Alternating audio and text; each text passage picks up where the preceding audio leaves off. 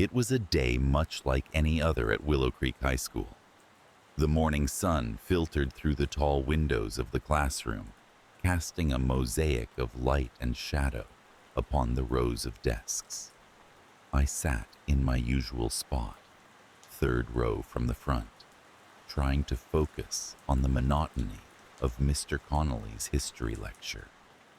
The faint hum of the overhead projector blended with the soft rustling of pages turning, creating a serene backdrop to our everyday routine. The hallways buzzed with the familiar chatter of students swapping stories from the weekend, their laughter echoing down the long corridors. Lockers slammed shut with a satisfying clunk as friends promised to meet up for lunch. It was an ordinary Monday, complete with the sleepy reluctance of returning to the grind after the freedom of 2 days' respite. My phone, snug in my pocket, vibrated gently, a brief, unobtrusive reminder of the digital world awaiting at my fingertips. I ignored it for the moment, preferring the tangible comfort of pen and paper as I jotted down notes. Still, a small part of me was curious, wondering if it was a message from Lily, my best friend, who sat a few rows behind me. The bell rang, and with it, the class dissolved into a symphony of shuffling feet and murmured conversations. In the hallway, I finally checked my phone. A message from Lily appeared on the screen. "Hey, meet me by the stairs after class. Need to talk." There was an urgency in her words that made my stomach twist slightly, but I dismissed it as typical teenage drama. We all had those moments where everything felt like the end of the world, only to realize it was just another passing storm. As the day wore on, a strange tension began to weave itself into the fabric of our school. It was subtle at first, an odd undercurrent that was easy to overlook. A teacher seemed unusually curt. A group of students huddled together, whispering feverishly whenever someone walked by. It was like a wave building far out at sea, still unseen but undeniably present, sending ripples toward the shore. I met Lily by the stairwell as promised, her face drawn with a gravity that deepened the lines of worry etched across her forehead. "What's going on?" I asked, leaning against the cool metal railing. Her eyes darted around the hall, scanning for eavesdroppers, before she leaned in close.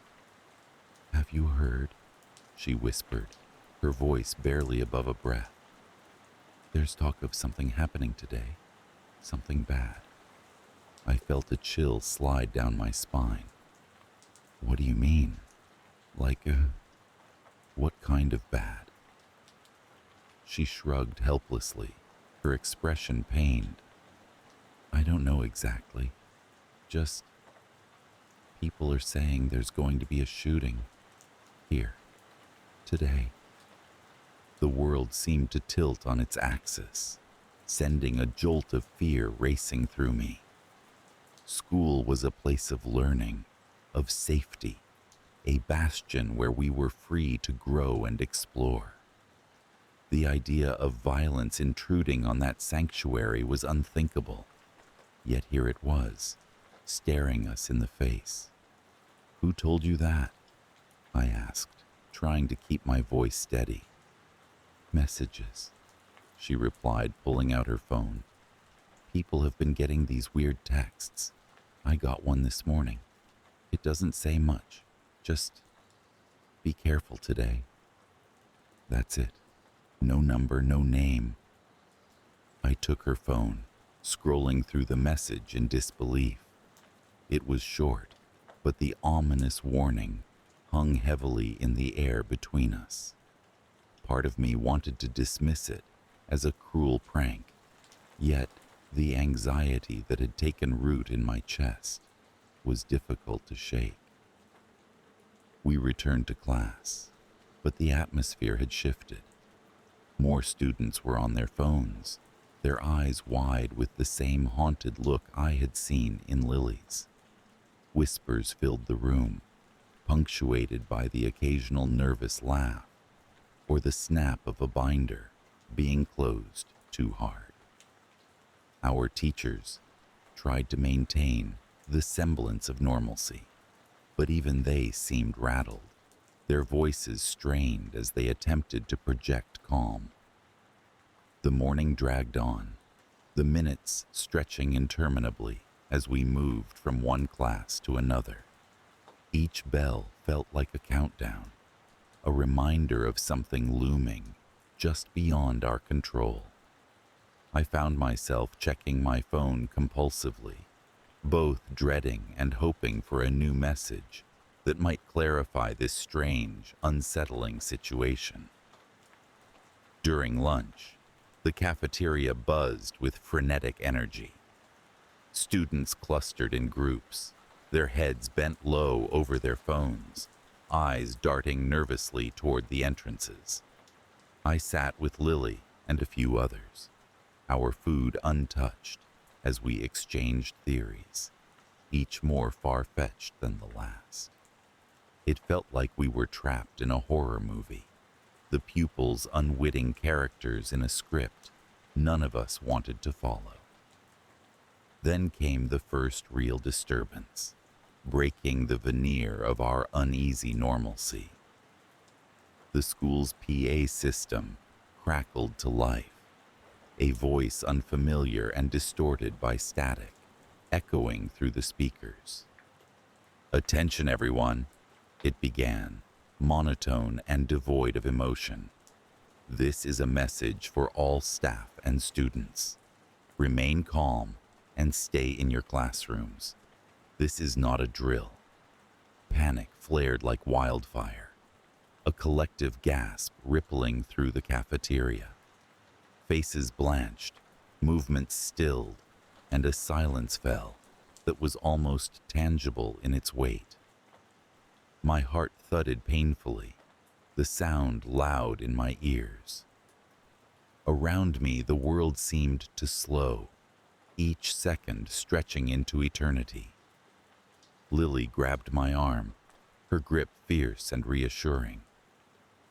"We need to get to a classroom," she urged, pulling me toward the nearest door.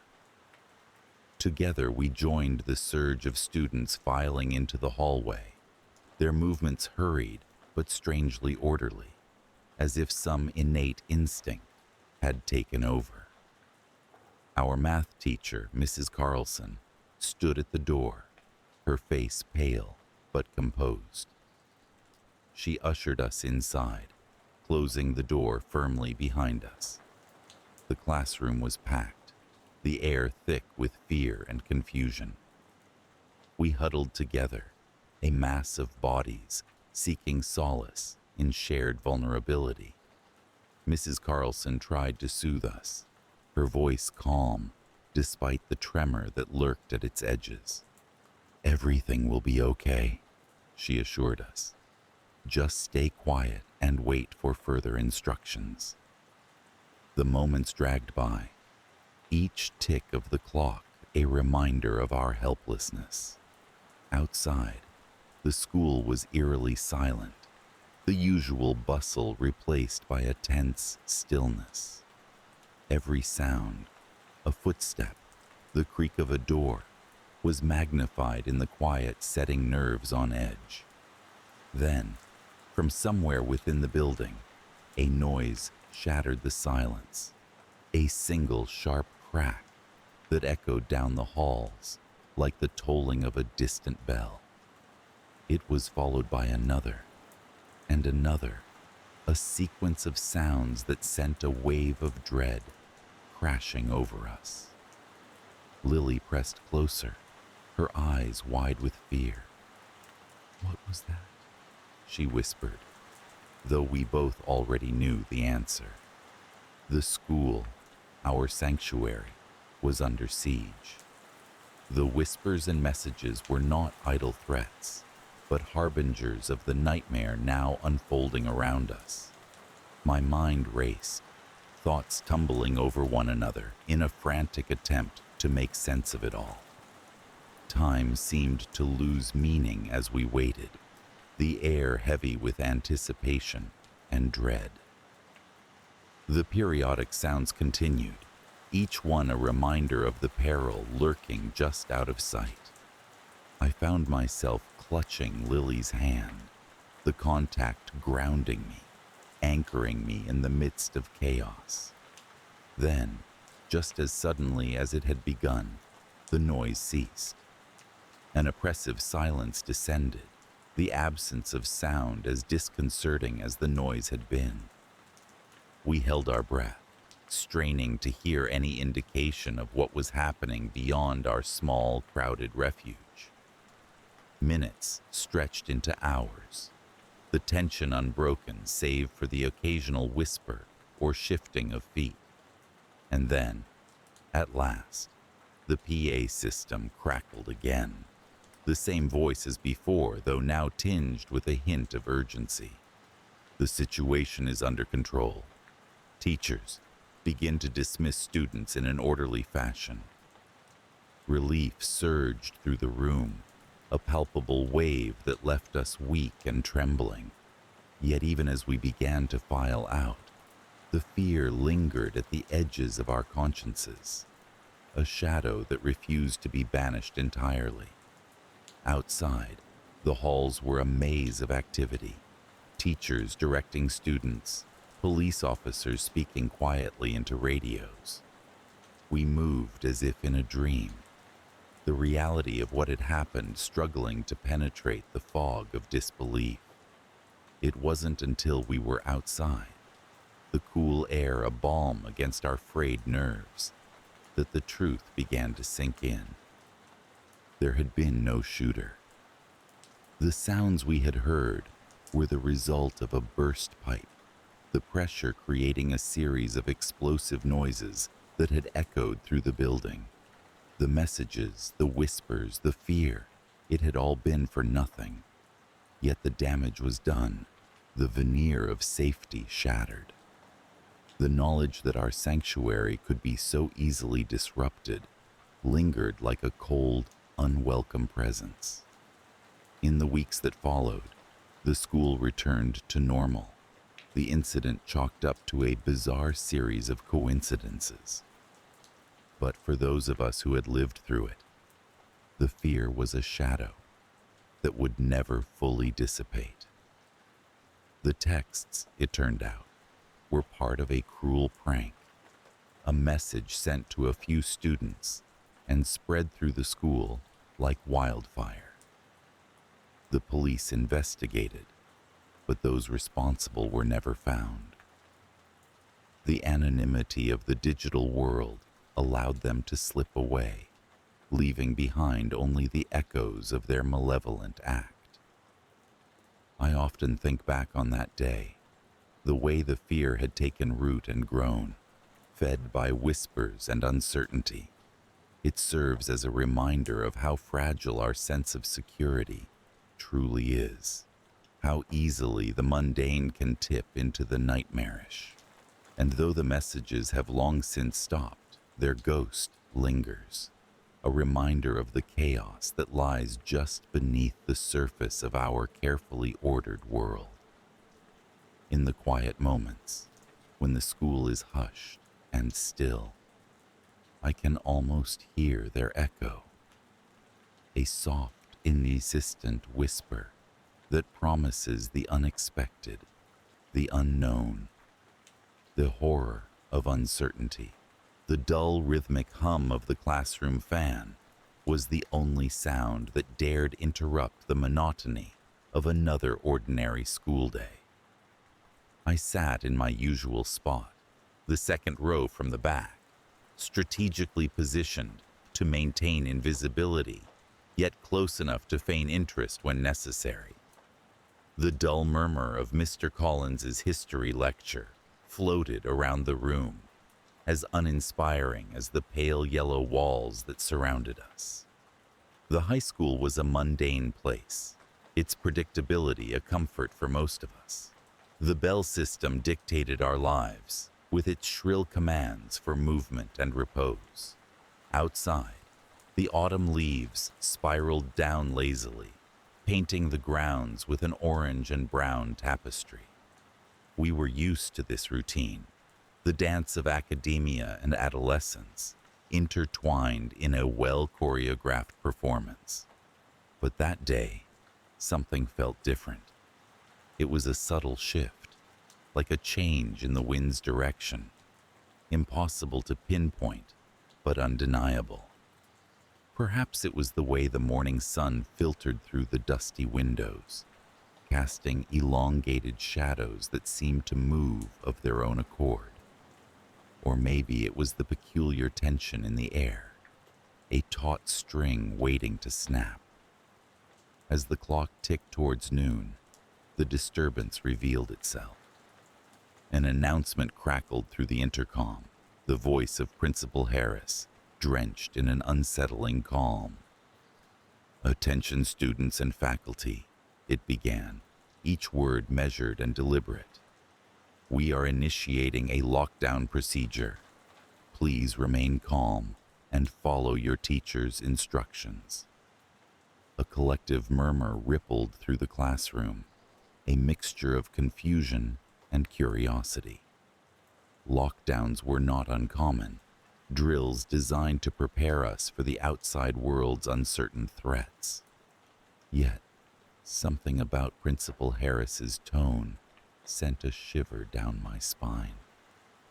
It was too composed, too rehearsed, as if masking something unfathomable. Mr. Collins attempted to reassure us, though his voice betrayed a hint of alarm. "All right, everyone. You know the drill. Please move to the designated corner and remain silent." Chairs scraped against linoleum as we shuffled to the corner, a cluster of anxiety and whispered questions. My heart drummed a frantic rhythm against my ribs, each beat a reminder of the unfamiliar fear settling in. As we huddled in the designated corner, the heavy silence was punctuated only by the occasional creak of the old building settling. Time seemed to stretch, minutes feeling like hours. The anticipation was suffocating, an invisible weight pressing down on us. Someone tried to lighten the mood with a joke, a weak attempt that fell flat in the oppressive atmosphere. The first sign that something was truly wrong came when I glanced at the window. At first, it was just a flicker in my peripheral vision, a movement that seemed out of place. I turned to see a figure standing outside the window, watching us. It was Principal Harris, but something about him seemed off. His features were familiar, yet his expression was blank, devoid of the warmth we had come to associate with him. I nudged my friend Alex, who was pressed against the wall next to me. "Do you see that?" I whispered, gesturing towards the window. Alex squinted, his brow furrowing in confusion. "That's Harris, right? But why does he look so strange?" Before I could respond, the classroom door handle rattled, and Mr. Collins visibly tensed. "Stay quiet," he mouthed, his eyes wide with unease. The door didn't open, but the handle continued to jiggle, a persistent, unnerving sound that echoed in the silence. Time dragged on, the tension thickening with each passing moment. Then, the intercom crackled to life again. "Attention students and faculty," the voice announced, identical to the first, but somehow more sinister. "The lockdown is over. Please return to your normal activities." Relief flooded the room, but it was short-lived. Mr. Collins hesitated, his instincts battling the directive. He made a decision, gesturing for us to remain in place. "Something's not right," he murmured, more to himself than to us. Outside the window, the figure of Principal Harris remained, still and watchful. It didn't move, didn't blink.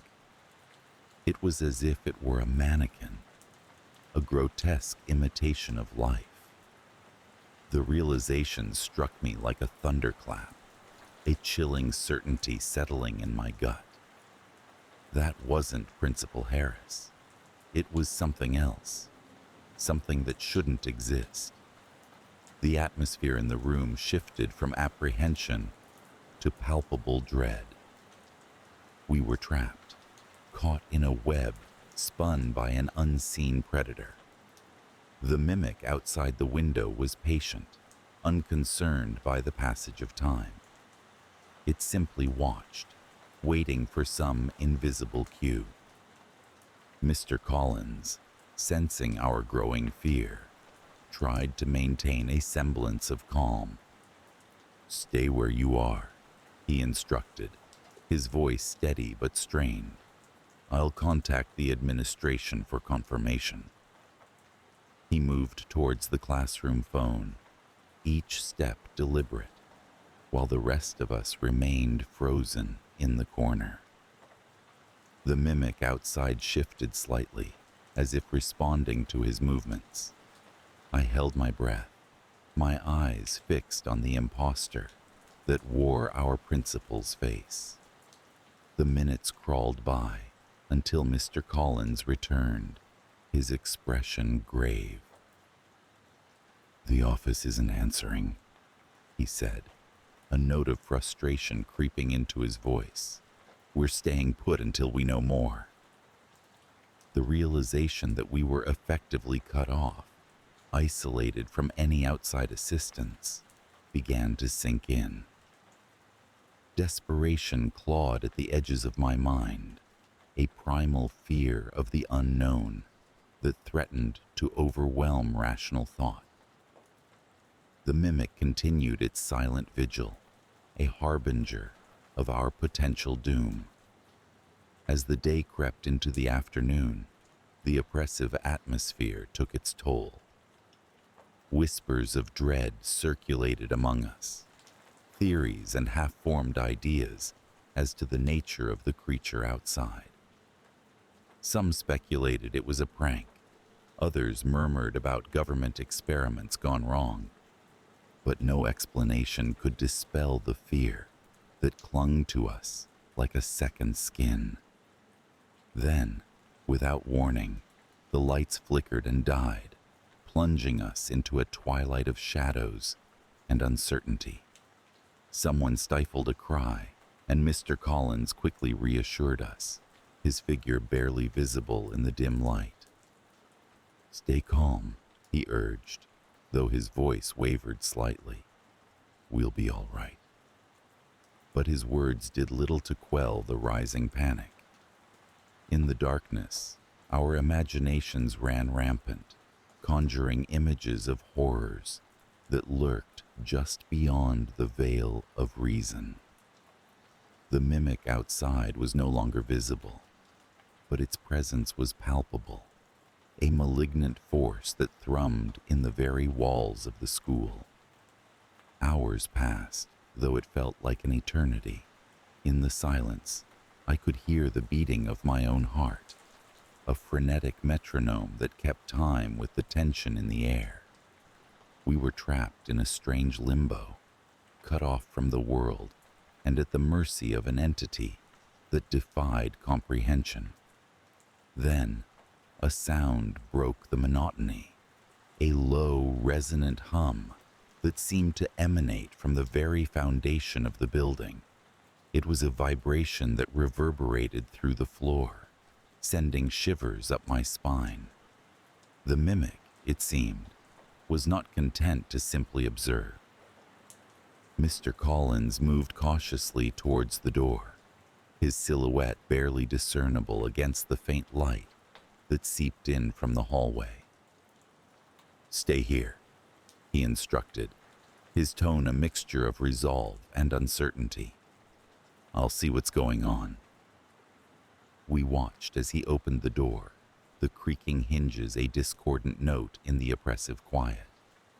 He stepped into the hallway, the door swinging shut behind him with a soft click. We were alone now, abandoned to our fears and the unknown that stalked us. Minutes ticked by, each one heavier than the last, until the door creaked open once more. But it wasn't Mr. Collins who stepped through. It was another version of him, a perfect copy down to the last detail. The mimic had found a new form, a new disguise to wear. We recoiled, a collective gasp of horror that cut through the silence. The mimic regarded us with a dispassionate gaze, its eyes devoid of the humanity that should have been there. It moved with deliberate slowness, as if savoring the fear it inspired.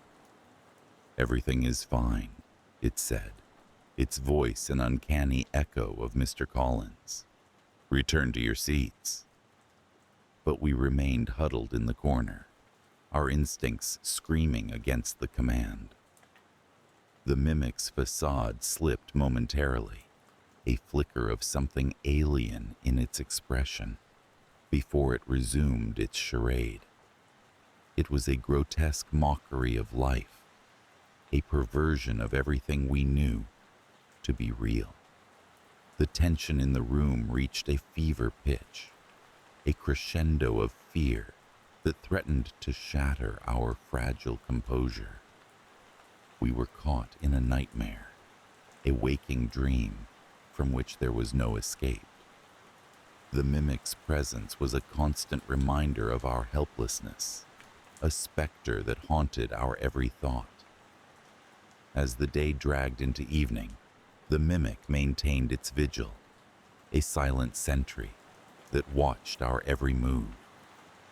The sky outside darkened, the shadows lengthening as the sun dipped below the horizon. We were trapped in a cycle of fear and uncertainty, prisoners of a creature that defied all logic and understanding. Finally, as night fell, the mimic withdrew, its form dissolving into the shadows as quietly as it had appeared. We were left in stunned silence, the weight of the day's events pressing down on us with relentless force. The school was still, the only sound the distant rumble of thunder in the gathering storm. In the aftermath, we emerged from our corner, tentative and wary, like survivors of a disaster that had left no visible scars. The halls were empty, the school a maze of darkness and echoes. We found Mr. Collins at the other end of the building, disoriented but unharmed, his memory of the event a jumbled haze of confusion. The days that followed were a blur of questions and speculation, a flurry of activity as authorities attempted to piece together what had happened. But there were no answers, no rational explanations to be found. The mimic remained an enigma, a phantom that had slipped through the cracks of reality and disappeared without a trace. In the weeks that followed, life at the school slowly returned to a semblance of normalcy, though the shadow of that day lingered in the corners of our minds. We spoke of it in hushed tones, the specter of the mimic a constant presence in our thoughts. It had become a part of our story, a chilling reminder of the unknown that lurked beyond the edges of our understanding. For me, the fear never truly faded. It lingered like a persistent chill, a whisper at the back of my mind that refused to be silenced. The mimic had left its mark, an indelible impression that haunted my dreams and colored my perception of the world. I couldn't forget the way it had watched us, the cold, calculating gaze that had seen through to the core of our being. Even now, as I stand in the familiar halls of the school, I am acutely aware of the shadows that dance at the periphery of my vision. I know that the mimic is gone, but the fear endures, a testament to the power of the unknown. It is a reminder that there are things in this world that defy explanation, mysteries that dwell in the spaces between reality and nightmare. And so, I continue on, moving through the corridors of life with a heightened awareness, a sense of apprehension that never quite leaves me. The mimic may have vanished, but its legacy remains, a chilling reminder of the fragility of normalcy and the ever-present threat of the unseen. I carry it with me, a silent companion that shadows my every step, a testament to a truth I cannot unsee. The world is not as it seems, and sometimes the monsters wear familiar faces. The corridors of Ashbourne Intermediate echoed with the familiar clatter of students bustling to their next class. Lockers slammed shut in hurried rhythm, while conversations overlapped, creating a cacophony that was both comforting and mundane.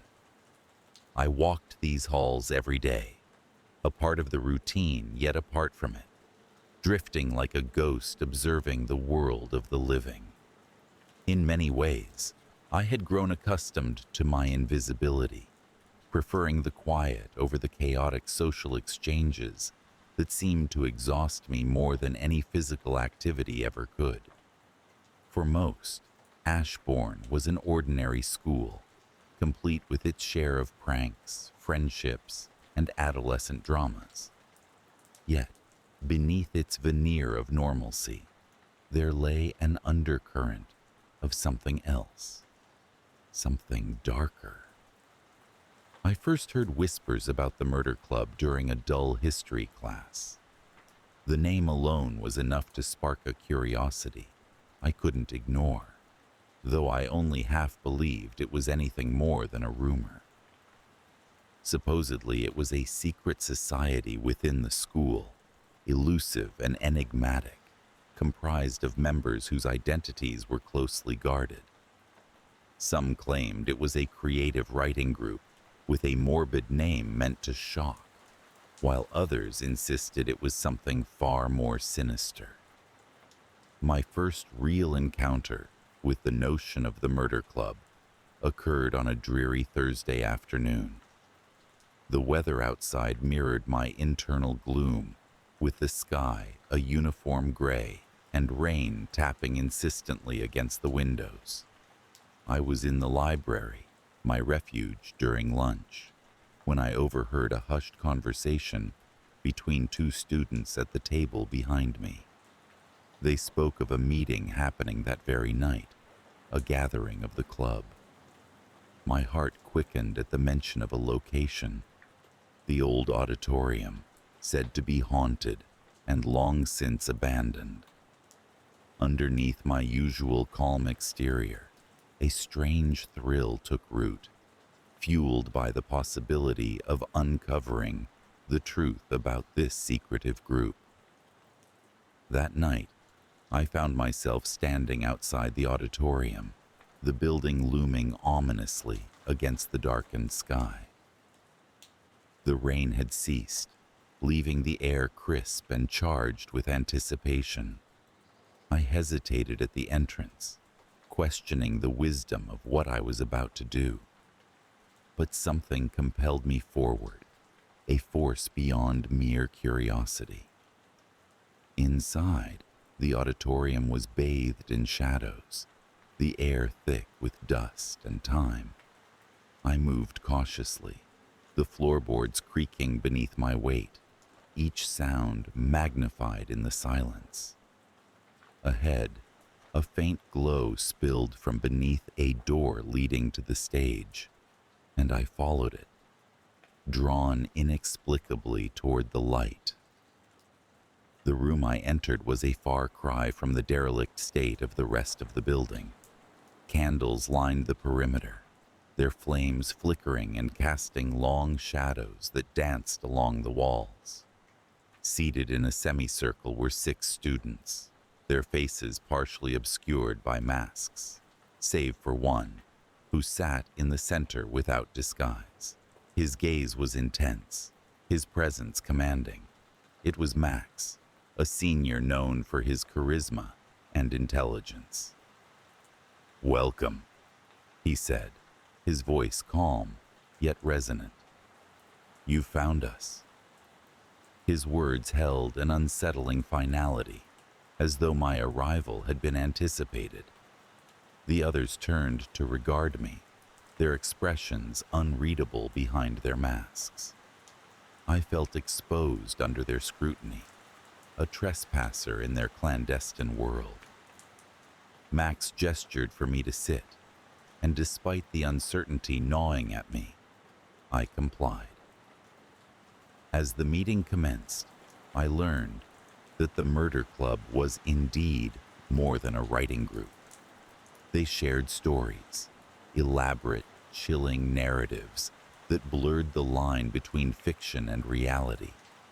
Each tale was told with an intensity that left me unsettled, as though the words themselves held a power that transcended their form. It was during these stories that I first sensed something otherworldly. The air seemed to shift, growing heavy with an unseen presence. I found it difficult to breathe, as though the stories were weaving a spell that tightened around my chest. I glanced at the faces around me, searching for signs that they too felt this oppressive force. But they remained absorbed in the tale being told. Weeks passed, and I continued attending the gatherings of the Murder Club. Each meeting unfolded like a ritual, stories shared in hushed voices that resonated in the silence. Yet, with each one, the sense of unease within me grew. I began to notice subtle changes in the world around me, shadows that seemed to flicker in the corners of my vision, whispers that hovered at the edge of hearing. It was as if the stories were bleeding into reality, seeping into the fabric of the everyday. It wasn't long before I realized that the stories were more than mere fiction. They were manifestations, creations brought to life by the collective belief of the club's members. The realization struck me with a cold clarity, a truth too fantastic to fully comprehend, yet undeniable in its simplicity. The tales we spun in that candlelit room held the power to shape the world, guided by the imagination and intent of those who told them. This discovery left me both terrified and intrigued. I found myself drawn deeper into the club's orbit, captivated by the potential of what we could create, what we could unleash. Yet, with each meeting, the stories grew darker, more sinister, as if the power we wielded was corrupting us from within. I could see it in the eyes of my fellow members, shadows lurking in their gazes, a hunger for more. It came to a head one evening when Max proposed a story more ambitious than any before. He spoke of conjuring something tangible, a being born from our collective will, a challenge to prove the extent of our abilities. The idea was intoxicating, the implications both exhilarating and terrifying. I watched as the others nodded in agreement, caught up in the fervor of creation, their eyes alight with a fervent zeal. We began. our voices blending in a symphony of words that wove a tapestry of reality and fantasy. The energy in the room shifted, pulsing with a life of its own, and I felt it thrumming beneath my skin, a vibration that resonated in my bones. As the story reached its crescendo, I could sense something taking shape in the shadows, a presence born from our collective imagination. It was exhilarating, terrifying, a moment suspended between thought and existence. But as we reached the climax of our tale, something went wrong. The presence we had conjured was not what we expected. It twisted and writhed, a thing of darkness and hunger, born not of our intent, but of the fear and doubt that lurked within us. The room grew cold, the air sharp with the taste of ozone, and I could feel the presence pressing against my mind, probing, seeking a way in. Panic surged through the group, our once unified voices fracturing into chaos. We had lost control, the power we had wielded slipping through our fingers like sand. The presence grew stronger, feeding off our fear, and I could see it in the eyes of my companions, the dawning realization that we had unleashed something we could not contain. In that moment of despair, I understood the nature of what we had done. The stories were not merely reflections of our imagination. They were entities in their own right, shaped by the emotions that fueled them. And this being, this shadowed creature, was born of our darkest fears, a manifestation of the very essence we had sought to control. Desperation drove me to act. With a clarity born of necessity, I focused my thoughts, drawing on fragments of stories, memories, anything that could serve as a tether to reality. The presence recoiled, and I felt its grip loosen, the air growing lighter as it withdrew. The others followed suit, their voices rising in a chorus of defiance, and together we pushed back against the darkness. The room fell silent, the oppressive weight lifting as the presence dissipated. We sat in the aftermath, shaken and wary, the reality of our actions settling over us like a shroud. The murder club had played with forces beyond our understanding, and we had paid the price. The stories were no longer harmless. The power they held a double-edged sword that could cut both ways. In the days that followed, the club disbanded, the once close-knit group scattered by fear and guilt. The auditorium returned to silence, its secrets locked away beneath layers of dust and time. Yet, the memory lingered, a reminder of the thin line between creation and destruction, of the power that lay within our words. I often find myself returning to that night, the echoes of our stories haunting the edges of my thoughts. I am reminded of the presence we summoned, the darkness born of our fears, and the indelible mark it left on the world. I walk the halls of Ashbourne, my steps more deliberate, my gaze more discerning, aware of the shadows that lurk just beyond sight. The murder club at Ashbourne Intermediate is a memory now, a cautionary tale whispered among students who never knew its true nature. But I carry the knowledge with me, a lingering fear that shadows my every step, a reminder that the world is far more malleable than it seems.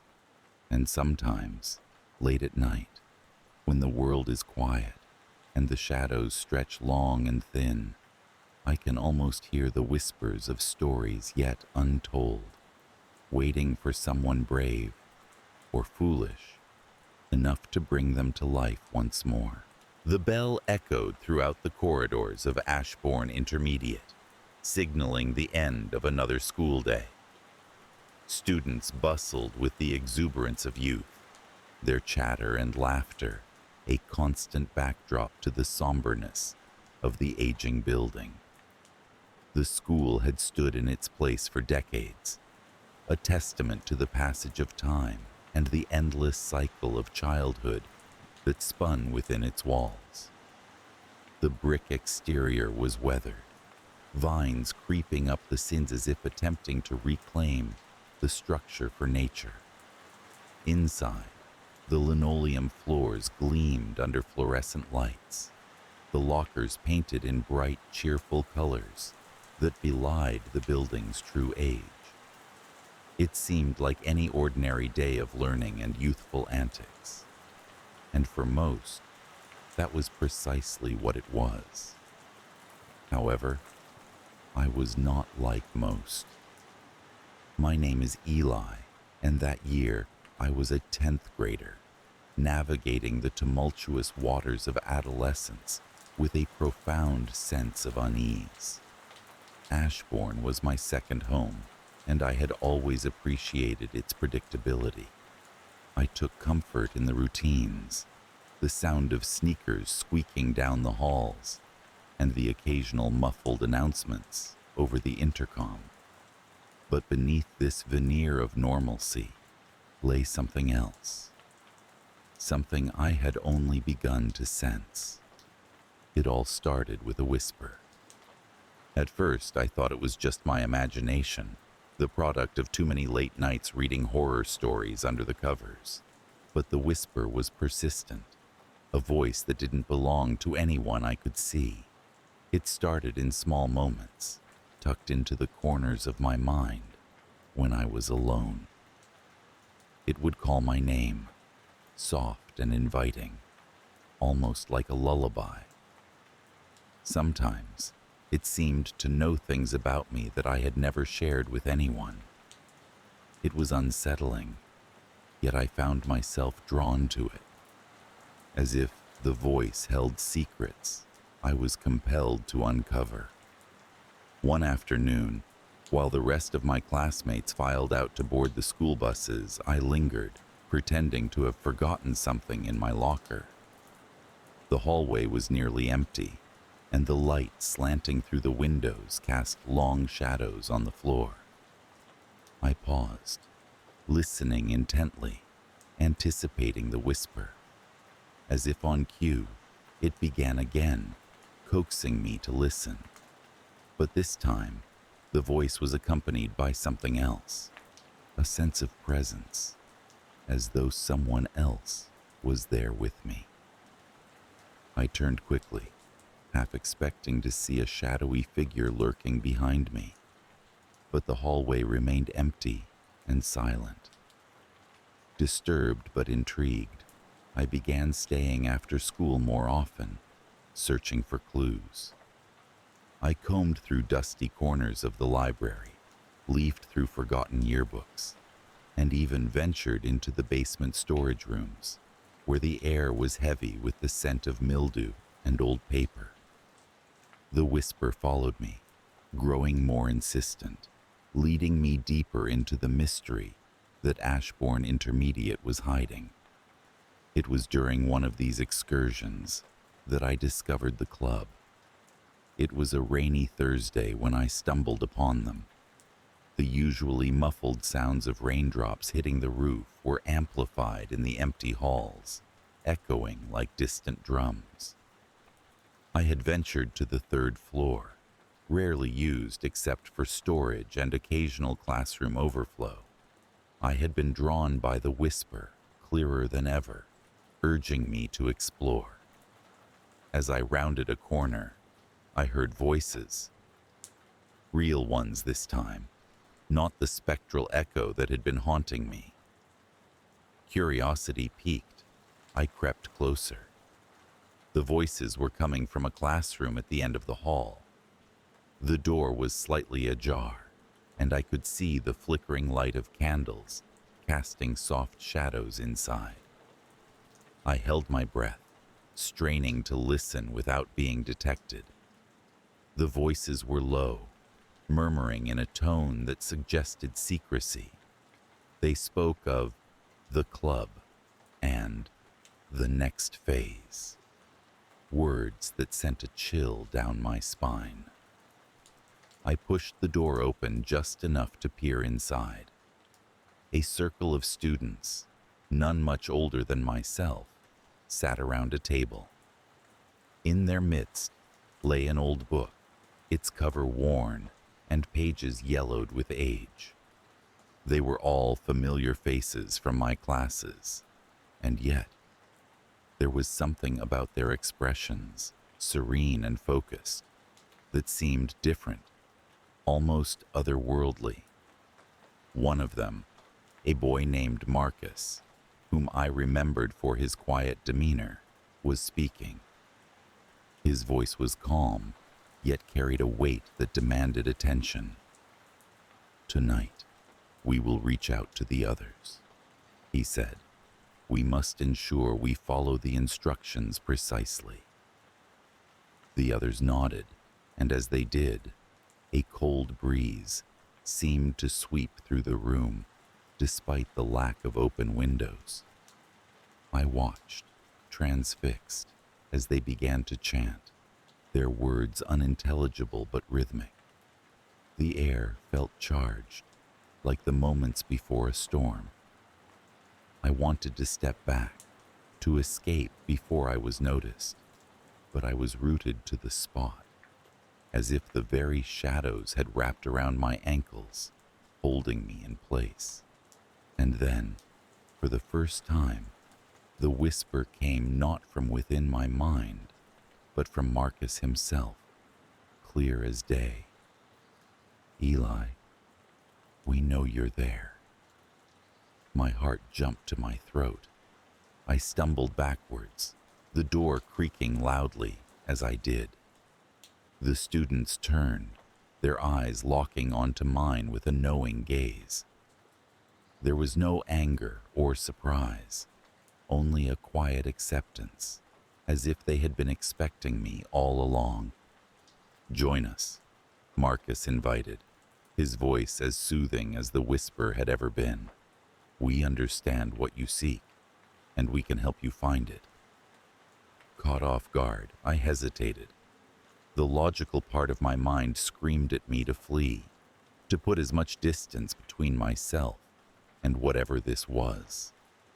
But a deeper part of me, the part that had been enthralled by the whisper, was curious, yearning to know more.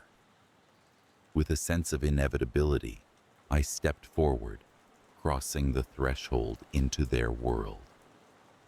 The door closed behind me with a soft click, sealing my fate in a way I couldn't yet comprehend.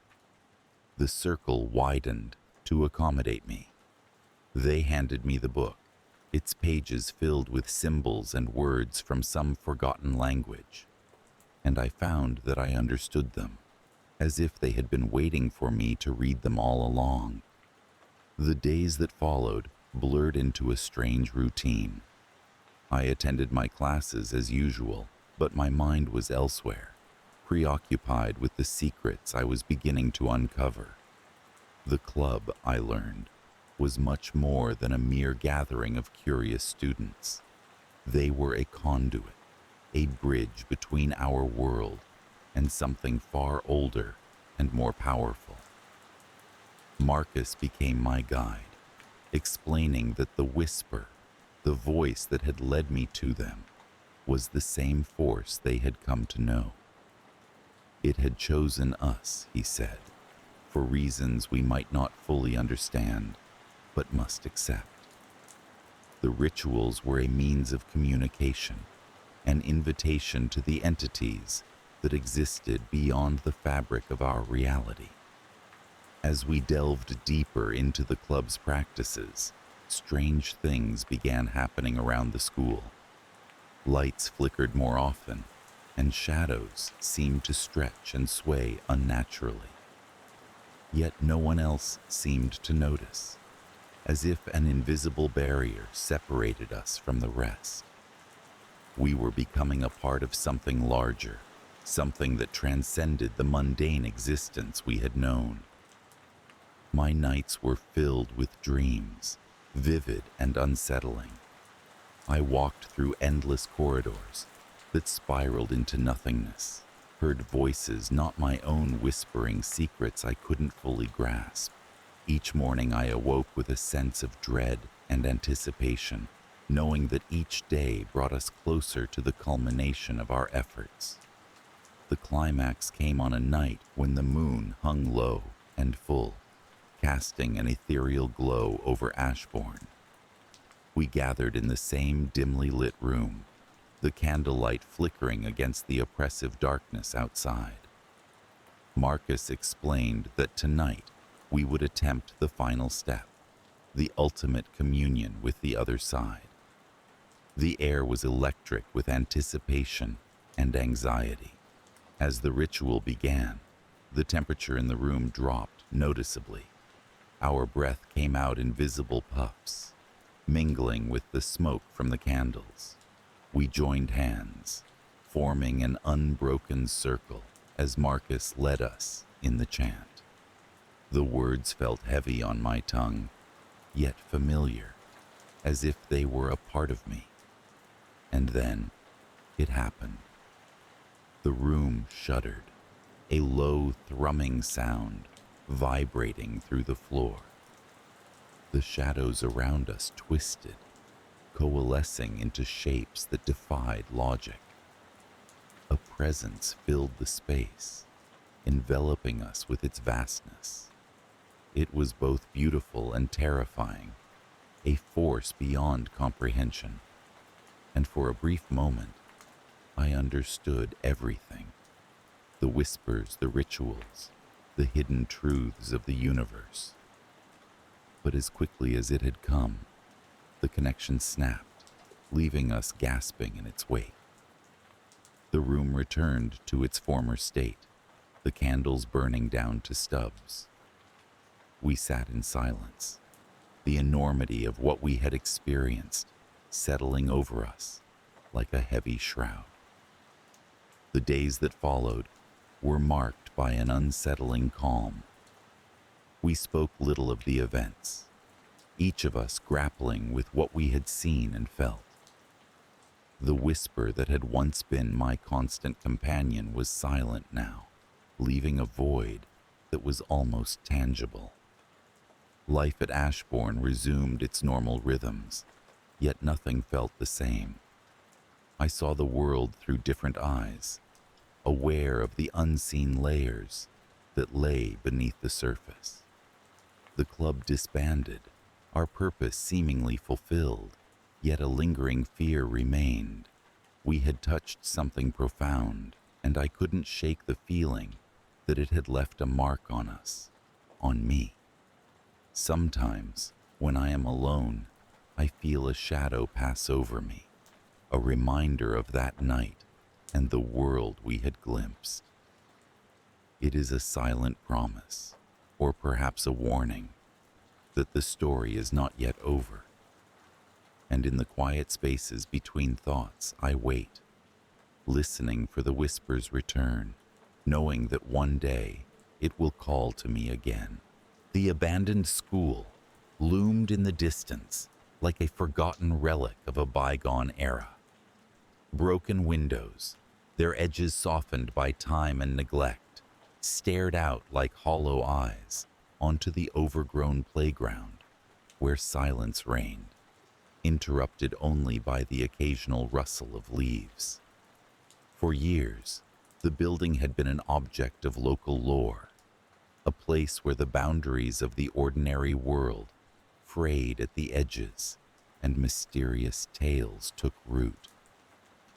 It was here that I found myself, drawn by a compulsion I didn't fully understand, yet could not resist. The path that led to the school was treacherous, overgrown with weeds and brambles that seemed to grasp at my feet as though they were alive. The air was cool, with an unsettling stillness that clung to my skin like a damp cloak. Everywhere around me, the whisper of the wind through the trees carried with it the subtle scent of damp earth and decay. It was a place I had often heard about from the townspeople, their stories filled with ominous warnings that echoed in my mind as I approached. "Ben, are you sure about this?" I whispered to myself, a habit I had picked up from spending too much time alone. But it was a question I knew the answer to. Something had changed in my life, something that I couldn't quite put my finger on, and it was this change that had led me to the school. The sense of normalcy that I had once cherished had been punctured by an inexplicable series of events that had upended my understanding of reality. The first time it happened, I was in my apartment, a place that had always been my sanctuary. I was reading, or at least trying to, but I couldn't focus. The words on the page seemed to blur, and a strange sensation washed over me, like the whisper of something just beyond perception. It was as though the air had shifted, vibrating with a frequency that I couldn't hear, but could feel deep in my bones. Then, just as suddenly as it had begun, it ceased, leaving me with a lingering sense of unease. The disturbances became more frequent, each one a little more intense than the last, until they became a part of my daily existence. Objects moved of their own accord, a book falling from the shelf, a door slowly creaking open, the lights flickering as though touched by an unseen hand. It was as if the world around me had come alive in a way that defied explanation, hinting at forces I couldn't comprehend. I questioned my sanity, doubting the evidence of my own senses, yet I couldn't shake the feeling that something profound was at work. It was during one of these episodes, when the air seemed to hum with an electric tension, that I first heard the voice, a whisper that curled through the silence, its tone both commanding and gentle, as though calling me to a place beyond my understanding. "Seek the truth," it said, the words resonating within me in a way that was at once foreign and familiar. I knew that it was more than a hallucination. It was a call to action, a call that led me to the abandoned school. As I stood at the threshold, my mind a whirl of confusion and anticipation, I hesitated, feeling the weight of the unknown pressing against me. But the compulsion was too strong, a pull that I couldn't resist, urging me to step into the darkness that lay beyond the shattered doors. Inside, the air was cool and stale, carrying with it the scent of dust and old wood. Shafts of light filtered through the broken windows, casting eerie patterns across the walls that seemed to shift and move like living things. Each step I took echoed in the vast, empty halls, a reminder of the countless lives that had once filled this place with laughter and learning. Now, it was a shell, a vessel for secrets untold, and I was the intruder. As I wandered through the corridors, I became acutely aware of the presence that had drawn me here. It was neither malevolent nor benign, yet it held an authority that demanded attention. I was not alone, and the realization sent a shiver down my spine. I felt the gaze of eyes unseen, watching my every move, judging my intentions.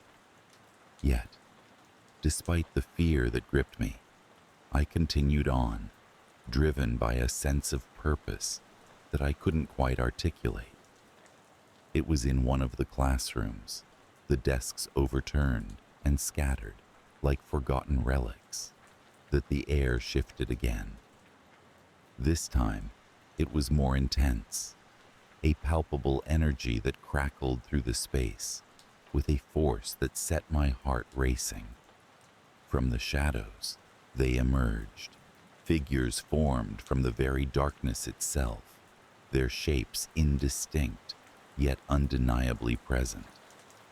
Paranormal creatures, their forms twisting and shifting like smoke, their eyes gleaming with an unnatural light. Instinctively, I stepped back, my mind struggling to comprehend the impossible reality before me. Yet even as fear clawed at my resolve, I remembered the voice, its words a beacon in the chaos. Seek the truth. I knew then that this was my purpose, my role in a drama that had been unfolding long before I became aware of it. The creatures moved with a grace that belied their otherworldly nature, circling me slowly as though assessing my worth. I could feel their power, a force that threatened to overwhelm me. Yet I stood my ground, refusing to yield to the terror that threatened to consume me. In that moment, I understood what was required of me, not to fight, but to listen, to open myself to the truth that lay hidden within the shadows. As if in response to my silent resolution, the air shimmered, and another presence made itself known. It was unlike the others, its form radiant with a light that seemed to emanate from within, casting the darkness into stark relief. A divine warrior, its armor glinting with an ethereal sheen, its eyes filled with an ancient wisdom that transcended time. The creature and the warrior faced each other, their confrontation a silent battle that played out on a plane beyond my understanding. I was caught between them, a reluctant hero thrust into a role for which I was unprepared. Yet even as fear gnawed at the edges of my consciousness, I felt a calm wash over me, a certainty that this was where I was meant to be. In a gesture of solidarity, the warrior turned its gaze towards me, its eyes conveying a message that needed no words. I understood then that I was not alone, that I was part of something greater, a tapestry of events that intertwined the fate of the living and the ethereal. The warrior raised its hand, and a light blossomed from its palm, a beacon that cut through the darkness, driving back the shadows that clung to the edges of my vision. The creatures hesitated, their forms wavering as though caught in a struggle between light and darkness. I realized that they were not evil, but rather guardians of a truth that had long been forgotten, a truth that I was destined to uncover. In that moment, I felt a connection to them, a bond that transcended fear, and a sense of peace settled over the room. The warrior nodded, its expression one of approval, and I knew that I had passed some unspoken test. The light from its hand expanded, enveloping the room in a radiant glow that banished the shadows and revealed the true nature of the school. I saw then, through the veil of time, the lives that had once thrived in these halls, the laughter and tears, the hopes and dreams that had left their mark on the very fabric of the place. As quickly as it had begun, the vision faded, leaving behind a lingering warmth in my heart. The creatures, their purpose fulfilled, began to dissolve into the darkness from whence they came, their task complete. The warrior, too, began to fade, its form becoming one with the light. Yet as it disappeared, I felt a sense of gratitude and understanding. I stood alone in the now silent classroom, the echoes of the past still resonating in my mind. The school, once a place of fear and mystery, had become a sanctuary of truth, a reminder of the unseen forces that shaped our world in ways we could scarcely comprehend. I knew that I would carry this experience with me, a mark upon my soul that would never fade.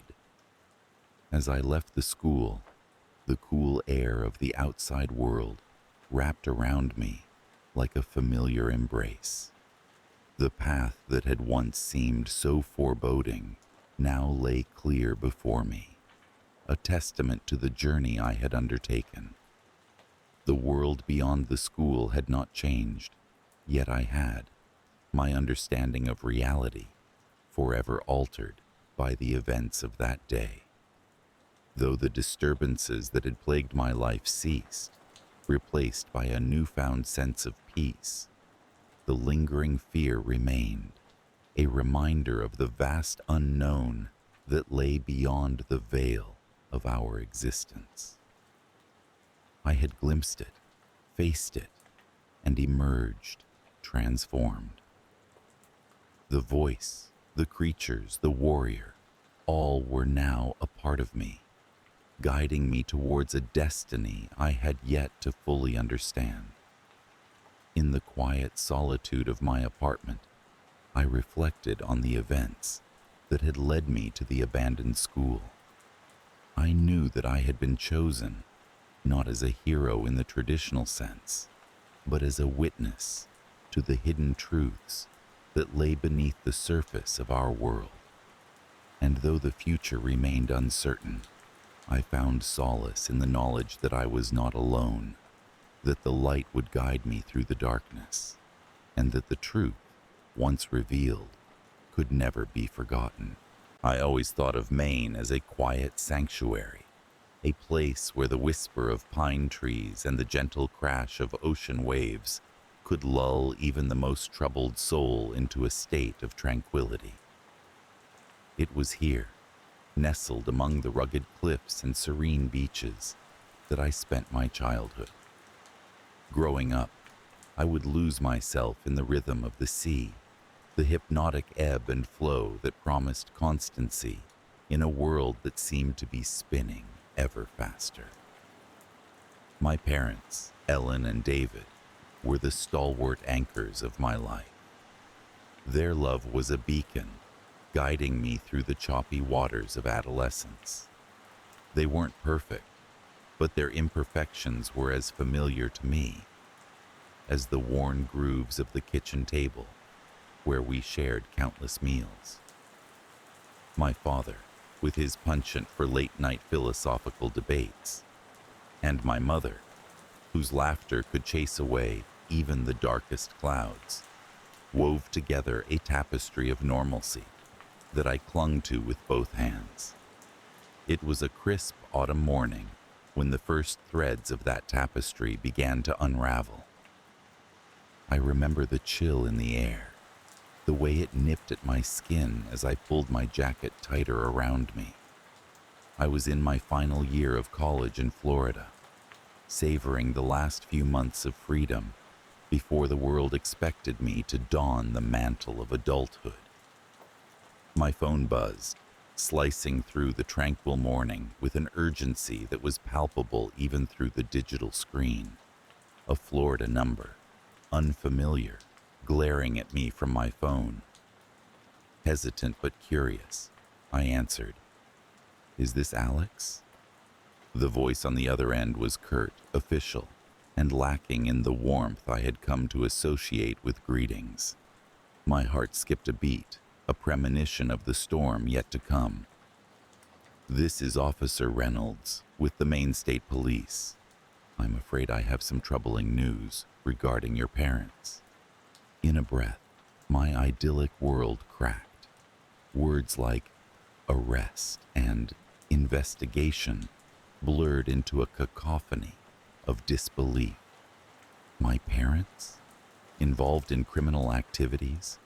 It was as if the ground had opened beneath me. They were accused of being involved in a series of unsolved burglaries along the coast, a claim that felt alien and absurd. I hung up the call, my mind a whirlpool of confusion and anxiety. The Maine I knew, the safe haven I cherished, now felt tainted, foreign. I booked a flight home. The hours until my departure stretched thin with tension, each second an eternity.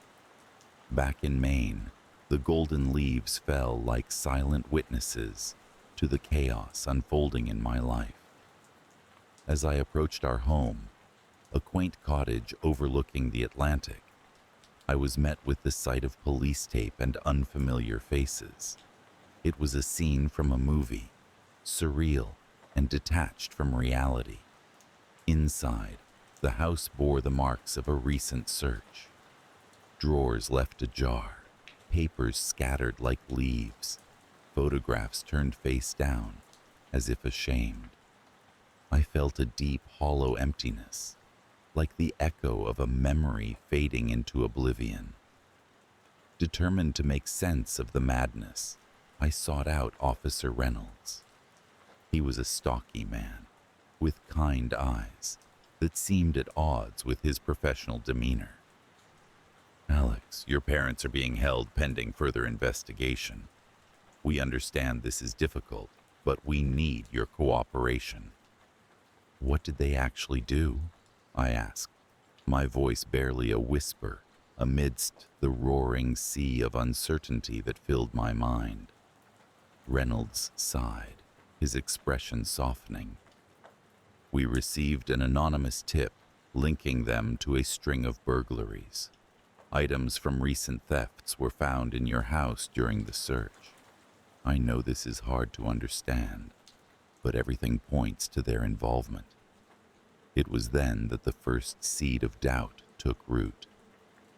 My mind, once a fortress of certainty, now felt like a shifting landscape of shadows and suspicion. Could it be possible? My parents, who had taught me the difference between right and wrong, now standing accused of crimes I couldn't fathom. Despite the evidence, I clung to the belief in their innocence. I spent days combing through their belongings, desperate to find any clue that might vindicate them.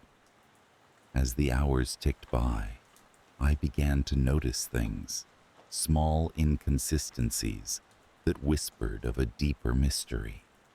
My father's study, once a place of comfort with its warm mahogany and soft leather, now seemed to pulse with an undercurrent of secrets.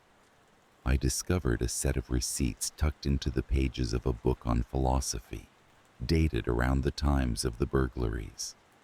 The purchases were mundane on the surface, groceries, gas, but taken together, they formed a pattern of movements that matched the timeline of the crimes. My mother's diary, a private sanctuary of her thoughts, revealed entries that hinted at late-night outings and clandestine meetings. Yet, even as suspicion grew, so did my resolve to prove their innocence. It was a contradiction that gnawed at me, the duality of wanting to believe in them and facing the mounting evidence. As I delved deeper, I began to question not only their actions, but my own perceptions.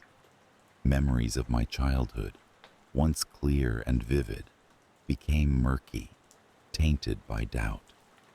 Had I missed something fundamental about them? Was I an unreliable narrator in my own life story?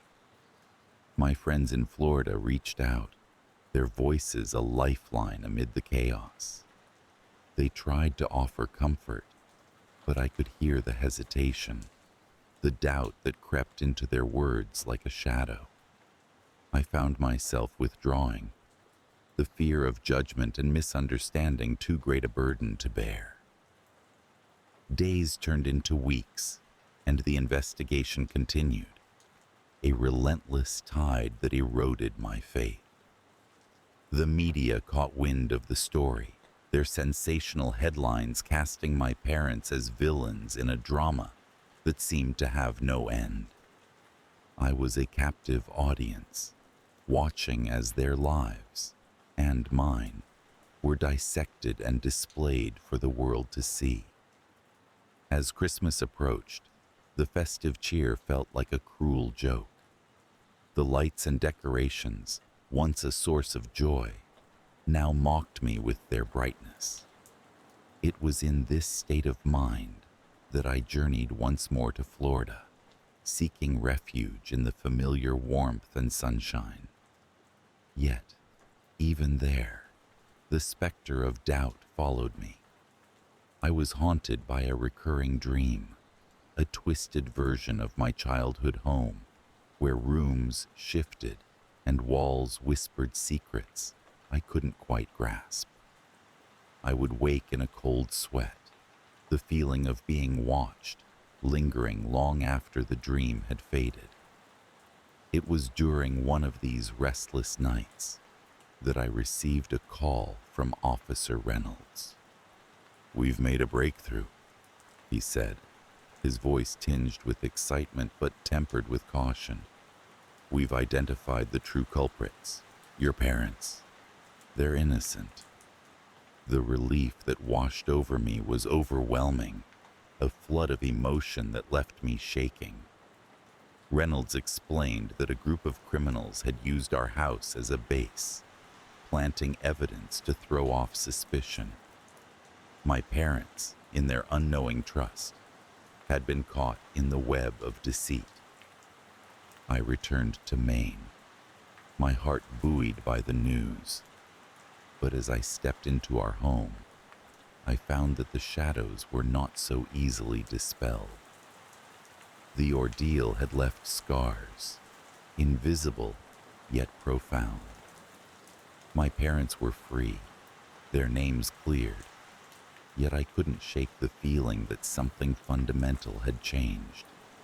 The question that haunted me was simple yet profound. Could I trust my own perceptions? Had the fear and doubt been a product of my mind? Or had the world truly shifted beneath my feet? I found myself questioning everything, from the solidity of the ground beneath me to the faces of those I loved. The world outside seemed unchanged. The sea continued its ceaseless dance against the shore, and the trees stood tall and unbending. Yet, I had been altered, my innocence lost to the shadows that now lingered at the edges of my vision. Even as my parents resumed their lives, the fear remained, a constant companion whispering what ifs, and could it happen again? In quiet moments, I would catch a glimpse of something in their eyes, a shared understanding of the fragility of trust and the weight of unfounded suspicion. And so, I learned to navigate this new reality, aware that the mind can be as much a prison as a haven. I returned to Florida to complete my studies, carrying with me the shadows of doubt that had become as much a part of me as my own skin. My friends, sensing the change in me, tread carefully, offering support without probing too deeply into wounds that had yet to heal. With time, the memories of that tumultuous period began to fade, yet the lessons lingered, etched into my consciousness like the grooves on that old kitchen table. I realized that trust, once broken, could be rebuilt, but it would never be as pristine as it once was. In the end, it was the sea that offered the most solace, its eternal rhythm a reminder of continuity amid chaos. Standing on the cliffs overlooking the Atlantic, I let the wind carry away my fears, leaving behind a sense of acceptance. The shadows might never fully disappear, but I could learn to live with them, to find peace in their presence. Life moved on, as it always does, yet I remained vigilant, aware that beneath the veneer of normalcy, the world was a place of infinite complexity and unseen dangers. And as I walked the line between certainty and doubt, I knew that the true horror lay not in the shadows themselves, but in our inability to see them for what they truly were. The house sat at the end of a winding gravel road, nestled amidst the towering trees of the dense Virginian woods. It was an old structure, full of character and stories that were never told. For as long as I could remember, the house had been my world, my prison, and my sanctuary in equal measure. Mother said it was for my own good, that the world outside was a ferocious beast, waiting to devour those who dared to roam too far from shelter. The windows were framed with heavy dark curtains, keeping the outside world at bay. I could hear the birds singing and the wind rustling through the leaves. Yet, I had never felt the sunlight on my skin without the glass barrier. My life was a tapestry of routines, woven with careful precision by my mother. Each morning, I would wake to her melodic voice, calling me for breakfast. The rest of the day was a predictable cycle of chores, reading, and learning. My lessons were comprehensive, covering an array of subjects deemed necessary by Mother to prepare me for a world I was never allowed to see. I was not unhappy, at least not in a way I could comprehend. The familiarity of my life brought a certain comfort, and the stories Mother told at night, of heroes and villains, of love and betrayal, colored my dreams with vivid hues. Yet, there was a nagging in the back of my mind, a whisper of curiosity about the world beyond the thick forest. It came unexpectedly, like the first cold wind of autumn, the disturbance that unraveled the fabric of my carefully constructed life. On a particularly drab day, I was in the attic, rummaging through boxes of forgotten trinkets. Mother rarely let me explore there, but she was out in the garden, her back turned as she tended to her plants. My fingers brushed against an old leather-bound journal, its pages yellowed with age. It was tucked away beneath a stack of dusty books. Opening the journal, I was greeted by a scrawl that I recognized as my father's. He had left when I was very young, and memories of him were like fleeting shadows. The pages were filled with entries about his life in the house, musings about a world I knew only from books. But then, there were entries that spoke of a different life, beyond the confines of the trees, in bustling towns and vast cities. His words painted a picture of freedom, of a life unshackled by the chains of isolation. I read with rapt attention, page after page, until a coughing fit from downstairs broke my concentration. Hastily, I replaced the journal and dusted off my clothes. Mother never spoke of father, and I had learned not to ask, her eyes always hardening at his mention. Yet, that evening, as she prepared dinner, her face etched with concentration, I couldn't help myself. "Mother," I asked, trying to keep my voice steady, "why did father leave?" She paused, her hands momentarily stilling over the cutting board. Her eyes met mine, and for a moment, there was a flicker of something, fear, perhaps, or regret.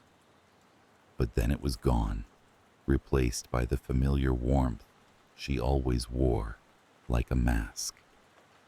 "He had dreams, my dear," she said softly. "Dreams that took him away from us." The answer was vague, yet it stirred something within me.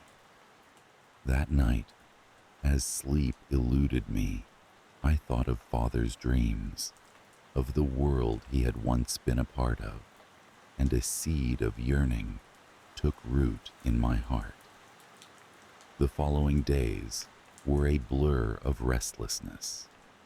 The routines that once grounded me now felt suffocating. I found myself returning to the attic, poring over Father's journal whenever I could steal a moment.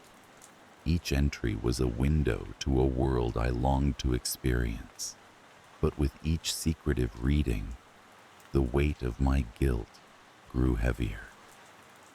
Mother had sacrificed everything to keep me safe, and yet here I was, pining for what lay beyond.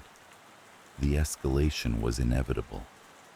Curiosity, like a flame, is not easily extinguished. One morning, as the first light of dawn peeked through the trees, I found myself standing at the edge of the property, the forest looming before me like an ancient sentinel. The air was crisp, filled with the scent of pine and damp earth. My heart raced, a cacophony in my chest, as I took a tentative step forward, and then another. The world outside was both frightening and exhilarating. The forest was alive, teeming with life I had only read about. As I wandered deeper, the trees became my companions, their whispers urging me onward. Hours passed in a blink, the sun tracing its arc across the sky, and soon I realized I had ventured farther than ever before. Panic gripped me, a cold hand around my heart as I turned to retrace my steps. It was then that I saw it, an old, forgotten path, barely visible beneath the underbrush. It called to me, like a siren from a sailor's tale, and before I knew it, my feet were moving of their own accord. The path wound through the forest, leading to a clearing where a dilapidated cabin stood, its roof sagging and windows shattered. Curiosity outweighed caution as I approached. The cabin was a relic, a testament to time's relentless march. Inside, the air was stale, thick with dust and memories. I wandered through the rooms, each filled with remnants of a life once lived. In the corner of what might have been a living room, I found a photograph, faded and creased, yet unmistakable. It was of my father, standing beside a woman I did not recognize. The discovery turned my world upside down. Who was she? And why was this photograph hidden here, in a place I was never meant to find? The questions swirled in my mind, a tempest of confusion and betrayal. The journey back home was a blur, my thoughts racing like a tempest. I returned just as dusk fell, the house bathed in the golden glow of the setting sun. Mother was waiting, her face a mask of worry that quickly transformed into relief as she saw me. She pulled me into a tight embrace, her arms trembling. "Where have you been?" she demanded, her voice quaking with a mixture of anger and fear. I got lost," I lied, the words tasting bitter on my tongue. Her eyes searched mine, and for a moment I feared she saw through the deception. But she only sighed, her expression softening as she brushed a stray leaf from my hair. "Promise me you'll never do that again," she whispered, and I nodded, the weight of my secret pressing heavily on my conscience. That night, as the house settled into silence, I lay awake, the photograph burning a hole in my thoughts. Who was the woman? Was she the reason Father had left? As the clock ticked away the hours, I resolved to find answers. The following days were filled with a tension that lay thick in the air. Mother watched me closely, her gaze like a hawk, yet I persisted in my search for the truth. My mind was a whirl of possibilities, each more unsettling than the last. And then, one evening, as I helped Mother prepare dinner, I finally gathered the courage to ask. "Mother," I began, my voice barely more than a whisper, "who was the woman in Father's photograph?" Her reaction was immediate, her hand freezing mid-motion, the knife slipping from her grasp and clattering onto the floor. Her face drained of color, leaving her looking ghostly in the dim kitchen light. "Where did you see that?" she demanded, her voice sharp and edged with something I couldn't quite place. "I found it in the old cabin," I confessed, bracing myself for her reaction. Her eyes narrowed, and for the first time in my life, I saw anger in her gaze. Not the gentle frustration I occasionally invoked, but a fiery, unrestrained anger. "You had no right to go there," she said, each word clipped and precise.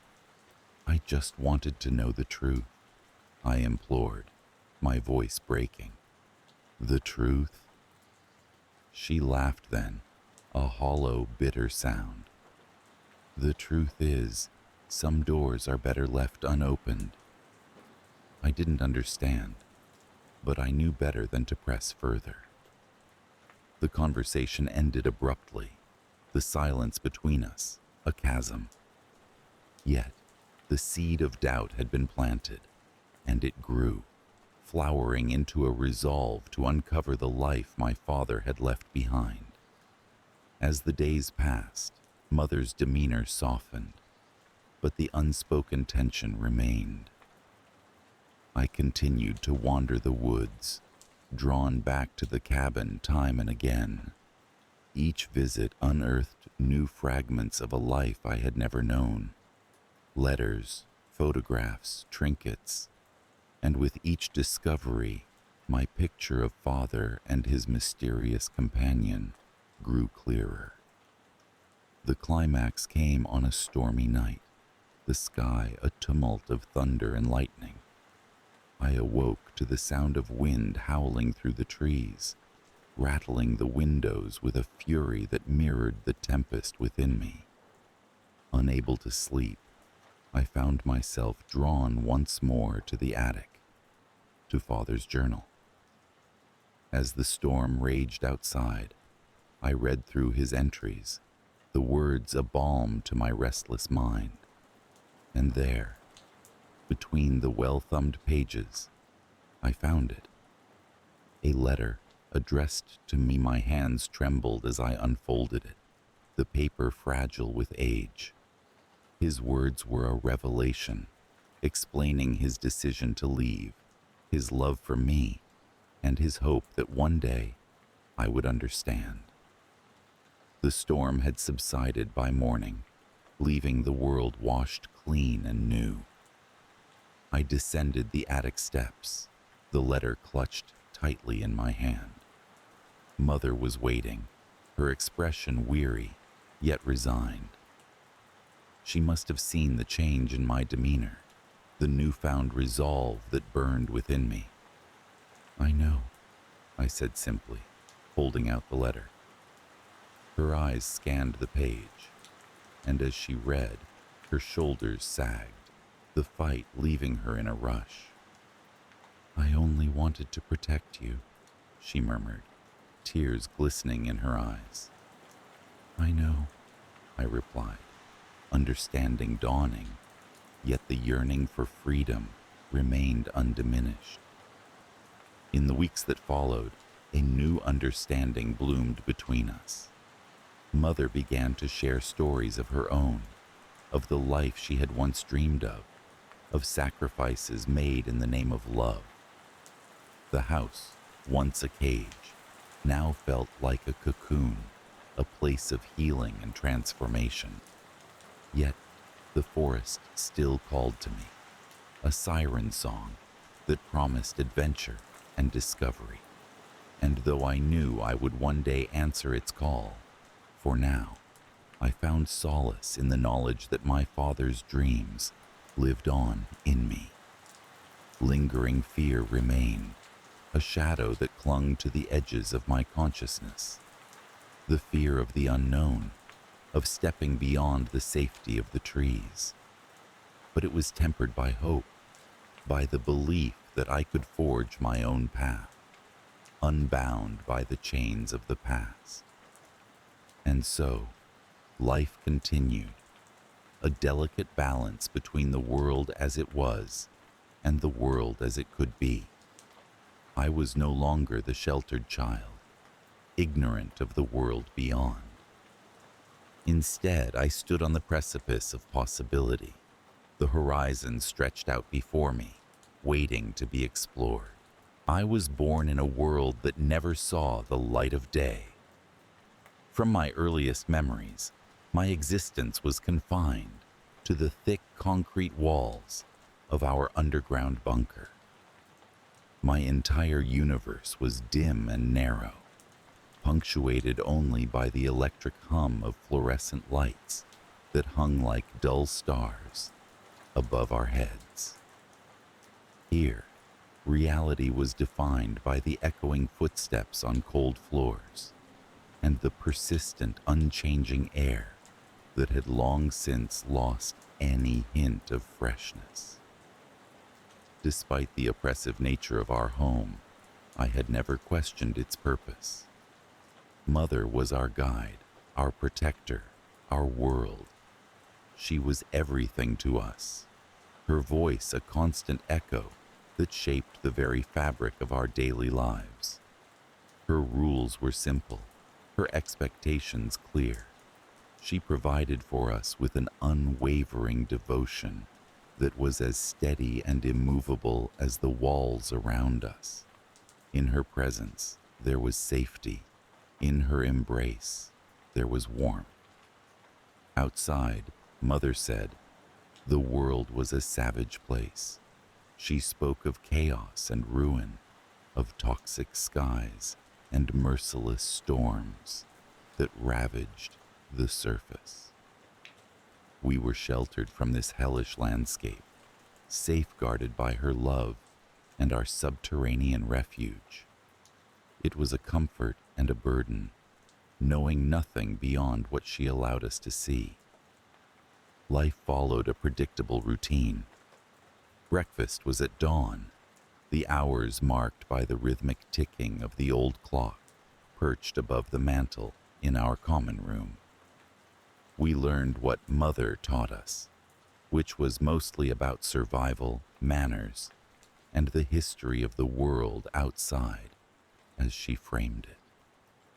Our lessons were interspersed with chores that kept the bunker tidy and operational. We occupied our evenings with stories, tales of heroes and myths, carefully selected by Mother to instill lessons of obedience and caution. I was content, or at the very least resigned. The others, 3 siblings, all younger, seemed to share my acceptance. They knew as little of the outside as I did. Occasionally, a flicker of curiosity would spark in their eyes, but it was quickly extinguished by a stern glance or a softly spoken word from Mother. Curiosity, she warned, was dangerous, a whisper of the chaos from which she had saved us. Then, the first disturbance came. It was a small thing, really, a crack in our perfect routine. I found it one day in the form of a book, wedged behind a loose brick in the wall near the storeroom. Its cover was dusty, the title obscured by years of neglect. Mother hadn't chosen this book for us. It was outside the scope of her curated library. With trembling hands, I turned the pages, my eyes drinking in the strange, exhilarating words that painted pictures of landscapes unknown and skies untainted by toxic storms. I hid the book away, returning to it in secret moments when Mother was occupied.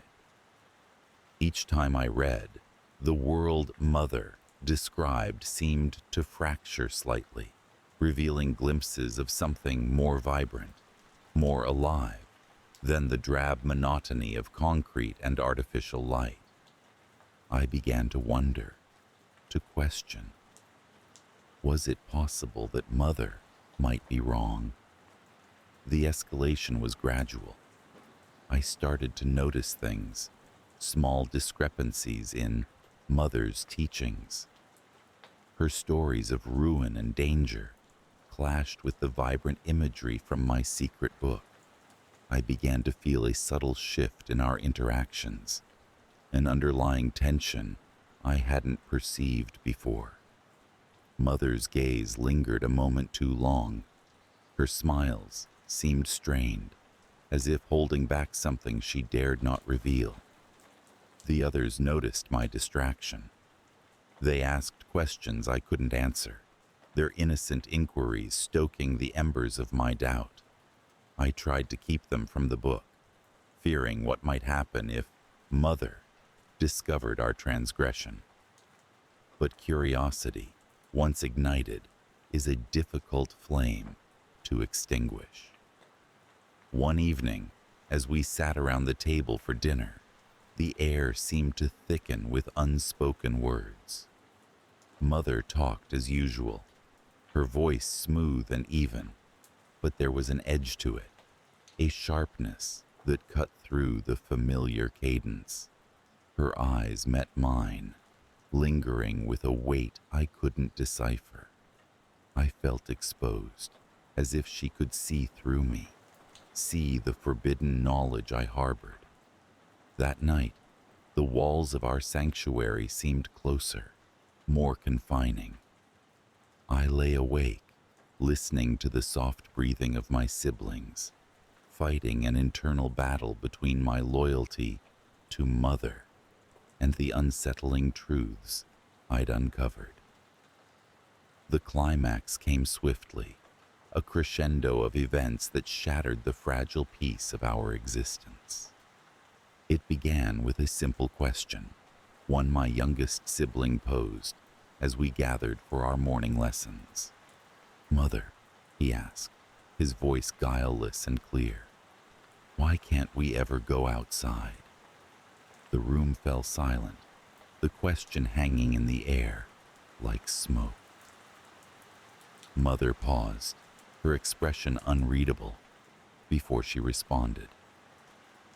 Her answer was the same one she'd always given, a rehearsed reassurance of danger and protection. But this time, for the first time, it felt like a lie. Emboldened by his bravery, I found my voice. "But what if it's not like you say?" The words were out before I could stop them, echoing off the walls, bouncing back at me with a force that took my breath away. The room seemed to hold its breath, waiting. Mother's face betrayed nothing, but her eyes darkened, her mouth a thin line of disapproval. "The world is not for you," she said, her voice low and dangerous. "I am your world. I decide what is safe, what is right. But how can we know if enough?" Her voice cracked like a whip, silencing my protest. "You will obey, or you will face the consequences." The air was electric with tension, the threat palpable. My siblings withdrew, cowed by the sudden shift in her demeanor. I too sank back, my heart pounding. The conversation was over, but the war within me raged on. The days that followed were marked by a strained civility. Mother watched us with a hawk's vigilance, her presence a looming shadow. I clung to the book, my secret talisman, drawing strength from its pages, even as fear of discovery gnawed at me. I knew something had to change. The walls were closing in, suffocating me with their solidity. I could no longer reconcile my growing need for truth with the confines of our sheltered life. The time had come to act, to seek answers I feared and desired in equal measure. Late one night, when the house was still and Mother slumbered, I crept from my bed. The others slept soundly, their dreams undisturbed by the turmoil that had become my constant companion. I moved, with practiced stealth, inching toward the corridor that led to the outer door, the door that, in all my years, I had never crossed. The handle was cold under my fingers, a tangible connection to the unknown. My heart thundered in my chest as I turned it, the mechanism clicking softly in the silence. The door swung open with a reluctant creak, revealing a passageway that stretched into darkness. I hesitated, fear clawing at my resolve. But the promise of discovery was too powerful, too compelling to ignore. I stepped forward, leaving behind the safety of Mother's world, propelled by a need that had become as vital as air. The passage was narrow, the walls rough against my skin. I felt my way forward, guided by the faintest sliver of light that beckoned from the far end. Time blurred, my senses heightened by the thrill of my rebellion. At last, I emerged into a small chamber, lit by a single dim bulb. It was here that the full weight of Mother's deception revealed itself. The chamber was filled with supplies, a testament to her meticulous planning, and there, against one wall, was a ladder leading upward, toward a hatch that surely opened to the surface. I paused, my breath catching in my throat. The moment of truth was upon me, a decision that would alter the course of my life forever. I placed a hand on the first rung, my resolve solidifying with each steady breath. And then, from the shadows behind me, came a voice. "I see you found it." I spun around, my heart plummeting. Mother stood in the entrance, her silhouette framed by the pale light of the corridor. Her expression was unreadable, her presence both a comfort and a threat. "You were never meant to see this," she said softly, stepping into the room. Her gaze was intense, a mixture of sorrow and something else, something that might have been regret. I backed away, my resolve faltering under the weight of her gaze. "Why, Mother? Why keep us here?" She sighed, a weary sound that told of burdens long carried. "For your safety, for your future. The world is harsh, uncaring. Here, I can protect you." "But at what cost?" I retorted, gesturing to the ladder, to the freedom it represented. "We deserve to know the truth." Her eyes flickered, a flash of pain that cut through her composure. "Truth is a cruel thing," she said, almost to herself. "I wanted to spare you from it." Silence fell, heavy and unyielding. We stood on the precipice of change, each waiting for the other to make the next move. I felt the weight of my decision, the path before me fraught with uncertainty and potential. Finally I spoke, my voice steady despite the turmoil within. I need to see for myself, Mother. I need to know. Her expression softened, and for a moment, I saw not the stern guardian of my childhood, but a woman fraught with the impossible task of protecting her children from the world. She nodded, a slow, reluctant acceptance of what must come next. Then go, she whispered, stepping aside. Her voice was a benediction, a release. But remember, you will always have a place here, should you choose to return. I nodded, unable to trust my voice. With a final glance, I turned to the ladder, my heart aching with the weight of my choice. I ascended, each step a step away from the only life I had ever known. As I reached the top, the hatch opened with a groan, revealing a night sky studded with stars, bright and untainted by the horrors Mother had described. The air was cool and fresh, a balm against my skin. Freedom was intoxicating, the vastness of the world unfolding before me. I took a deep breath, filling my lungs with the promise of the unknown. Fear and exhilaration warred within me, but beneath it all, a quiet certainty took root. I had taken the first step into a world that was mine to discover, mine to understand. The lingering fear remained, a shadow of doubt that would follow me into this new life. But it was tempered by hope, by the promise of truth, and the freedom to choose my own path. As I stood beneath the night sky, the bunker behind me, I understood the power of my choice. I had been imprisoned by Mother, but now I was free. The world awaited, vast and mysterious, and I was ready to meet it head on. I awoke to the familiar smell of damp earth and the metallic tang of old air, the same scent that had dominated my senses for as long as I could remember. The underground bunker had been my home, my refuge, and my prison for all the years since Mother decided the world above was too dangerous for me. She had always said that she was protecting me, that out there lurked threats I could not begin to comprehend. I believed her because there was nothing else to believe. My daily routine unfolded like clockwork.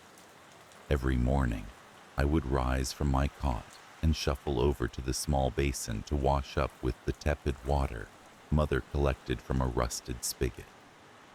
Meals were sparse, but Mother always ensured we had enough to subsist. She cultivated a small garden of pale vegetables under artificial lights, and there were canned goods stored in neat rows against one wall. My tasks were to tend to the plants, monitor the air filtration system, and keep our small space clean. In between, I would read from the small collection of books Mother had allowed. Books filled with stories of faraway places and fantastical adventures. They were my window to a world I had never seen, a world that existed beyond the thick steel door that sealed us from the outside. Life in the bunker was a slow, almost meditative rhythm.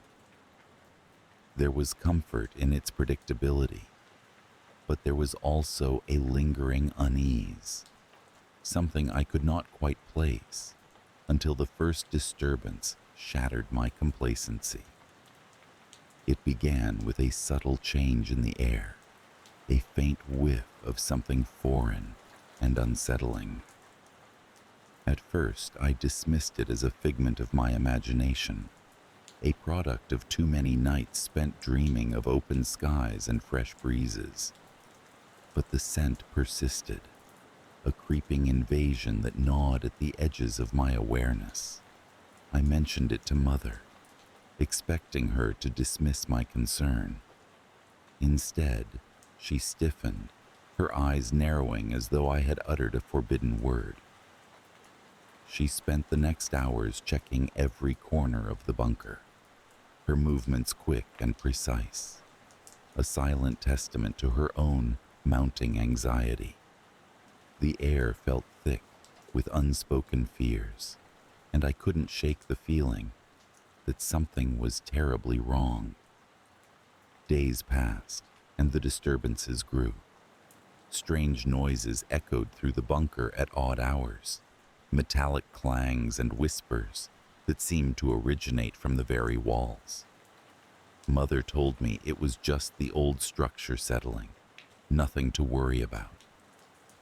But her eyes told a different story, a flicker of doubt and fear that I had never seen before. My once peaceful dreams were soon invaded by nightmares, flashes of shadowy figures and urgent whispers that twisted my sleep into restless torment. I would wake drenched in sweat, my heart racing as if trying to escape my chest. Each morning, Mother looked at me with a mix of concern and something else, something that might have been guilt. The escalation came swiftly, an avalanche of revelations that buried my sense of reality beneath its weight. It started with a discovery, a small hidden compartment in the corner of the bunker that I stumbled upon while cleaning. Inside, I found a collection of photographs and documents, relics of a life I had never known. There were pictures of us before the bunker, outside under the sun, our faces lit with smiles I barely recognized. And then there were other pictures, ones that showed a different side of Mother, engaged in secretive meetings with strangers, their faces obscured, but their intent clear. The documents spoke of experiments and control, of a child, me, who had to be hidden away for my own protection. Confronting Mother was not a choice. It was an inevitability, driven by the storm of doubt and betrayal that raged within me. Her response was both calm and chilling, a quiet affirmation of everything I feared. She admitted to taking me away from the world, to shielding me from truths I wasn't ready to face. She spoke of dangers that lurked outside, of people who wanted to exploit us both. Her words wove a web of half-truths and justifications, each thread tightening around my throat. But there was something new in her demeanor, a desperation that underscored her every word. It was as if the carefully constructed facade she had maintained for so long was beginning to crumble, and with it, her control over me. I realized then that my isolation had never been about protection. It had been about power, her power over me. Determined to break free from the chains of the bunker, I began to plan my escape. I knew it would not be easy. Mother was always watching, her eyes sharp with vigilance. But the need for freedom burned within me, a flame that refused to be extinguished. My opportunity came one night when the strange noises returned with renewed intensity. Mother was distracted, her attention focused on the source of the disturbance. I seized the moment, slipping out of her watchful gaze and towards the door that had kept me captive for so long. I had only ever seen it open a handful of times, always under her supervision. But I had watched carefully, memorized the sequence of locks and codes. My hands trembled as I worked, the metallic clicks echoing in the silence that enveloped us. I half expected Mother to appear at any moment, to drag me back into the shadows of the bunker.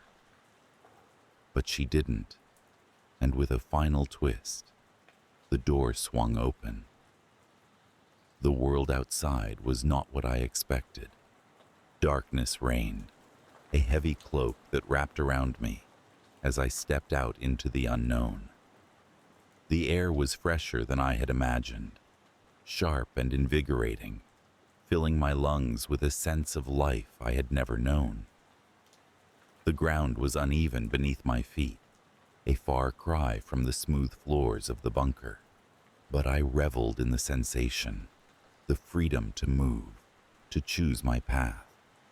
I ran, propelled by fear and exhilaration, away from the bunker and the life I had left behind. The night was silent save for the distant rustling of leaves and the whisper of the wind. It felt as though the world itself was holding its breath, waiting to see what I would do next. Eventually, exhaustion forced me to stop, my legs trembling as I sank to the ground. I was free, but the cost of that freedom weighed heavily upon me. I had left behind everything I had ever known, stepping into a world that was both wondrous and terrifying in its vastness. The night passed slowly, the stars above watching over me with an indifferent gaze. I wondered if Mother had discovered my absence yet, if she was searching for me, a specter haunting the shadows. As dawn broke, I took in the landscape around me. Fields stretched out in every direction, a patchwork of greens and browns that spoke of fertility and life. In the distance, I could make out the silhouette of a farmhouse, its outline stark against the rising sun. I felt drawn to it, a beacon of hope in an otherwise uncertain world. Approaching the farmhouse, I was cautious, my instincts honed by years of careful observation. I wasn't sure what I would find, a family perhaps, or signs of life that I could join or avoid. As I neared, the place appeared deserted, an air of abandonment clinging to its weathered walls. I hesitated, unsure of what to do next. I had escaped the bunker, but the world was vast and unfamiliar, filled with the dangers Mother had warned me about. Yet, in that uncertainty lay a flicker of hope, a chance to forge a new path, free from control. I decided to explore the farmhouse, to see if it held answers, or merely more questions. The door creaked open under my touch, revealing a dusty interior bathed in the soft light of morning. It was a place frozen in time, remnants of a life once lived scattered throughout. As I wandered, I couldn't shake the feeling that I was not alone. The house seemed to breathe with me, its walls whispering secrets I couldn't quite decipher. I found myself drawn to a small study, its shelves lined with books and papers, much like the bunker, but filled with a different kind of knowledge. I spent the day there, poring over the texts, trying to piece together the story of the place and its former inhabitants. As the sun dipped below the horizon, I realized I had not felt this alive in years, the thrill of discovery coursing through me. But with the night came the fear, creeping back like an old acquaintance. The shadows deepened and the silence grew oppressive, as if the house itself was watching, waiting. I reminded myself that I was free, that I had chosen this path. Yet, the specter of Mother's control lingered, a shadow I could not yet shake. I decided to stay the night, to face whatever fears the darkness might bring. As I settled down, I felt a curious mix of dread and anticipation, the realization that I was finally living on my own terms. Sleep came fitfully, my dreams filled with images of the bunker and Mother's piercing gaze. But as the first light of dawn filtered through the windows, I awoke with a sense of clarity. The fear would linger, a reminder of where I had come from, but it would not define me. I had escaped, and the world lay open before me, a horizon filled with possibilities. And so, I made a promise to myself. I would embrace the unknown, find my own way, and leave the shadows of my past behind. The journey would not be easy, but for the first time, I felt truly alive, ready to face whatever lay ahead. I was born into a world that was meticulously confined, though I didn't realize it for the longest time. Our compound was a pastoral haven, separated from the outside world by towering oaks and a sense of serene isolation. In the heart of this enclave stood the communal hall, its weathered wooden beams bearing witness to countless rituals and gatherings. My earliest memories are woven into the fabric of this austere place, where everyone dressed in muted tones and spoke in hushed voices of reverence and destiny. Life within the compound was dictated by the seasons, an endless cycle of planting and harvest, overseen by the elders, our guides, our protectors. They spoke of a higher purpose, a calling that set us apart from those who roamed aimlessly beyond the trees. Their teachings were our truth, our comfort in the simplicity of our existence. Yet even within this cloistered life, my senses prickled with a vague unease that I couldn't quite name. One morning, a chill wind whispered through the gaps in the wooden slats of our dormitory. I rose early to fetch water from the well, the air crisp and biting against my skin. As my hand grasped the iron handle of the bucket, a sharp clang echoed from the depths below. The sound was foreign, unsettling, a disturbance in the rhythm of our predictable life. I peered into the well, craning my neck to see what had caused the noise, but all that greeted me was darkness and the faint, echoing drip of water. Returning to my chores, I could not shake the feeling that something lay beyond the limits of our understanding, something that gnawed at the edges of my consciousness like a shadow in a sunlit room. I decided to speak to Mara, my closest friend, whose curiosity often mirrored my own. Her eyes widened as I recounted the morning's oddity, and she nodded slowly, as if aligning pieces of a puzzle only she could see. "There's something they aren't telling us," Mara whispered, glancing around to ensure we were alone. "Something beneath the surface of all this." Her words lingered with me, an echo that refused to fade. The days passed, but the normalcy of our community felt brittle, as if one push would send it shattering into 100 pieces. I noticed the elders more frequently convening behind closed doors, their faces etched with lines of worry that belied their serene smiles. Mara and I began meeting in secret, driven by a shared compulsion to pry open the world we had known since birth. Our clandestine discussions filled us with a reckless kind of hope, and it wasn't long before we devised a plan to explore beyond the boundaries of our compound. One moonlit night, when silence wrapped the grounds like a thick blanket, We slipped away from our dormitory, hearts pounding in tandem with our footsteps.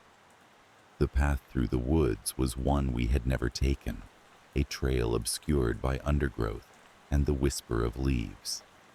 As we stepped through the veil of trees, the air seemed to change, charged with a palpable tension.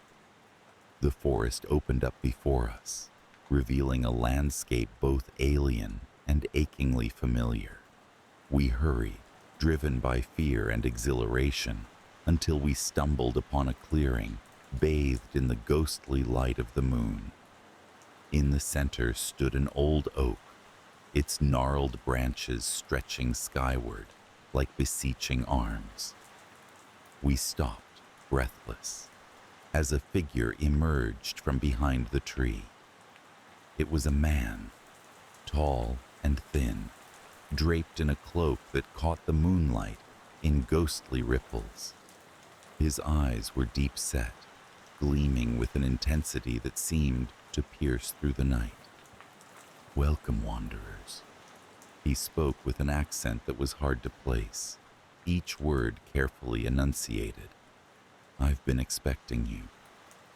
Mara and I exchanged a glance, our resolve faltering under the weight of an unknown fate. The man gestured for us to follow, his manner both commanding and strangely reassuring. Compelled by a mixture of fear and curiosity, we trailed behind him, deeper into the forest. We eventually emerged into another clearing, larger than the first and bustling with activity. People moved about, their faces a blend of concentration and contentment, as they constructed what appeared to be a new community. In the center rose a structure, half-built yet already imposing, its architecture a harmonious blend of wood and stone. "This shall be our sanctuary," the man announced, his voice carrying through the air with a resonant authority. "A place where the old ways give rise to a new understanding." Mara and I were led among the bustling throng, our senses assaulted by the vibrant life that thrummed through this burgeoning commune. We were welcomed with open arms, the inhabitants eager to share their vision, their purpose. They spoke of harmony and enlightenment, of breaking free from the shackles of ignorance. It was intoxicating, and yet a small voice within me whispered caution. The days unfolded in a blur of activity and indoctrination. We were taught the tenets of this new community, rituals both foreign and familiar, echoing yet distinct from those we had known. The leader, known simply as Aiden, was a charismatic figure whose words filled us with a sense of belonging and hope. However, it wasn't long before Mara and I began to sense the underlying currents that mirrored the life we had left behind. Aiden's gaze lingered too long on those who questioned, his words delivered with a precision that brooked no dissent. Shadows lingered in the corners of our new home, creeping forth in moments of doubt and silence. Mara grew quiet, her once bright eyes clouded with confusion, as if torn between the allure of this new life and an instinctive wariness. One evening, as the sun dipped below the horizon, casting the compound in an auburn glow, I found Mara at the edge of the clearing, her eyes fixed on the distant line of trees. She seemed far away, her thoughts adrift on a current I could not see. "We left one cage for another," she murmured, her voice barely audible over the breeze. The words hit me like a blow, resonating with a truth I had tried to ignore. The realization was stark and unyielding. We had not escaped. We had merely traded one illusion for another. The veneer of freedom, carefully painted and polished, had begun to crack, revealing the same rigid structures we thought we had left behind. Determined to understand the depth of our predicament, I began observing the community with new eyes, scrutinizing the interactions, the unspoken rules that governed our lives. I sensed the same undercurrents of control, the same hushed whispers that swirled around the elders in my childhood home. The more I listened, the more I realized how deeply entrenched this cycle of entrapment ran.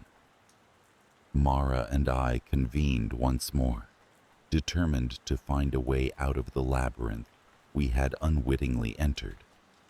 We spoke in hurried whispers, careful to avoid the ever-watchful eyes of Aidan and his loyal followers. Our plan was simple: to slip into the forest under the cover of darkness and seek the world beyond. But escape proved more daunting than anticipated. On the night of our intended departure, as the sky stretched dark and endless above us, Aidan appeared, his presence commanding and inescapable. He stood before us, flanked by two of his closest adherents, his expression a mask of disappointment. "I had hoped you would see the potential in our endeavor," he intoned, his voice a blend of sadness and resolve. "But it seems your journey must continue elsewhere." We were escorted back to our quarters, our dreams of freedom slipping like sand through our fingers. I lay awake that night, the shadows looming large against the walls. Each creak and rustle seemed amplified in the silence, a reminder of the vigilance that surrounded us. Over the following days, our movements were subtly restricted, our conversations gently guided towards topics that resonated with Aidan's teachings. The community's warmth began to feel like a clammy grip, a stranglehold on our autonomy. Yet in this constriction, my resolve hardened, the flicker of defiance burning brighter with each passing day. It was Mara who, with a quiet determination, rekindled our hope. She had found a map, tucked within the pages of an old book in the communal library. It detailed the surrounding landscape, the contours of the forest, and most importantly, the path leading to the nearest town. Together, we studied the map in secret, tracing routes and marking points of interest. Our plan began to take shape once more, this time with the precision of those who have tasted the bitterness of captivity and long for freedom. The night of our second escape attempt arrived with an air of electrifying anticipation. We moved silently, our steps careful and deliberate, as we navigated the shadows of our surroundings. This time, no one intercepted us as we slipped past the edge of the compound, the forest swallowing us in its inky embrace. We followed the path outlined on the map, hearts pounding with a mix of fear and exhilaration.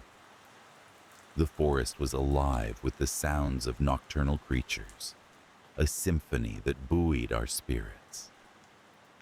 As dawn began to break, casting tendrils of light through the canopy, we finally emerged from the woods, the sight of a small town sprawled out below us. The town was a patchwork of red rooftops and winding streets, a beacon of promise against the silhouette of the hills. As we descended toward it, a sense of liberation unfurled within me, a feeling I hadn't realized I'd missed until it returned. Yet, Even as the town drew closer, the memory of Aiden's gaze haunted me, a lingering reminder of the chains we had left behind. As Mara and I stepped onto the cobblestone streets, we were greeted by the bustling energy of morning life.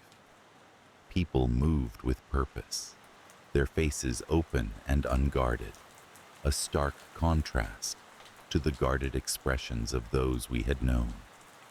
Yet, amid this vibrant tapestry of humanity, I couldn't shake the wariness that had taken root within me. We found work and shelter with a kindly older couple, their home a quaint cottage on the outskirts of town. They welcomed us without question, asking only that we contribute to the upkeep of their small farm. The days passed in a haze of simple tasks and quiet reflection, the unfamiliarity of our new surroundings gradually giving way to a semblance of peace.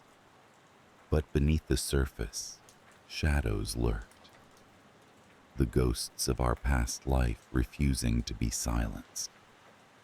Mara and I often shared our thoughts in the quiet moments before sleep, our conversations tinged with an unspoken dread that something would come to reclaim us.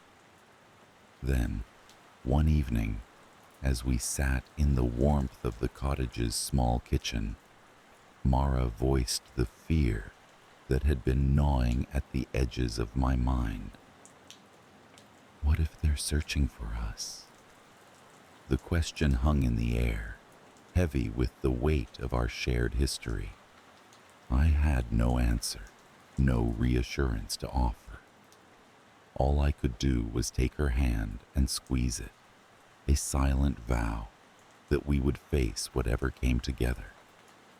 In the weeks that followed, we remained vigilant, our eyes constantly scanning the faces of those we encountered, our ears attuned to any hint of pursuit. The town, once a haven, began to feel like a stage set for an unseen audience, its streets echoing with the specter of our past. One night, as a storm raged outside, lightning illuminating the landscape in stark relief, I awoke to find Mara standing at the window, her silhouette tense and alert. She turned to me, her expression clouded with worry. "I saw someone," she whispered, her voice barely audible over the roar of the wind, "standing by the gate." Heart pounding, I joined her at the window, peering into the darkness. The rain lashed against the glass, obscuring the view, but the unease that gripped me was undeniable. It was as though the past had found us, its presence felt in every shadow, every rustle of the trees. Sleep eluded us that night, the storm outside mirroring the turmoil within. When morning came, it brought with it a sense of resolve. We could not live in fear of a specter that may or may not exist. Our lives, our freedom, depended on our ability to confront the shadows and emerge on the other side, unscathed and unafraid. As the sun rose, casting an amber glow over the damp earth, Mara and I ventured into town, determined to reclaim the sense of control we had lost. We sought out the town's library, a sanctuary of knowledge and history, hoping to find insights that might guide us. Within the library's hushed confines, we delved into the town's archives, unearthing records and stories of those who had come before us. The tales were a tapestry of hope and despair, of lives touched by the same forces that had shaped our own. It was here, amid the dust-laden shelves, that we stumbled upon a journal, its pages yellowed with age and filled with the musings of a soul who had once sought freedom as desperately as we did. The writer spoke of the cycle of entrapment, the way in which one prison could so easily be replaced by another, each more insidious in its guise of liberation. Their words resonated deeply with us, a mirror held up to our own experiences. With this newfound understanding, Mara and I returned home, our spirits fortified by the knowledge that we were not alone in our struggle. The cycle could be broken, the chains shattered by the simple act of defying fate. As we settled into the rhythm of our new life, the shadows slowly receded, their grip loosening with each passing day. The specter that had haunted us became a reminder of our resilience, a testament to the strength we had found within ourselves. Together, we forged a path forward, embracing the uncertainty of the unknown with open hearts and steady hands. Our journey was far from over, but we faced it with the knowledge that the past, no matter how persistent, could not define us. We were free, and in that freedom lay the power to shape our own destiny. The evening was settling into a comfortable lull, the kind that follows the initial burst of excitement at a gathering. It was a small affair, just a few of us gathered to celebrate Alan's birthday. His home, an old sturdy structure standing since the early 1900s, held its own charm. Its wooden floors creaked with whispers of the past, and the walls were adorned with photographs that seemed to tell stories of their own. The atmosphere was cozy, filled with the warm glow of candles, and the mellow hum of conversation mingled with the soft notes of background music. We sat around the living room, comfortably ensconced in plush sofas, sipping wine and sharing laughter. Alan, the birthday celebrant, was in high spirits, flitting between guests, ensuring everyone had enough to eat and drink. He was always the perfect host, gracious and attentive, never missing a beat, a trait we all admired. Among the guests was Julia, who had been a close friend of Alan's for years, and Tom, an acquaintance from his work. And then there was me, quietly observing, soaking in the warmth of the gathering. As the evening wore on, it was time for the customary exchange of gifts. Alan, ever the enthusiast for surprises, beamed as he accepted the assortment of brightly wrapped packages. The room was filled with laughter and clapping as each gift was unveiled. Books, a vintage record, a bottle of single malt whiskey that Alan adored. But it was the last gift that caught everyone's attention. A small box wrapped in plain brown paper, tied with a simple twine. Alan picked it up, his expression curious. "Who's this from?" he asked, scanning the room, but nobody claimed responsibility. "A mystery gift," he chuckled, as he carefully untied the twine and peeled back the paper. Inside was a small, ornate box, delicately carved with intricate designs.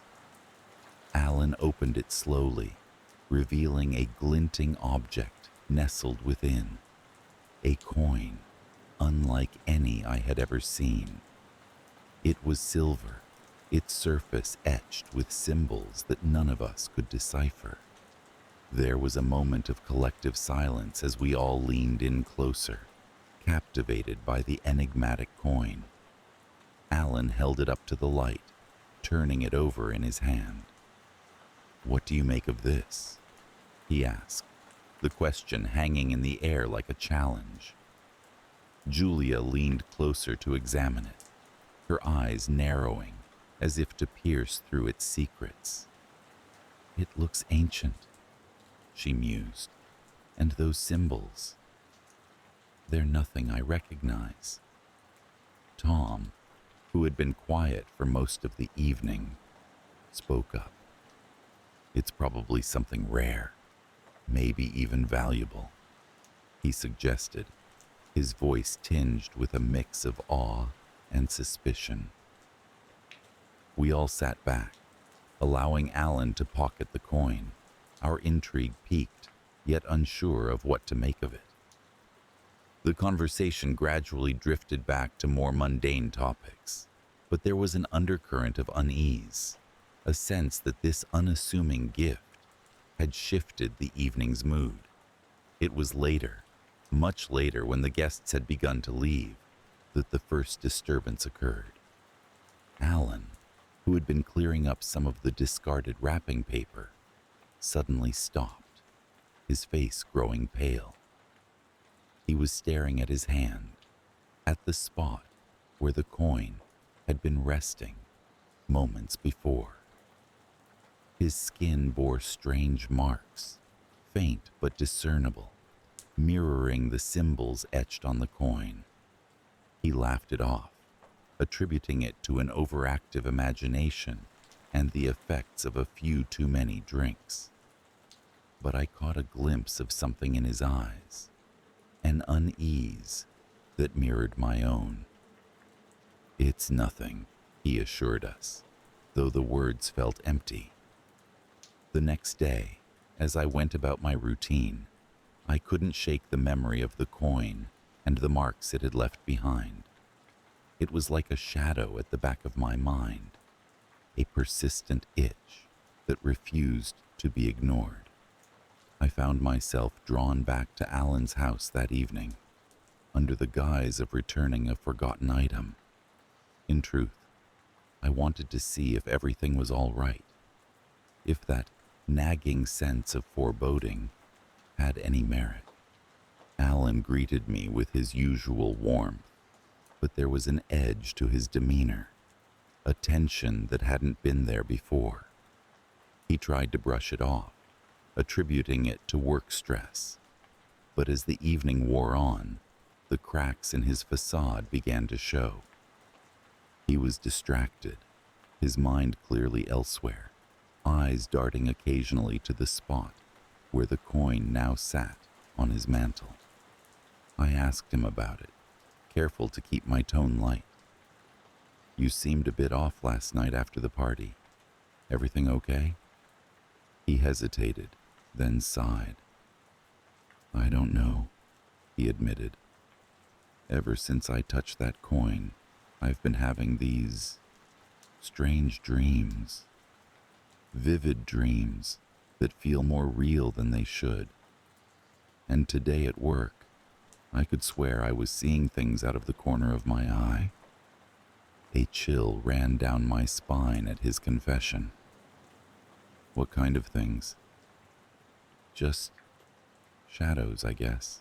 Flickers in my peripheral vision. It sounds crazy, I know. We both sat in silence for a moment, the weight of his words hanging between us. I wanted to reassure him, to tell him it was nothing, but I couldn't bring myself to dismiss his concerns. There was something about the way he spoke, a sincerity that was hard to ignore. Over the days that followed, Alan's situation seemed to escalate. He spoke of feeling watched, of hearing faint whispers when he was alone. The marks on his hand, once faint, had grown more pronounced, and his sleep continued to be plagued by troubling dreams. Each time I visited, the atmosphere in his house felt heavier, the shadows more pronounced, as if the house itself was conspiring against him. I urged him to see a doctor, a therapist, anyone who might offer some explanation for what was happening. But Alan, ever rational, refused. It's just stress, he insisted. It'll pass. But it didn't pass. The tension reached a breaking point one night, when I received a frantic call from Alan. His voice was a hushed whisper, trembling with fear. "I need you to come over," he said. "Please, I don't know what's happening." I hurried over, my heart pounding with every step. The house was in darkness when I arrived, the only light spilling from the living room where Alan sat, the coin clutched tightly in his hand. He looked up as I entered, his eyes wide with fear. "I can't do this anymore," he said, his voice barely above a whisper. "I keep seeing things, hearing things. It's like the coin is showing me something I'm not supposed to see." He handed me the coin, his hand shaking. I hesitated before taking it, feeling its cold weight in my palm.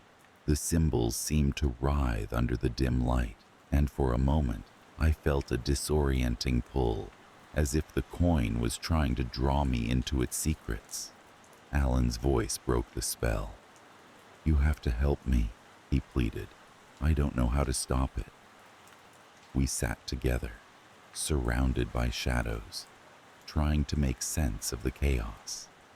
The coin seemed to pulse with an energy of its own, an unyielding presence that refused to be ignored. I suggested getting rid of it, burying it, anything to sever its grip on him. But the coin was relentless. Even after Alan agreed to lock it away, the disturbances continued, each more intense than the last. It was as if the very act of trying to rid himself of it only served to strengthen its hold. The climax came one stormy night when the wind howled like a living thing, rattling the windows and doors. I found myself back at Alan's house, drawn by a sense of urgency I couldn't quite explain. Inside, the air was heavy with tension, every creak and groan of the old house amplified in the oppressive silence. Alan was in the living room, his face drawn and pale. The coin was back on the mantel, gleaming ominously in the flickering candlelight. He was pacing, muttering to himself, his eyes wild with a desperation that cut through me like a knife. "I can't escape it," he said, his voice raw with exhaustion. "It's everywhere." I reached for his arm, trying to ground him, but he jerked away, his gaze fixed on the coin. "It wants something. I don't know what, but it won't stop until it gets it." Before I could respond, the room seemed to shift around us, the shadows deepening, converging. I felt a cold dread seep into my bones, a terror that was both foreign and intimately familiar. The air vibrated with a low hum, a sound just on the edge of perception, growing louder with each passing second. Alan staggered back, his hands pressed to his ears as if to block out the noise. His eyes met mine, wide and pleading, before he turned and fled from the room, the front door slamming open and shut behind him. I followed, stumbling out into the storm, the wind tearing at my clothes and drowning out my shouts.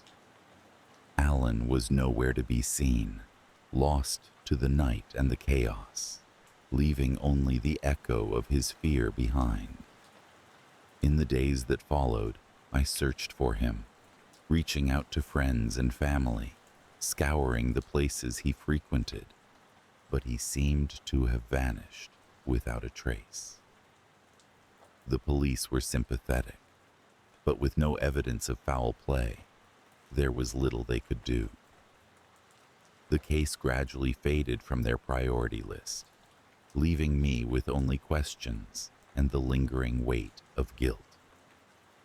The house remained empty, its windows dark and vacant, a silent witness, to whatever had transpired within. I found myself visiting often, drawn by a need to understand, to unravel the mystery that had consumed Alan. The coin, I discovered, was gone, as if it had never been there at all. Even now, months later, the memory of that night haunts me. I feel its presence at the edges of my consciousness, a phantom whisper that refuses to be silenced.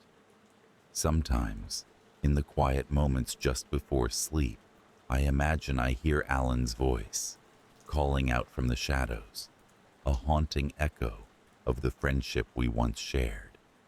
And in those moments, I can't help but wonder if the coin found him again, or if it ever truly left him at all. The thought lingers, a chilling reminder of the uncertain fortune that one gift had brought, and the unknown paths it might yet lay before me. There is an old college town, nestled between a forest and a winding river, where life moves with the slow grace of an autumn leaf, carried by the breeze. The town is known for its quaint charm, its cobblestone streets echoing with the laughter of students and the chime of bicycle bells. The air feels crisp, a prelude to winter's chill, but for now, the trees are dressed in a spectrum of reds and golds. I moved here just a few months ago, transferring to the college halfway through my sophomore year. At first, everything seemed perfect, an idyllic setting for my studies, a fresh start away from the noise of the city. My apartment was a snug little attic room in an old Victorian house, its windows framed by ivy and its floors creaking with stories of the past. My neighbors were unremarkable, other students like me, except for Mrs. Henderson, the elderly woman who lived on the ground floor. She had a penchant for knitting and baking, and every so often, I would find freshly baked cookies on my doorstep. Classes at the college were demanding, as expected, but I welcomed the challenge. I fell into the rhythm of student life easily, my days filled with lectures and library visits, my evenings often spent at the local cafe, where students gathered to sip coffee and exchange stories. It was there I first heard about the cursed luck. It was a Friday evening, the cafe buzzing with the giddy anticipation of the weekend. I sat with a group of classmates, a mix of old friends and new acquaintances. The conversation turned to local legends, as it often did, and that's when someone brought it up. "Have you heard about the cursed luck?" asked Jacob, a senior, with a reputation for knowing all the town's secrets. His eyes glinted with mischief as he leaned in, lowering his voice as if he were about to disclose a great conspiracy. "They say there's a coin, a simple silver coin, that can change your fortune. But it's cursed. It'll give you everything you ever wanted, for a price." The group leaned in, intrigued.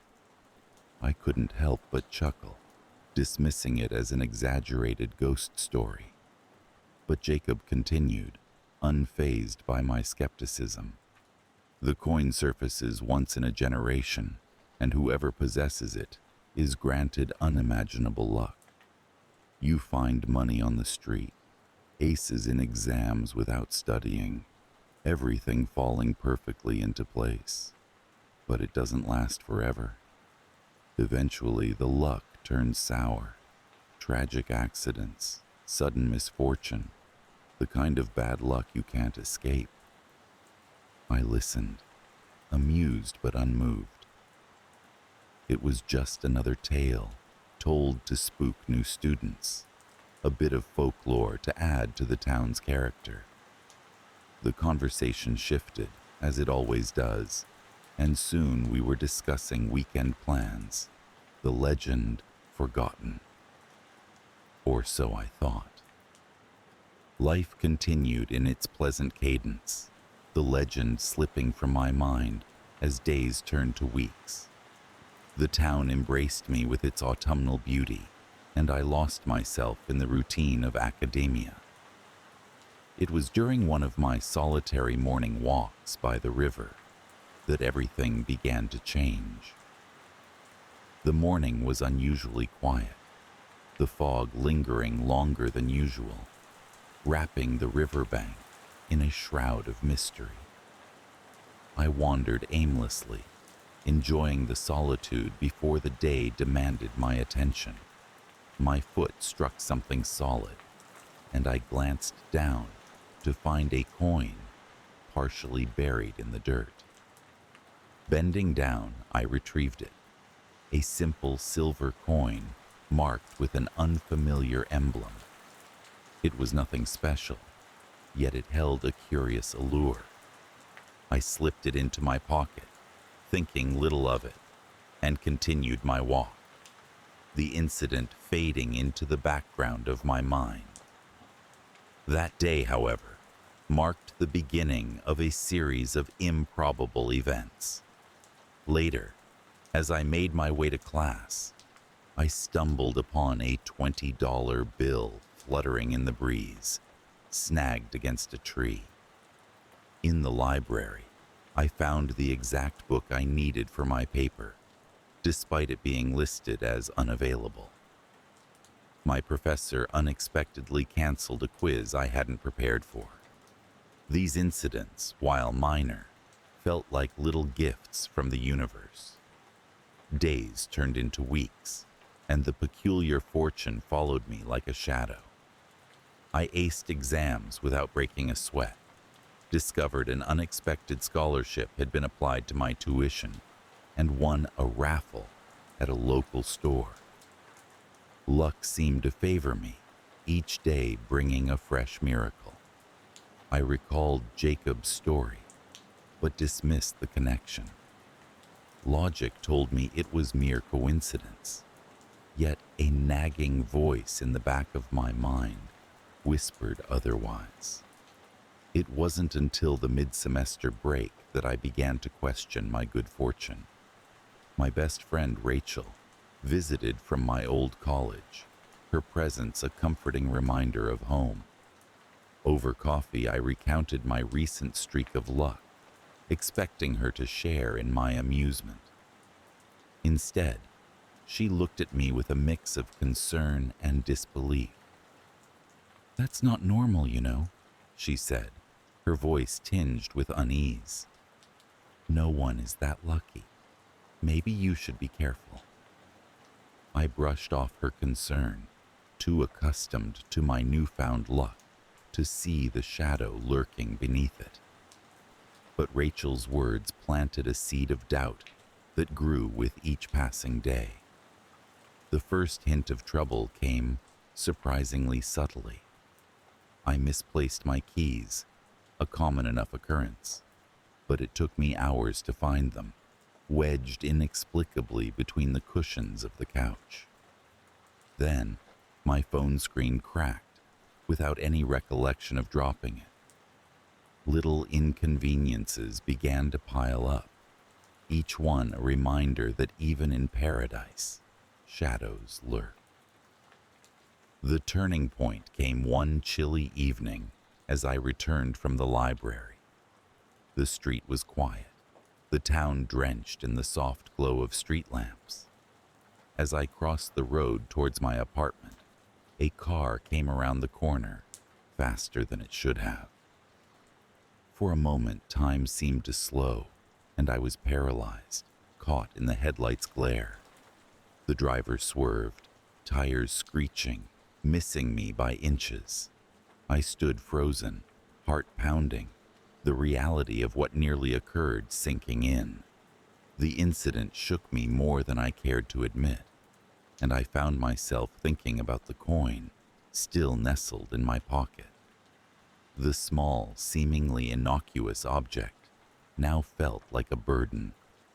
I recalled Jacob's story, the ominous twist of fate that followed the charm, and I couldn't help but wonder if my luck had indeed taken a sinister turn.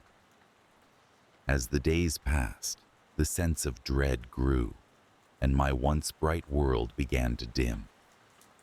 Small misfortunes plagued me: a forgotten deadline, a misplaced wallet, a misunderstanding with a friend. Each seemed trivial in isolation, yet together they wove a tapestry of unease. One evening, desperate for answers, I retrieved the coin from its resting place. Holding it under the lamp's light, I studied its surface for the first time since I found it. The emblem was unlike anything I'd seen, an intricate design that seemed to shift and shimmer in the light. It felt heavy in my hand, more substantial than its size would suggest.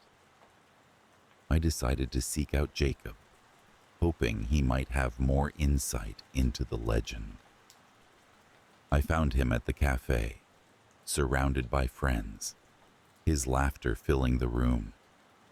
I waited until he was alone before approaching, the coin burning a hole in my pocket. "Do you remember the story of the cursed luck?" I asked, my voice barely audible over the cafe's din. Jacob looked at me, his expression shifting from amusement to seriousness. "Yeah, why?" he replied, eyes narrowing as he studied my face. I hesitated, the weight of the coin in my pocket, a constant reminder of the stories I'd been trying to dismiss. "I think I might have found the coin." For a moment, Jacob was silent, his face a mask of disbelief. Then slowly he nodded. "If it's true, you need to get rid of it. The longer you hold on to it, the worse it gets. The luck always turns." His words were like a cold wind cutting through the warmth of the cafe. I nodded, understanding what I had to do. But how does one dispose of a cursed object? The answer eluded me, and I left the cafe with no more clarity than when I arrived. The next few days passed in a blur of anxiety, each moment tinged with the fear of what might come. My luck continued to unravel, each new misfortune more troubling than the last. I avoided the riverbank, unwilling to revisit the place where it all began. Yet I couldn't shake the feeling that it was the key to ending this nightmare. One rainy afternoon, as the sky wept and the town lay muted beneath a curtain of gray, I found myself drawn to the river, the coin clutched tightly in my hand.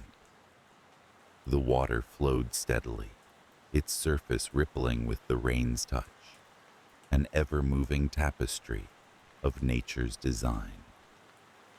I stood at the riverbank, the coin feeling impossibly heavy, as if the weight of the world rested upon it. Memories of the past weeks flooded my mind, the improbable luck, the creeping misfortune, and the near miss that had shaken me to my core.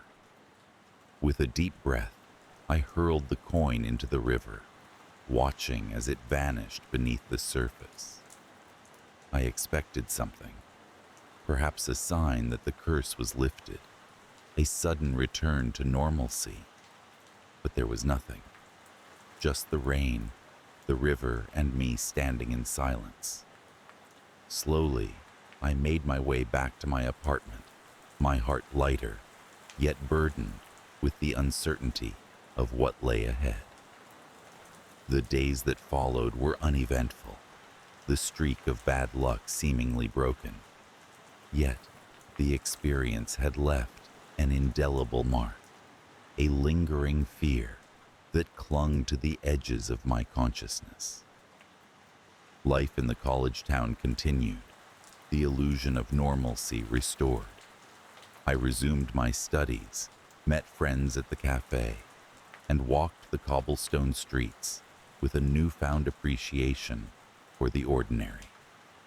But the legend of the cursed luck stayed with me, a whisper in the back of my mind. I never spoke of it to anyone else, not even Jacob, who had given me the advice that possibly saved me. It was as if acknowledging the experience would somehow invite it back into my life. And so I carried on. The memory of the coin, a secret I held close, a reminder of how easily fortune can turn. The town remained as it always was, its charm unchanged, yet beneath its surface lay stories untold, waiting for the next curious soul to uncover. Some nights, when the wind howled and the shadows stretched long, I would find myself thinking of the river and the coin lost to its depths. I imagined it there, glinting silently in the dark, waiting for the next person to stumble upon it, to experience the intoxicating thrill of perfect luck and the inevitable descent into darkness that followed. And in those moments, as the town slept under a blanket of stars, I could almost hear the river's whisper, a soft, eerie lullaby that echoed through the night, a reminder that some stories are never truly over. I settled into the predictable rhythm of my days at the Gazette, the only newspaper office nestled in our quaint, rural town.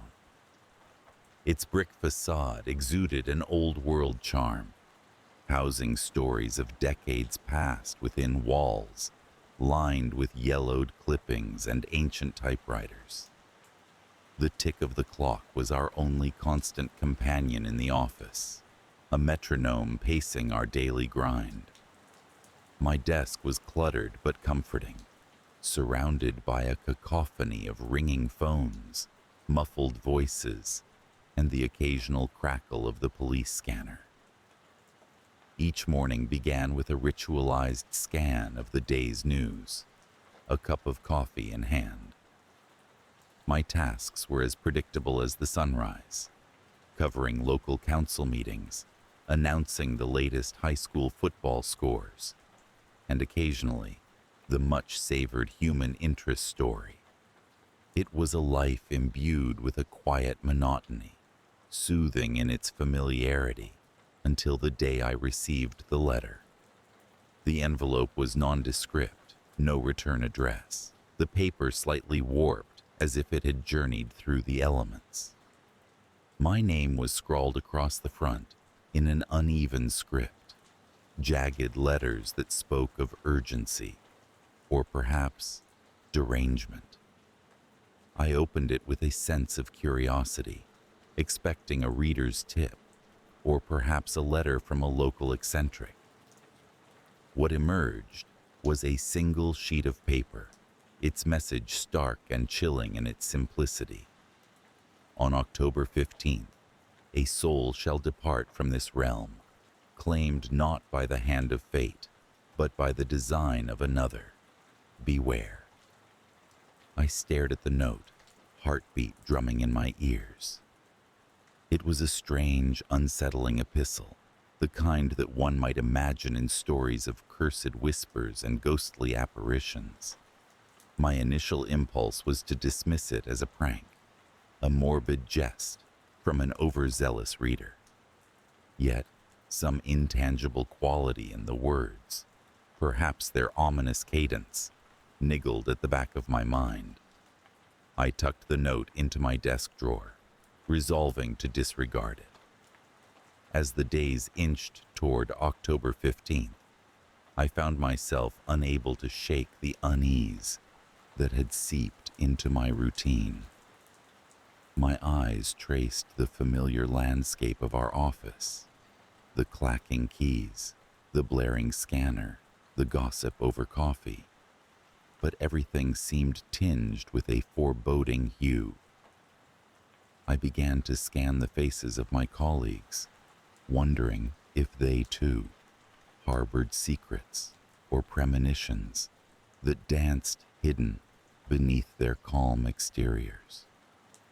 The first disturbance arrived not through grand theatrics, but rather in the subtle shift of a friend's demeanor. Anna, a fellow journalist and one of the few people I counted as close in this small community, began to exhibit a peculiar change. She was always vivacious, her laughter echoing down the corridors like a playful melody. But as the date loomed, she grew withdrawn. Her laughter faded, replaced by a haunted look that shadowed her bright eyes. "Are you all right, Anna?" I inquired one afternoon, concerned by the pallor that seemed to have settled over her. She hesitated, her gaze flitting toward the window where rain beat a relentless rhythm against the glass. "Just some personal stuff," she replied vaguely, offering a wan smile that failed to reach her eyes. I wanted to press her, to uncover the source of her unease, but she turned back to her work, effectively ending the conversation. Still, a gnawing suspicion rooted itself within me.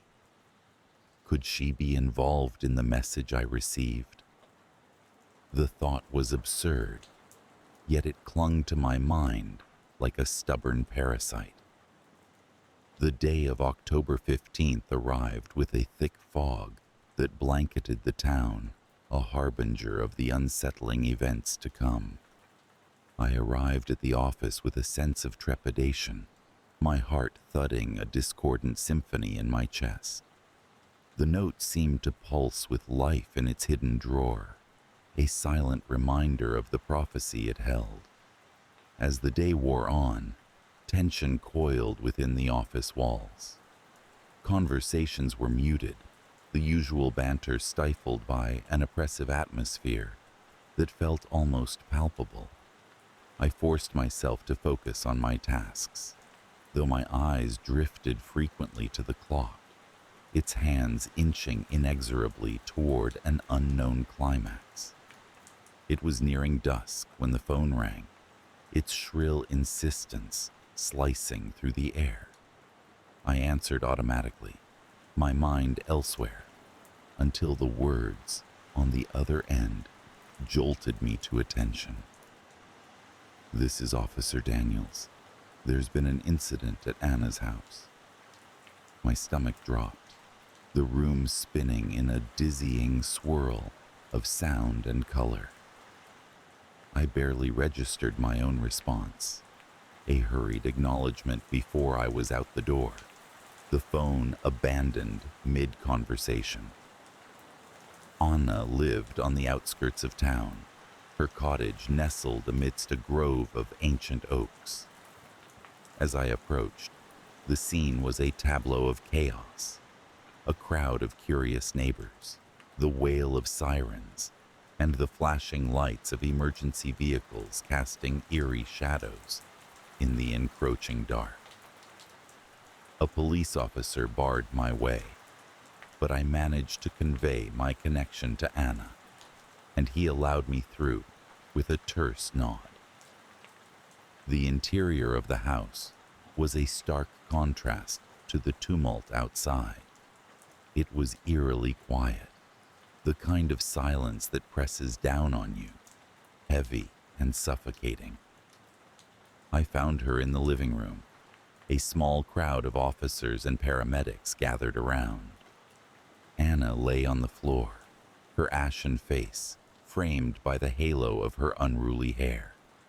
A paramedic shook his head, and I knew, in that instant, that she was gone. The world tilted on its axis, the room spinning in a nauseating blur. I staggered backward, needing air, space, anything to escape the reality closing in around me. As I stumbled out of the house, I clutched the note from my desk, the words burning into my consciousness with relentless clarity. Amidst the chaos, a troubling question surfaced, one that demanded an answer. Was Anna's death truly an accident, or had the letter's prophecy come to pass? The official report would later cite a heart attack, a sudden and tragic end that seemed incongruent with her youth and vitality. But I couldn't shake the feeling that something darker lurked beneath the surface, an unseen hand orchestrating events with malevolent intent. The days that followed were a haze, filled with funerals and condolences, each interaction a reminder of the void left by Anna's absence. Yet, amid the grief, the letter's warning hovered over me, casting a long shadow that stretched into every corner of my life. I became consumed by the need to understand, to unravel the mystery that had entwined itself with fate's threads. I delved into research, scouring archives for any mention of similar letters or unexplained deaths. My nights were spent haunting the library, the glow of a desk lamp illuminating dusty tomes and fragile newspapers from years gone by. Patterns emerged, vague whispers of ancient curses and prophetic notes that foretold doom. Each revelation deepened the chasm of fear within me, as if I were skirting the edge of an abyss. In the quiet solitude of my apartment, I began piecing together the fragments of the mystery, my walls papered with connections and theories. I became a recluse, driven by an obsession that alienated me from the world beyond my window. Friends called, their voices tinged with concern, but I ignored them, unable to explain the insidious fear that thrummed like a living thing beneath my skin. Midnight became my confidant, the hours when silence reigned and the veil between worlds seemed thinnest.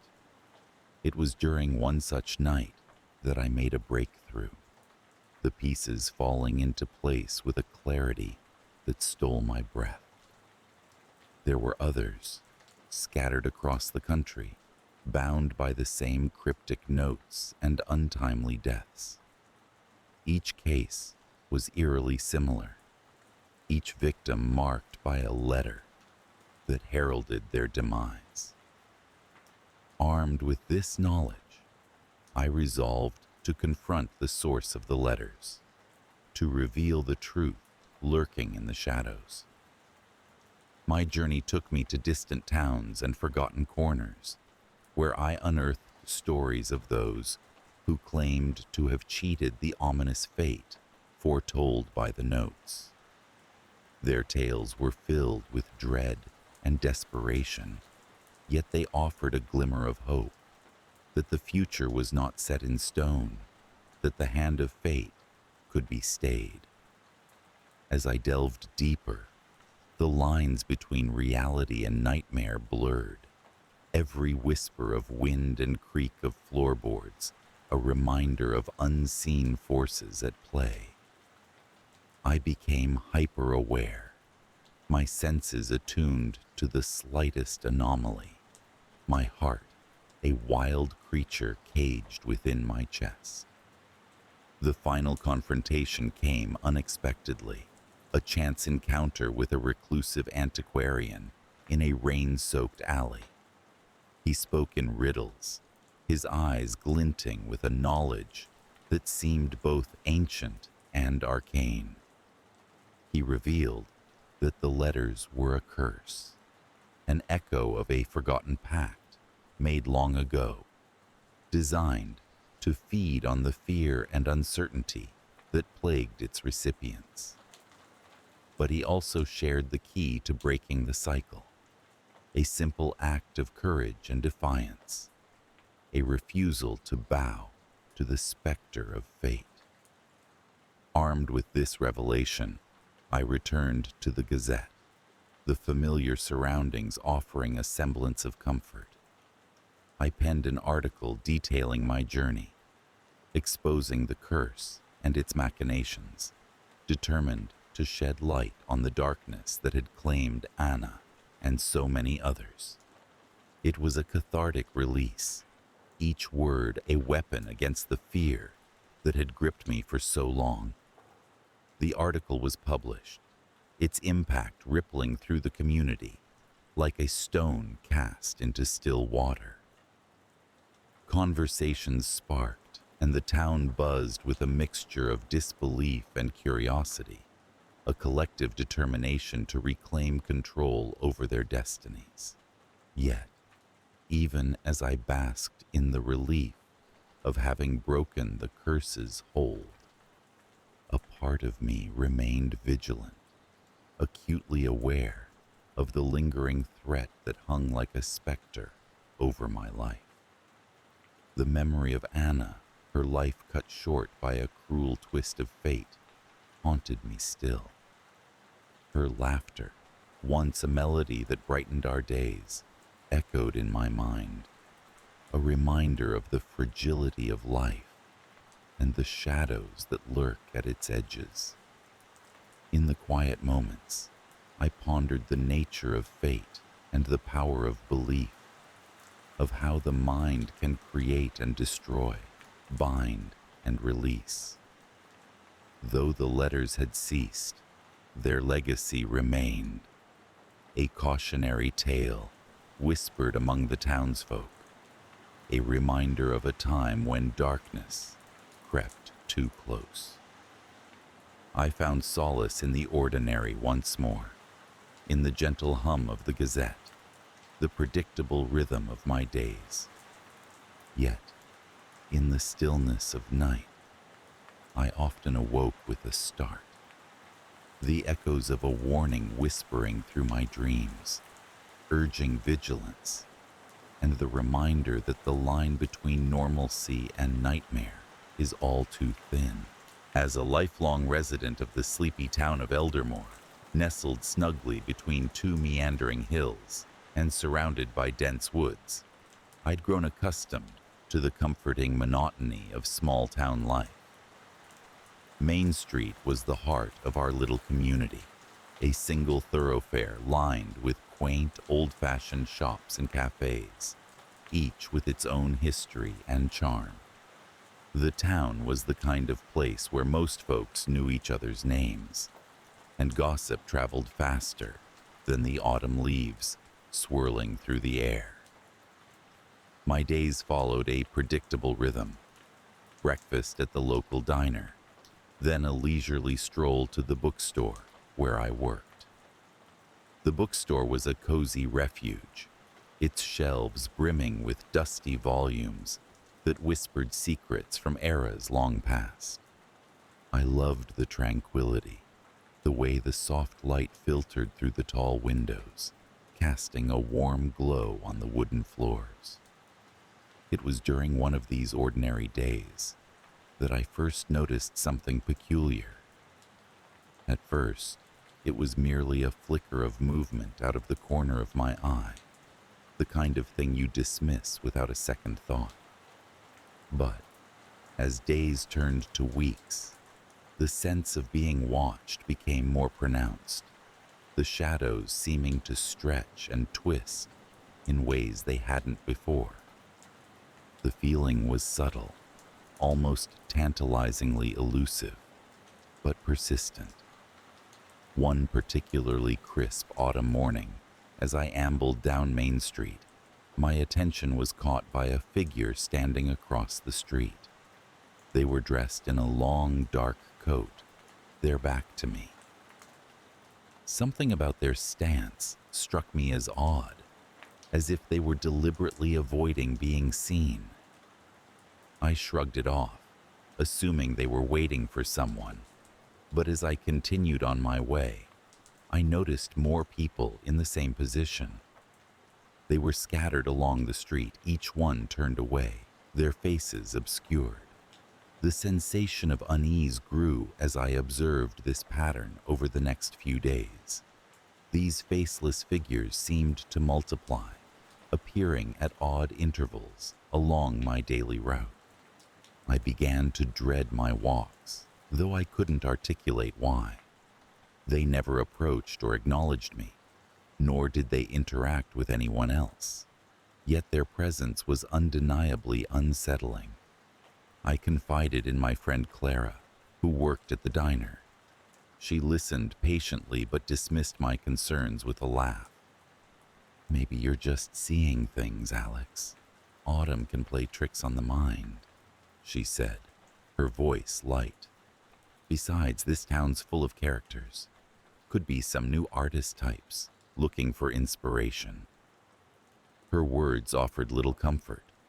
I knew what I saw, and more importantly, I knew how it made me feel, like I was being drawn into a shadowy conspiracy that I couldn't fully comprehend. As days passed, the faceless figures began to dominate my thoughts. I started keeping a journal, documenting each encounter with meticulous detail. I hoped that by understanding their patterns, I might uncover their intentions, or at least assure myself that I wasn't losing my mind. Then, one afternoon, as I sat alone in the bookstore, the doorbell chimed softly, and yet no one entered. I waited, expecting to hear the familiar creak of the floorboards, but silence reigned. A chill crept up my spine, and I glanced toward the door, only to find it ajar, swinging slightly on its hinges. I hesitated before stepping forward to close it, feeling the cold, metallic handle beneath my fingers. As I returned to my seat, I saw a shadow flit across the window, lingering for a brief moment before vanishing. Heart pounding, I rushed outside, but found only the empty street, the familiar storefronts staring back at me with their usual indifference. The days turned darker, shorter, and my encounters with these faceless figures became more frequent, more disconcerting. They no longer confined themselves to the street, but began appearing in unexpected places. At the grocery store, the library, even the cemetery on the outskirts of town. Their presence was like an itch I couldn't scratch, a persistent sense of disquiet that I couldn't shake. One evening, as I made my way home, the wind howling through the trees, I took a shortcut through the park. The path was dimly lit, the lampposts casting long shadows that danced eerily on the ground. I heard footsteps behind me, echoing my own. My heart raced as I quickened my pace, the footsteps following suit. I dared a glance over my shoulder and saw one of them, a figure standing still beneath the flickering lamplight.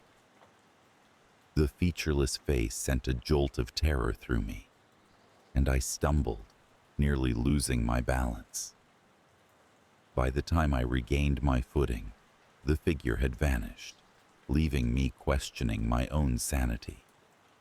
Sleep became elusive, my nights haunted by dreams of blank faces and whispered secrets. I awoke each morning feeling exhausted, the boundaries between dream and reality blurring with each passing day.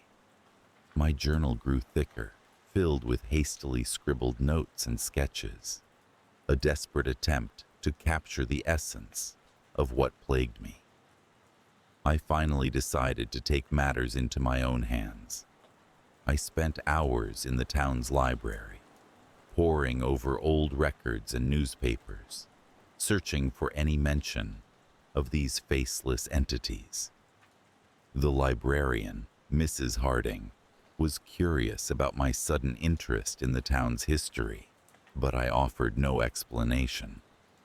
It was during one of these research sessions that I stumbled upon a collection of letters penned by a former resident of Eldermore, dated nearly a century ago. The letters spoke of strange occurrences of faceless people who followed the author, their presence a harbinger of doom. The writer, John Matthews, had documented his experiences in great detail, his words echoing my own. Matthews' writings revealed an unsettling pattern. The faceless figures appeared to those who, knowingly or unknowingly, ventured too close to some hidden truth buried within the town's past. The letters were fragmented, some pages missing, but the implication was clear. The faceless ones were guardians of a secret they would protect at all costs. I felt both validated and horrified. My experiences were not unique, but rather part of a legacy that stretched back through the decades. I knew now that I was ensnared in something far beyond my understanding, and I feared where it might lead. Determined to learn more, I resolved to visit the cemetery mentioned in Matthew's letters, where he claimed to have discovered something that drew the attention of the faceless ones. On a fog-laden morning, I navigated the winding path to the cemetery, the air heavy with anticipation and dread. The cemetery, veiled in mist, was eerily silent, the only sound the soft crunch of leaves beneath my feet. I wandered among the tombstones, my breath visible in the chill air. As I examined the inscriptions, I noticed a peculiar tombstone, its surface worn smooth by time. It bore no name or dates, only a single symbol, a spiral etched deeply into the stone. As I traced the spiral with my fingers, a sensation of vertigo washed over me, and I stumbled backward, the world spinning around me. In that moment, I knew I had touched something significant, something that connected me to the faceless entities. The fog seemed to thicken, the air becoming cloying and oppressive. I sensed movement at the periphery of my vision and turned to see them, dozens of faceless figures emerging from the mist, surrounding me with their silent, implacable presence. They stood in a circle, their attention focused solely on me, and for the first time, I felt an overwhelming sense of understanding emanating from them. I was not meant to be here, I realized. I had crossed an invisible boundary, trespassed upon their domain. Panic surged through me, and I backed away, the figures parting to allow me passage. As I fled the cemetery, their presence lingered in my mind, a haunting reminder of the secrets I had unearthed. In the days that followed, the faceless ones withdrew, their shadowy forms no longer haunting my steps. But the sense of unease persisted, a constant reminder of the knowledge I had stumbled upon. I had glimpsed the hidden underbelly of Eldermore, a truth that refused to be buried. I returned to my routine, the bookstore and Main Street once again familiar and comforting. Yet, I could not shake the feeling that I was being watched, that the faceless ones were still out there, waiting. They were part of the town's fabric, woven into its history, guardians of secrets that no one dared to uncover. As I sat by the window of the bookstore one afternoon, the sun casting long shadows on the floor, I pondered the nature of the faceless ones. Were they protectors or wardens? Were they a product of imagination or something more profound? Though I had no clear answers, I knew one thing for certain. The faceless figures would remain with me, an indelible part of my psyche, a reminder of the thin veil between the known and the unknown. I had glimpsed the darkness that lay beneath the surface of my tranquil town, and I could never fully return to my previous ignorance. The fear they instilled lingered, a quiet echo in my mind, a testament to the fragile boundary between curiosity and madness. As the days turned to weeks, I found solace in the familiar once more. Yet I remained ever watchful, knowing that some doors, once opened, could never be closed. And so, life in Eldermore continued, the faceless ones as much a part of its history as the people who walked its streets. As I walked down Main Street, the autumn leaves swirling around me, I couldn't help but wonder if someone else would eventually stumble upon the same truth, if they too would find themselves staring into the abyss of the unknown. Perhaps one day, the faceless ones would reveal their purpose, their silent vigil drawing to an end. But until that day came, I would carry the secret with me, a burden and a gift, a reminder of the hidden depths that lay beneath the surface of our everyday lives. The town of Eldridge was the kind of place that seemed to be permanently etched in the sepia tones of a bygone era, a place left untouched by the passing of time and the hustle of the modern world. Nestled in the embrace of ancient trees, the houses were quaint, with gabled roofs and white picket fences, the air often filled with the scent of pine and the distant murmur of the river that wound like a silver ribbon through the heart of the forest. It was a town so small that every inhabitant was not just a neighbor, but also a familiar story, a living chapter in the town's modest history. I had come to Eldridge seeking solitude, a reprieve from the chaos of city life. The small wooden house I had rented stood alone at the river's edge, its windows facing the water, allowing the gentle sound of the current to lull me to sleep each night. I spent my days wandering the forest, breathing in the crisp, clean air, and my nights at the local pub, listening to the townsfolk's stories, tales that sometimes carried a weight of their own, whispers of a curse, hushed and half-believed. It was during one of those languid evenings, as I sat nursing a pint, that I first heard mention of the faceless boy. The tale was recounted with a peculiar mixture of fear and reverence, the kind reserved for the inexplicable. According to the townsfolk, he was a specter bound to the forest, a punishment meted out to those who dared acknowledge his existence. To see him was to invite misfortune.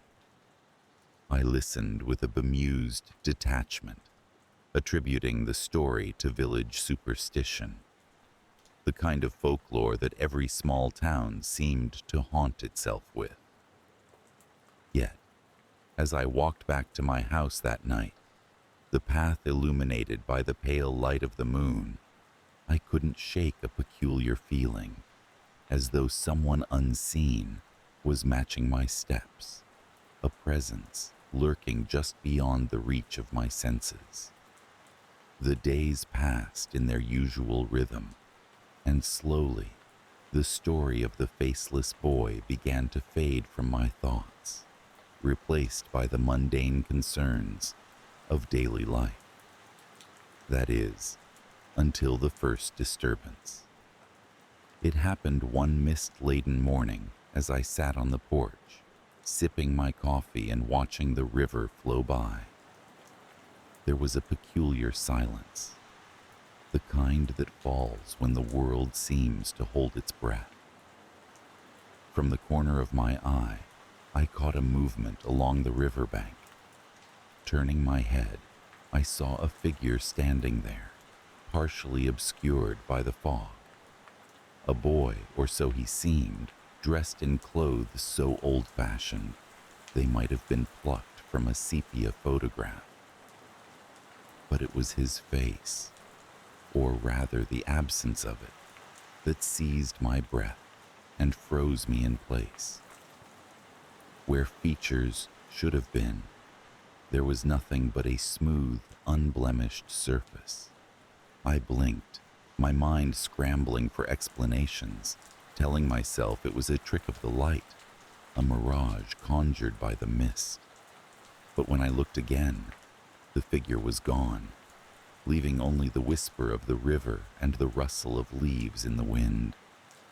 I shook off the encounter, dismissing it as a figment of imagination, yet an unsettled feeling nestled in my chest, like a stone that refused to dislodge.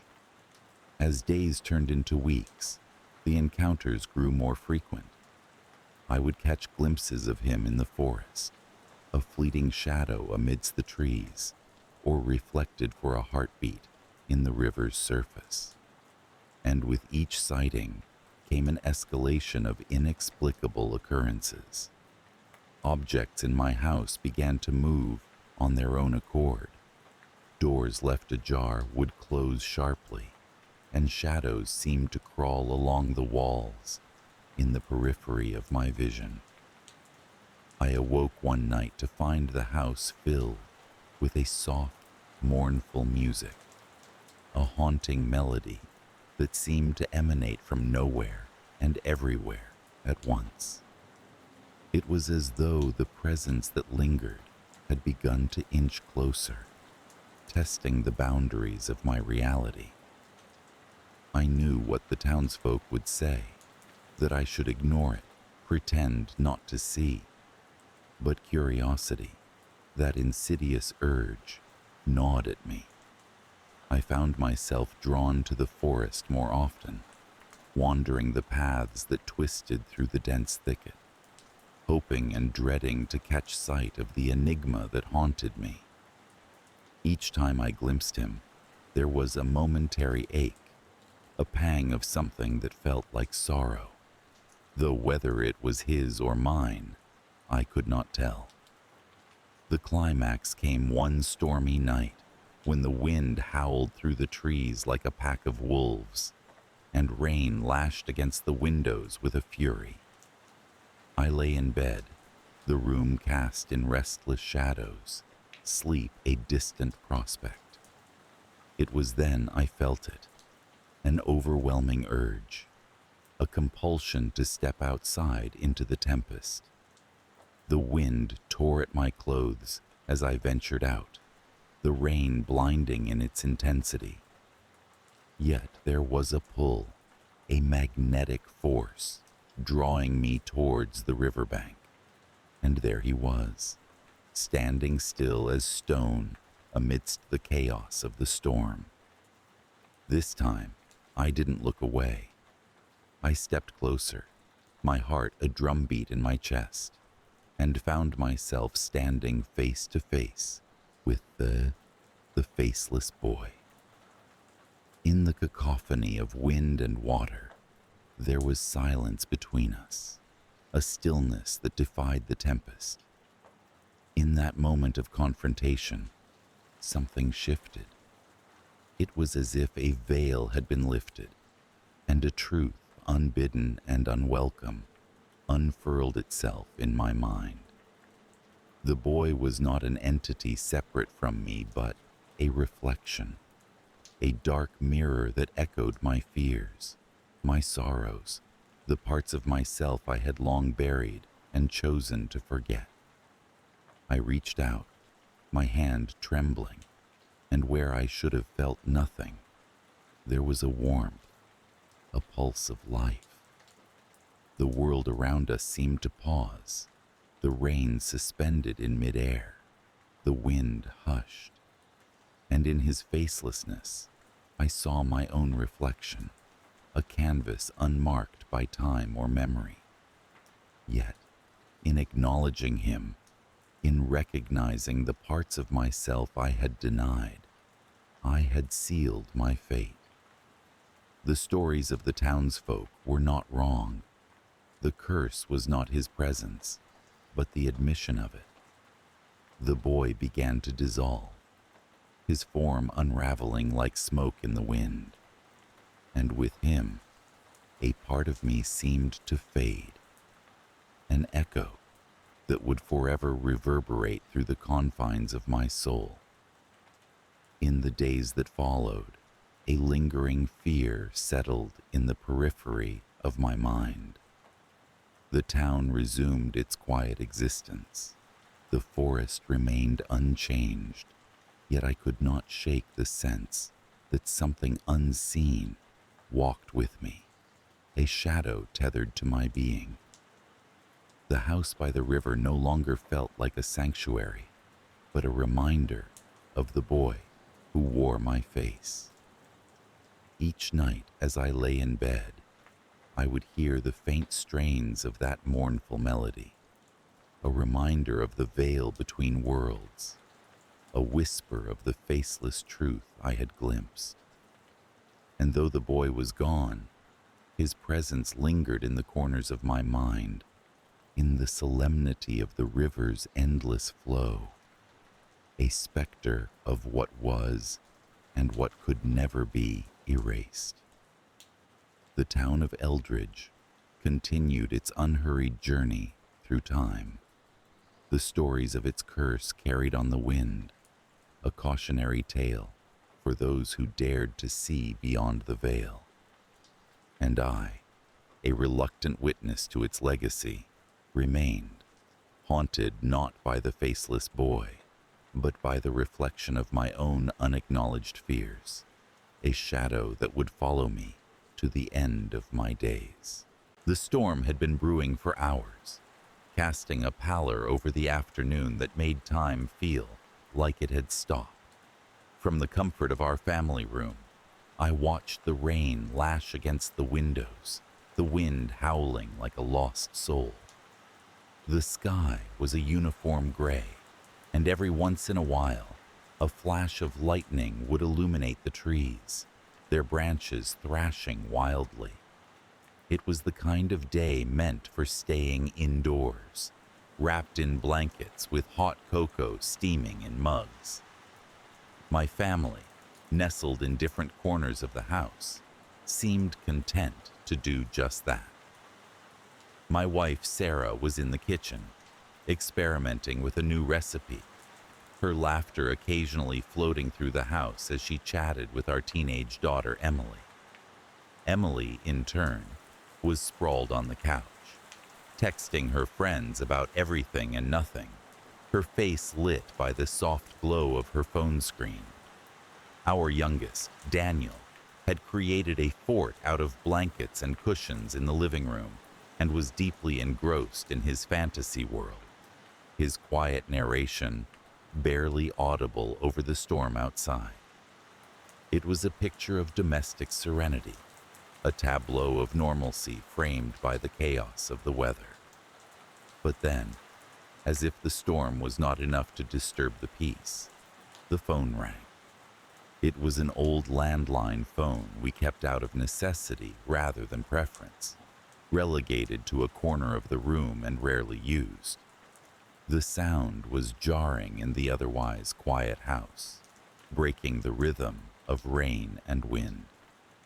I exchanged a quick glance with Sarah, who looked puzzled, her hands dusted with flour. Emily barely noticed, lost in her digital conversations, and Daniel was too deep in his imaginary world to care.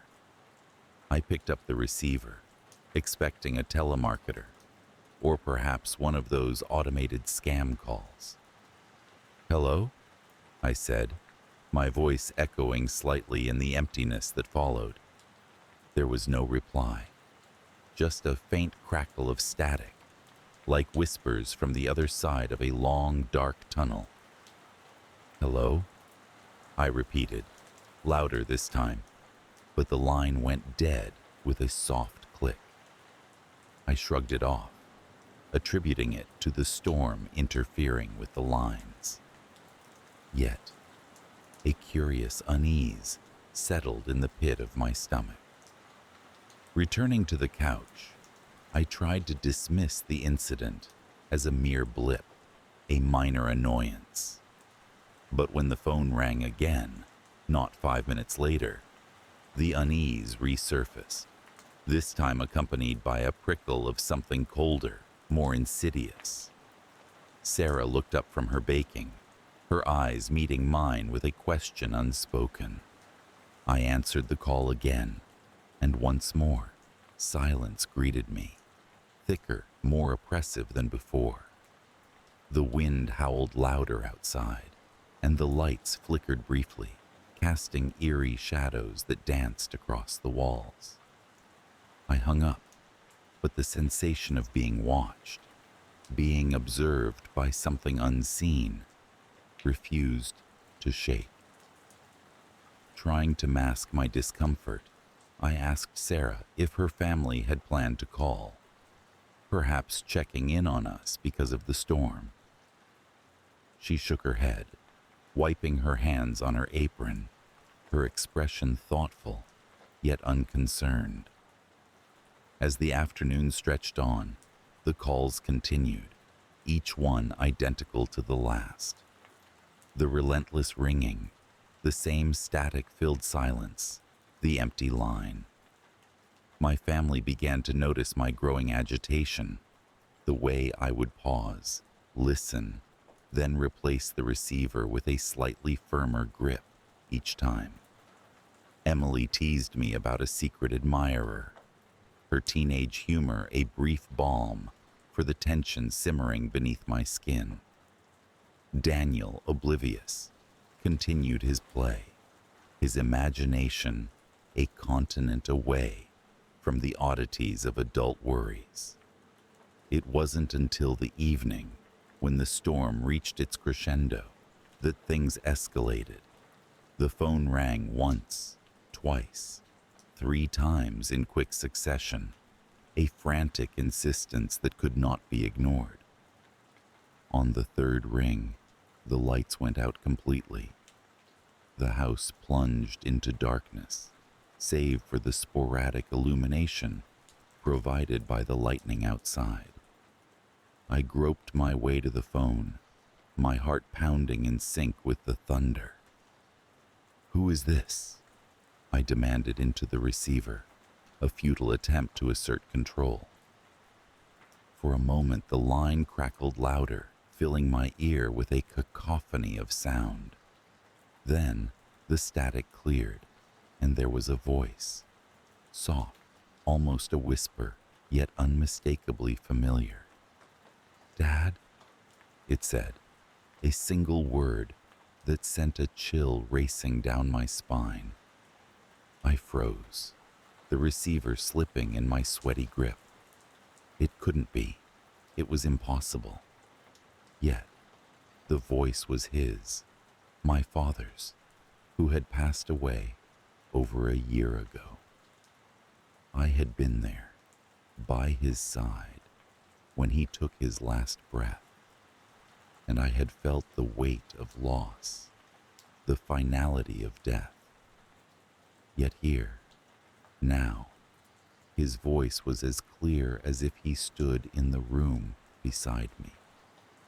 Silence stretched on the line, the world outside reduced to a distant roar of elements. "Dad," the voice repeated, tinged with an urgency that both terrified and compelled me. "Can you hear me?" My voice trembled as I answered, "Yes, I hear you." There was a pause, a brief, static-laden moment before he spoke again. "I need you to listen," he said, his tone grave, laden with an emotion I couldn't decipher. "There's something you need to know." In the darkness, my family gathered around, sensing the gravity of the moment, though unaware of the specifics. Sarah placed a hand on my arm, grounding me, while Emily and Daniel huddled close, their eyes wide with curiosity and fear. "What is it? What do you need to tell me?" I asked, my voice barely above a whisper.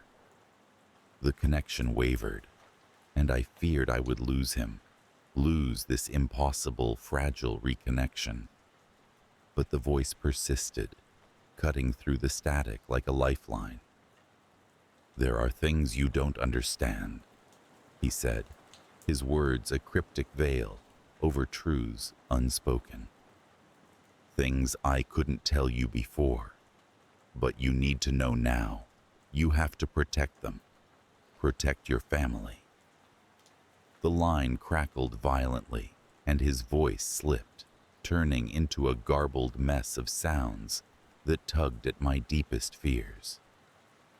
"Beware the storm," was all I caught before the connection was severed. The line going dead in my hand, the silence in its wake oppressive and cold. I stood there in the dark, the phone still pressed to my ear, my family's questions a distant hum. What did he mean? What was there to protect them from? I felt the walls of our home closing in, the storm outside now a tempest within.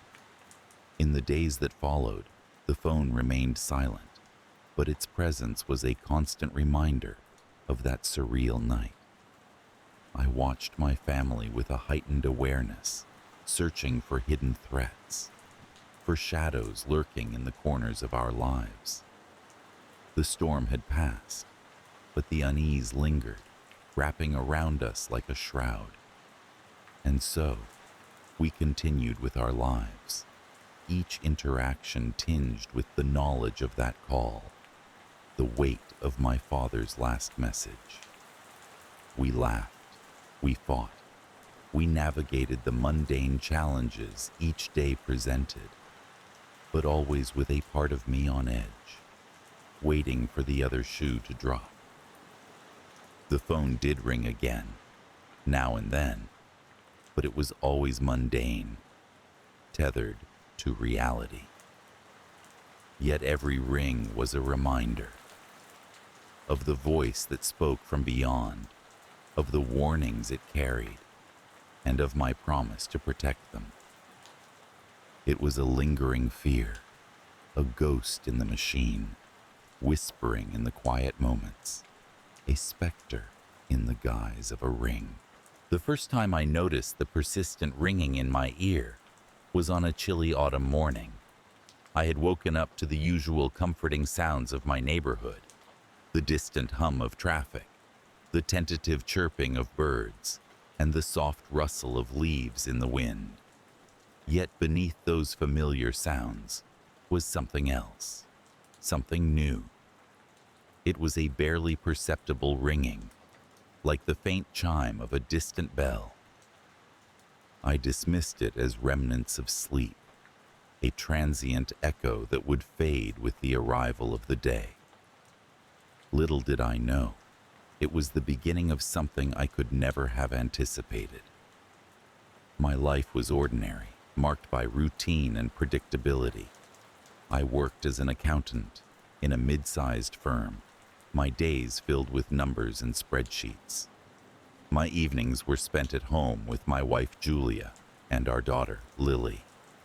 We had a small house on the outskirts of town, a place where life moved at its own leisurely pace.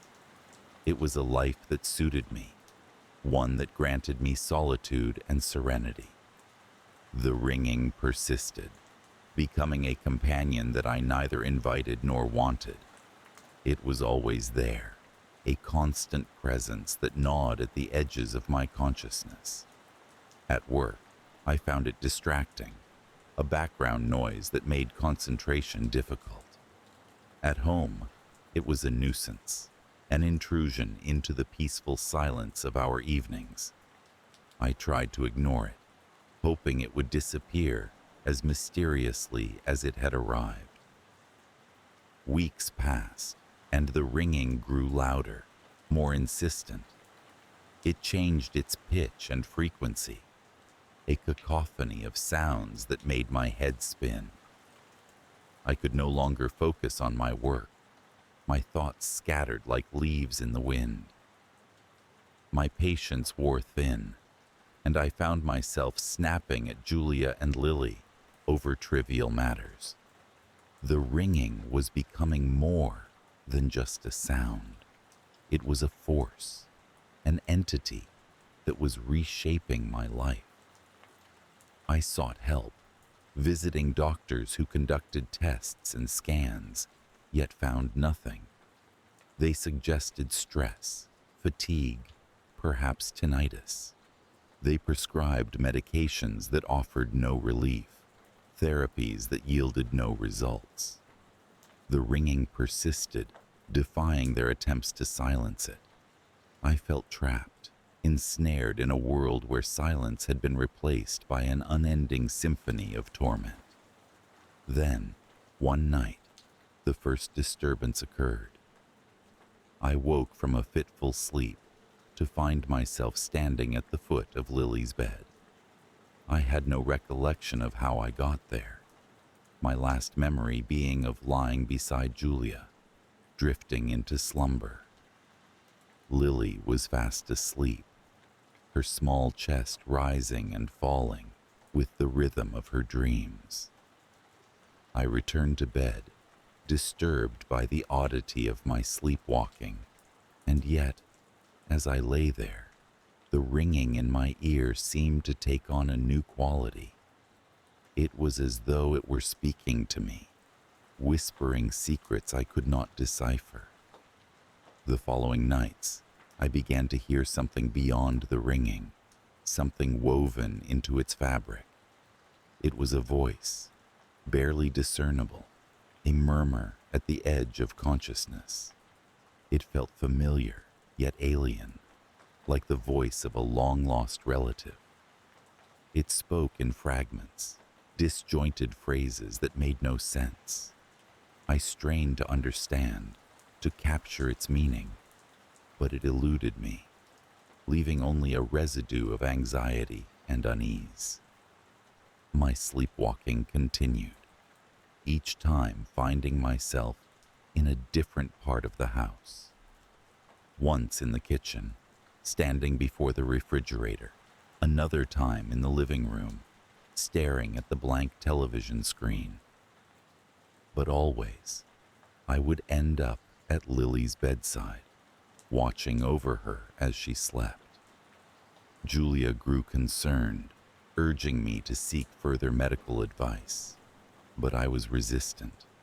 I feared what they might say, what truths they might uncover. The escalation came not long after. The voice in the ringing grew louder, more distinct. It spoke of things that made my skin crawl, whispered of events that had never happened, or perhaps had, in a reality I was unaware of. Visions accompanied the voice, flashes of a life not my own.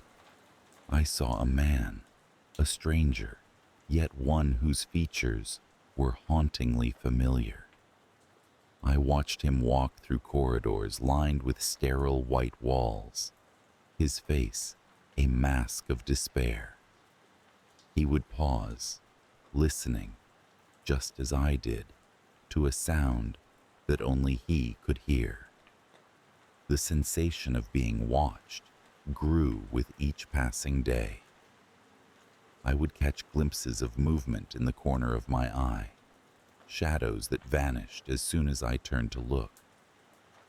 Objects in the house would shift, subtly, as though rearranged by unseen hands. Julia noticed too, questioning me about misplaced items, about the strange occurrences that had begun to plague our lives. It was during one of those restless nights that the climax occurred. I awoke with a start, drenched in sweat, the ringing in my ear now a roar. The voice was clearer than ever, speaking with urgency, desperation. It begged, pleaded with me to understand, to act. I stumbled out of bed, the floor cold beneath my feet, and followed the invisible thread that pulled me through the house. I found myself once more at Lily's bedside. She lay there, serene and untouched by the chaos that had enveloped our world. The voice reached a crescendo, revealing to me a truth I could scarcely comprehend.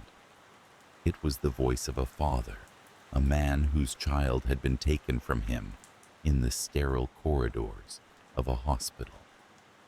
A man who had sought justice, who had cried out for retribution, but had found none. The ringing was his call, his message, carried across time and space to my ear.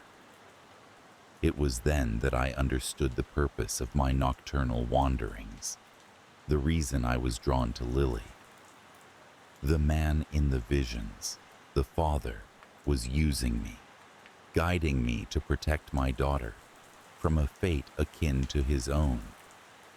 I was to be the vessel of his revenge, the instrument of his justice. But how, I wondered, could I fulfill such a role? What threat loomed over my child that required such drastic intervention? The answer came, not in words, but in a sudden, undeniable instinct. I needed to leave, to take my family away from this place, from whatever malevolent force had set its sights on us.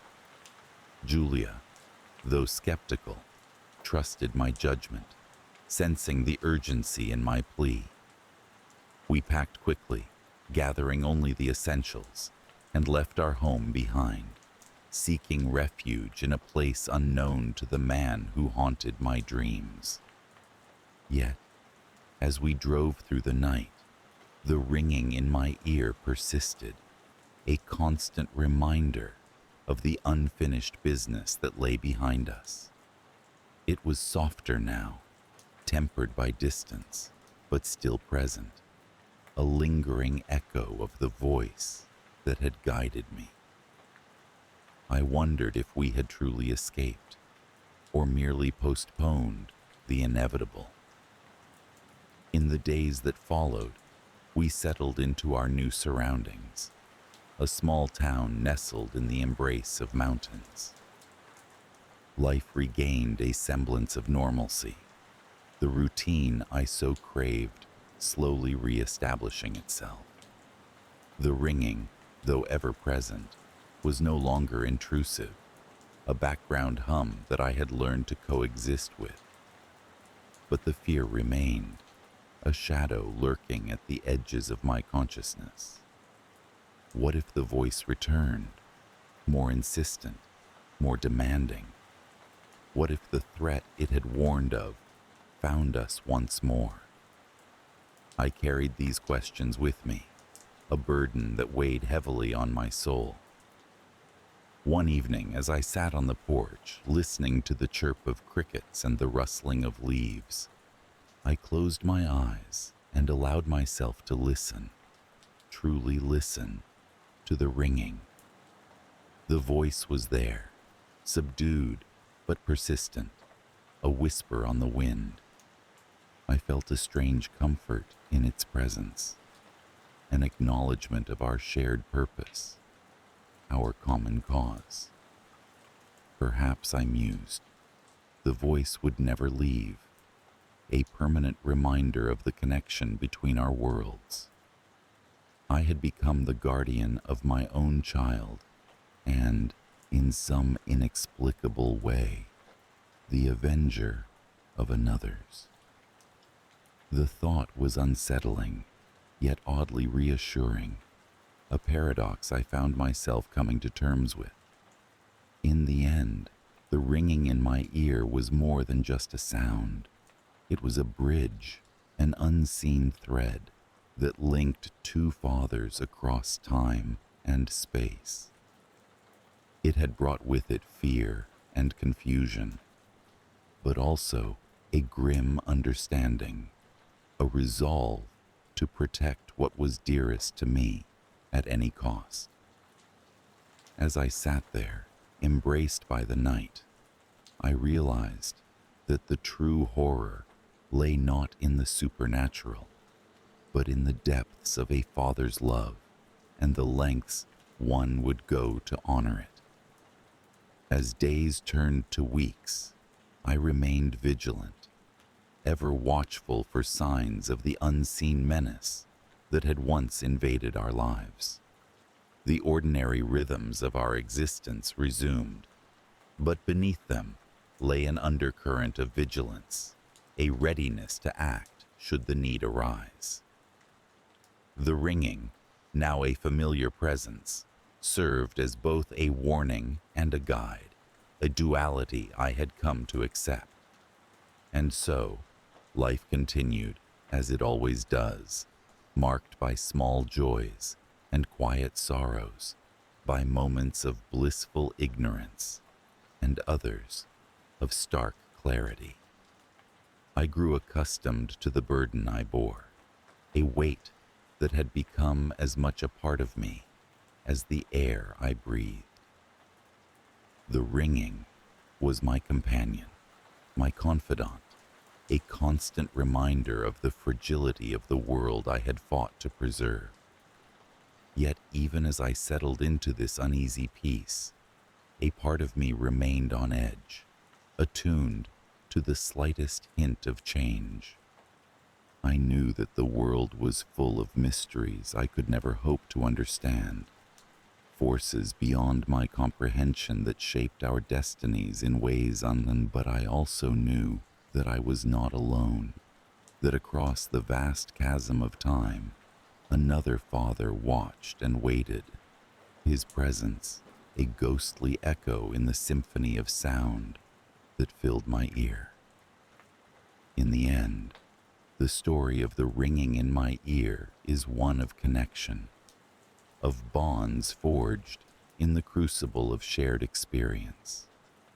It is a tale of fear and courage, of love and loss, and of the invisible threads that bind us to one another in ways we can scarcely fathom. As I walk through the days of my life, I carry this story with me, etched into the fabric of my being, a testament to the enduring power of a father's love and the haunting melody of the unknown. Growing up in the small, sleepy town of Willow Creek, Alabama, I always knew there was something peculiar about my family, something unspoken, yet ever present. Our lives were just like any other family on the surface. We lived in a modest house on the edge of town, surrounded by whispering pines and cotton fields that stretched beyond the horizon. My father, a gruff yet kind-hearted man, worked hard as a mechanic, while my mother tended to our home with the meticulous care of a gardener, nurturing her blooming flowers. My sister, Lily, and I would often spend our afternoons playing in the fields, the sun casting long shadows as we chased each other until we collapsed in laughter. But there was something else, a mystery that lingered like the dense fog that often rolled in from the nearby swamps. Every month, without fail, my father would take a trip deep into the woods, always carrying with him a small black envelope. I once asked my mother about it, curious as any 10-year-old would be, but her response was an evasive smile and a gentle reminder that some things were best left unquestioned. It was a ritual shrouded in secrecy, and I grew to accept it as just another facet of our peculiar family life. It wasn't until I turned 16 that the first disturbance shattered the illusion of normalcy. It was a humid July evening, the air thick with the scent of honeysuckle and the distant rumble of an approaching storm. My father had set out on his monthly journey, the black envelope clutched tightly in his hand. I watched from my bedroom window as he disappeared into the twilight, his figure swallowed by the darkness of the forest. That night, a restless energy filled the house. I tossed and turned in my bed, unable to shake the feeling that something was amiss. A sudden clap of thunder jolted me upright, my heart racing as an inexplicable fear gripped me. I crept downstairs, drawn by an invisible force, and found myself standing at the back door, staring into the inky blackness beyond. A flicker of movement caught my eye. Just within the tree line, I saw a figure, not my father's sturdy silhouette, but something else. It was tall and thin, its eyes glowing with an unnatural light. It watched me with an intensity that sent shivers down my spine, and then, as abruptly as it appeared, it vanished into the night, leaving me breathless and trembling. I didn't mention the encounter to anyone, not even Lily, who would have dismissed it as a figment of my imagination. But the image of those eyes haunted me, a lingering shadow that refused to fade. I began to notice small changes around the house, strange noises in the night, an unsettling chill that seemed to seep from the walls, and whispers that echoed through the halls when no one else was around. As the days turned into weeks, the disturbances escalated. My father's monthly trips seemed to weigh heavier on him, each return marked by a deepened crease on his brow and an exhaustion that no amount of sleep could remedy. He became withdrawn, speaking less and less at the dinner table, his eyes haunted by a burden I couldn't comprehend. One evening, as I sat in my room attempting to focus on my homework, the whispers returned, louder and more insistent. They seemed to emanate from the very walls themselves, carrying with them a sense of urgency that set my nerves on edge. I closed my books and followed the sound, tracing it down the hallway to my father's study, a room that was strictly off limits to Lily and me. The door was ajar, a sliver of light spilling into the dim hallway. I hesitated, knowing I was about to cross a line, but curiosity and fear propelled me forward. Inside, the room was cluttered with papers and tools, an organized chaos that reflected my father's methodical mind. On his desk sat the black envelope, its presence as ominous as ever. I approached cautiously, my fingers hovering over the smooth surface. Before I could succumb to the temptation to open it, a sudden draft swept through the room, extinguishing the single lamp and plunging me into darkness. I froze, a cold sweat breaking out across my skin as the whispers crescendoed into a deafening roar. And then, just as suddenly as it began, the noise ceased and the light returned. I stood alone in the room, the envelope undisturbed. The unmistakable feeling that I was not alone gripped me, and I fled back to the safety of my bedroom, my heart pounding like a war drum in my chest. The climax of these disturbances came one fateful night in early November. The air was crisp, and the first hints of winter were creeping into the southern landscape. My father had left for his monthly pilgrimage, his face drawn with an anxiety that was becoming all too familiar. I waited, as always, by my window, hoping against hope that this time he would return without incident. As the hours stretched on, a restless unease settled over the house. Midnight came and went, and still There was no sign of him. I paced the length of my room, my mind a whirlwind of worry and fear. It was then that I heard it, a soft, rhythmic knocking at the front door. I crept downstairs, each step echoing loudly in the silence, and peered out the window. There, standing on the porch, was the figure from the woods, its eyes burning with a malevolent light. It was taller than I remembered, its presence casting a shadow that seemed to engulf the entire house. The knocking continued, insistent and unwavering. I knew instinctively that opening the door would be a mistake, that whatever was outside was not of this world.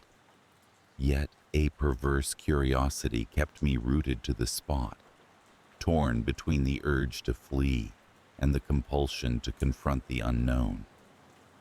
Suddenly, the knocking stopped, replaced by a voice, a deep guttural sound that resonated with an unnatural timbre. It spoke my name, each syllable dripping with a dark promise that sent a chill through my very soul. "Your time has come," it intoned, a declaration as chilling as the grave. Panic surged through me, and I stumbled back, my hands fumbling for the lock. But before I could secure it, the door swung open of its own accord, revealing the figure in all its terrifying glory. Its gaze bore into me, and I felt a pull, a magnetic force drawing me towards it. In that moment, I understood. The black envelope, the monthly trips, the growing tension. It was all part of a bargain, a contract my father had made with this entity. And now, it seemed, the debt was due, and my soul was the price. With a final, desperate effort, I tore myself away from its grasp and slammed the door shut, the sound reverberating through the house like a gunshot. The presence outside faded, leaving behind an oppressive silence that seemed to swallow everything in its wake. When my father finally returned, his face ashen and his eyes hollow, I confronted him. The truth spilled out in halting words, a confession soaked in remorse and regret. Years ago, in a moment of desperation, he had struck a deal with the creature, promising a soul in exchange for prosperity and protection for his family. He had hoped to renegotiate, to find another way. But the entity was relentless, and my fate was sealed from the beginning.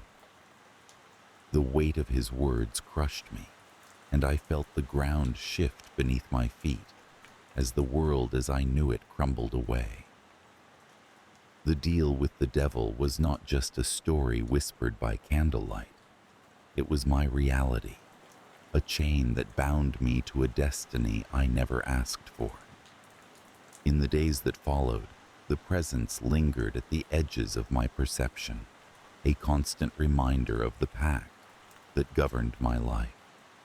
I could feel its eyes watching me, waiting patiently for the moment when I would finally succumb. The once vibrant colors of the world faded to a muted gray, and the laughter that used to fill our home was replaced by a heavy silence. Yet, despite the dread that clung to me like a second skin, I resolved to fight back. I delved into the lore and legends of our town, seeking any knowledge that could offer a glimpse of hope. I discovered stories of those who had managed to outwit the devil, tales of cleverness and sacrifice that rekindled a flicker of defiance within me. Still, the path was fraught with uncertainty, and each day was a test of endurance against the encroaching darkness. I learned to live with the fear, to carry it with me as a constant companion, but never to let it define me.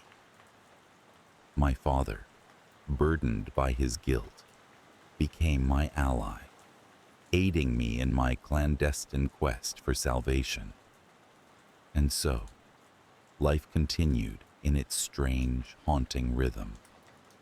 The forest, once a place of solace and adventure, became a boundary I dared not cross. The black envelope still made its monthly journey, but now I understood the true cost of its contents. Our house, with its peeling paint and creaking floors, stood as a monument to the choices and mistakes that shaped our lives. Though the presence at the door remains a specter that haunts my nights, I cling to the hope that someday I will find a way to break the cycle, to free myself and my family from the chains of a deal forged in shadows. Until then, I carry on, each day a testament to resilience and the enduring power of hope against the encroaching darkness. In the heart of Alabama, where the air is thick with humidity and the cicadas sing their eternal song, I grew up in a house that carried more secrets than it did people. Situated on the outskirts of a small town, the old Victorian home with its peeling paint and creaky wooden floors was our family's legacy. It stood like a sentinel amongst the oaks, whose twisted branches reached out like gnarled fingers. Inside those walls, life was a pattern of simple routines, and until a certain age, I believed our lives were as ordinary as anyone else's. My father, a man of few words, was the kind of man who embraced the predictability of routine. Every morning he'd leave for work in his weathered pickup and return just after dusk, nodding at my mother, who would be setting the table for dinner. It was an unspoken rule that each meal began with a prayer, not out of piety, but habit. My father's voice would rumble low over our heads as my mother stiffened her spine, hands clasped in her lap. And yet, there was one exception to our routine that I didn't quite understand until I was older. Once a month, my father would retreat into his study, a small room at the back of the house that smelled of old books and cigar smoke. He would lock the door behind him, leaving my mother and me to our own devices for the evening. I'd sometimes press my ear against the door, hoping to catch a fragment of a conversation or the shuffle of paper, but there was nothing. The silence from within was impenetrable, as if he'd stepped into another world entirely. It wasn't until I turned 12 that the first ripple appeared on the calm surface of our lives. It began on the evening my father emerged from his study with a look of such intensity that it sent shivers down my spine. His eyes, usually steady and kind, were wide and wild.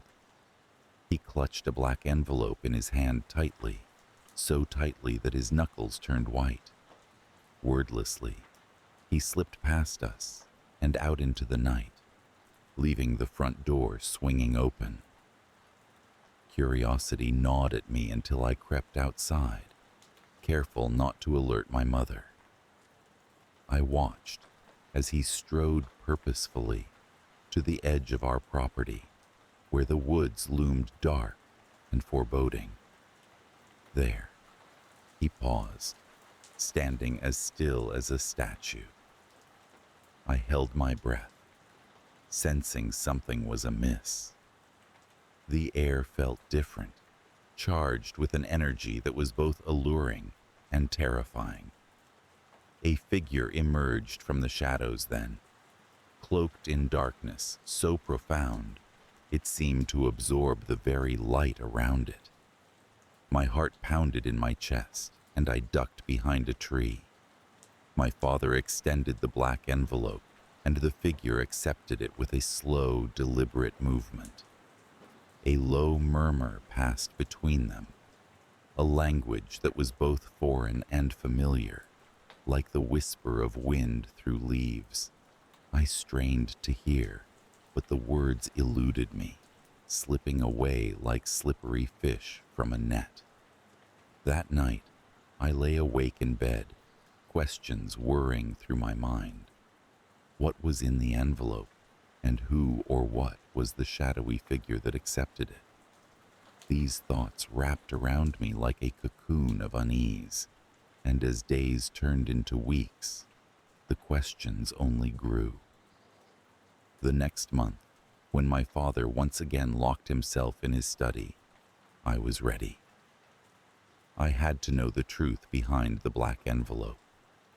Waiting until the house was quiet and my mother had retired to her room, I tiptoed to the study door, tools in hand.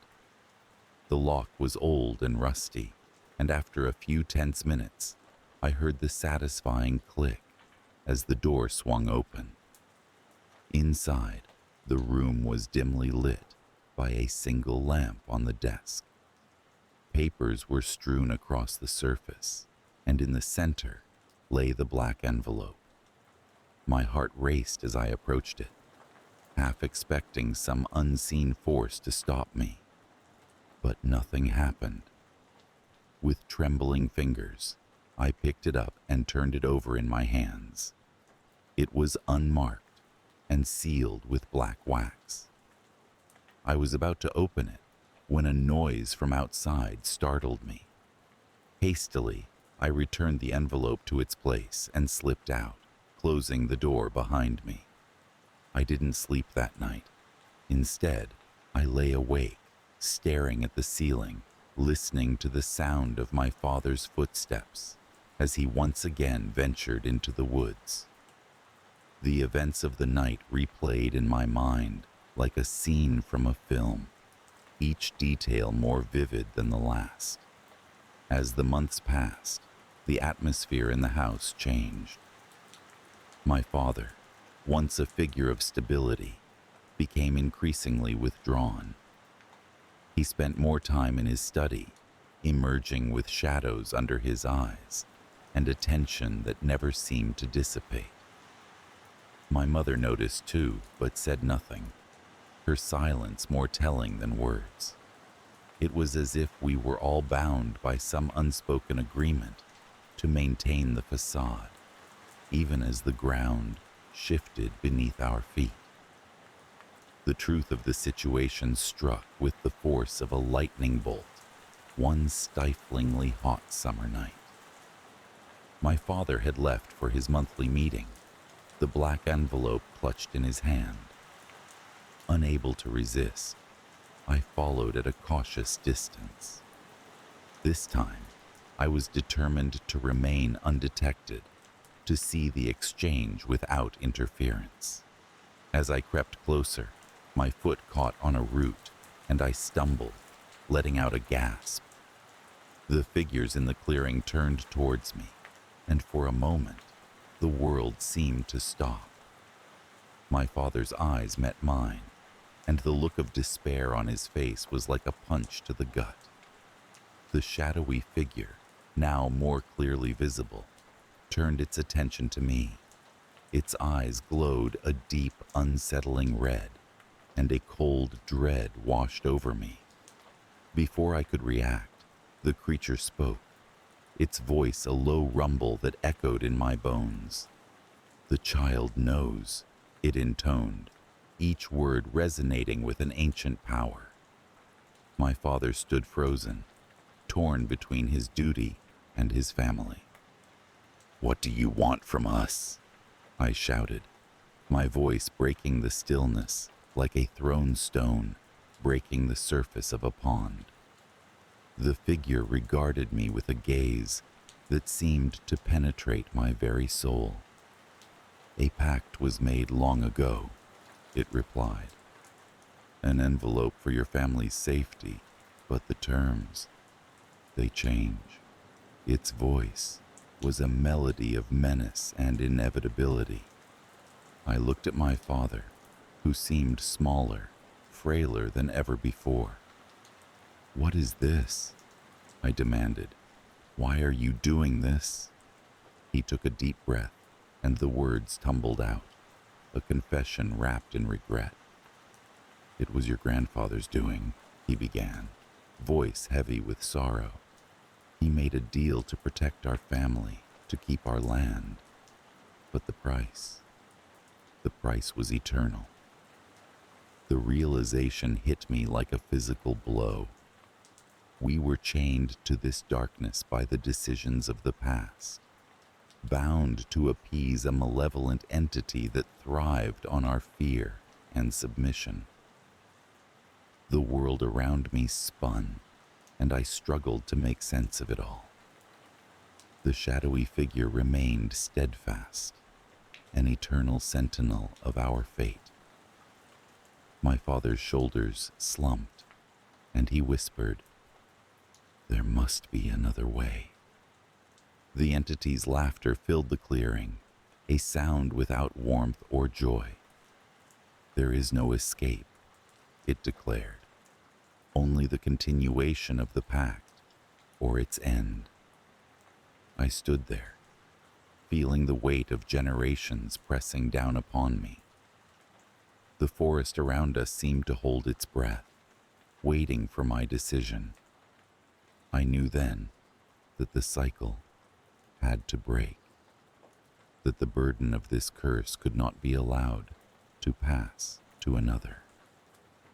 Summoning every ounce of courage, I stepped forward. "If the pact ends, what happens?" I asked, my voice steady despite the fear clawing at my insides. The figure's eyes glinted with something like amusement. "You lose everything," it said simply, "but you will be free." I looked at my father, his face etched with lines of worry and love, and something inside me shifted. I couldn't bear the thought of this shadow hanging over us any longer. "Then let it end," I declared, heart pounding with the enormity of the decision.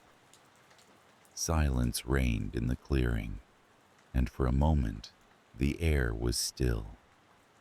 Then slowly, the figure inclined its head.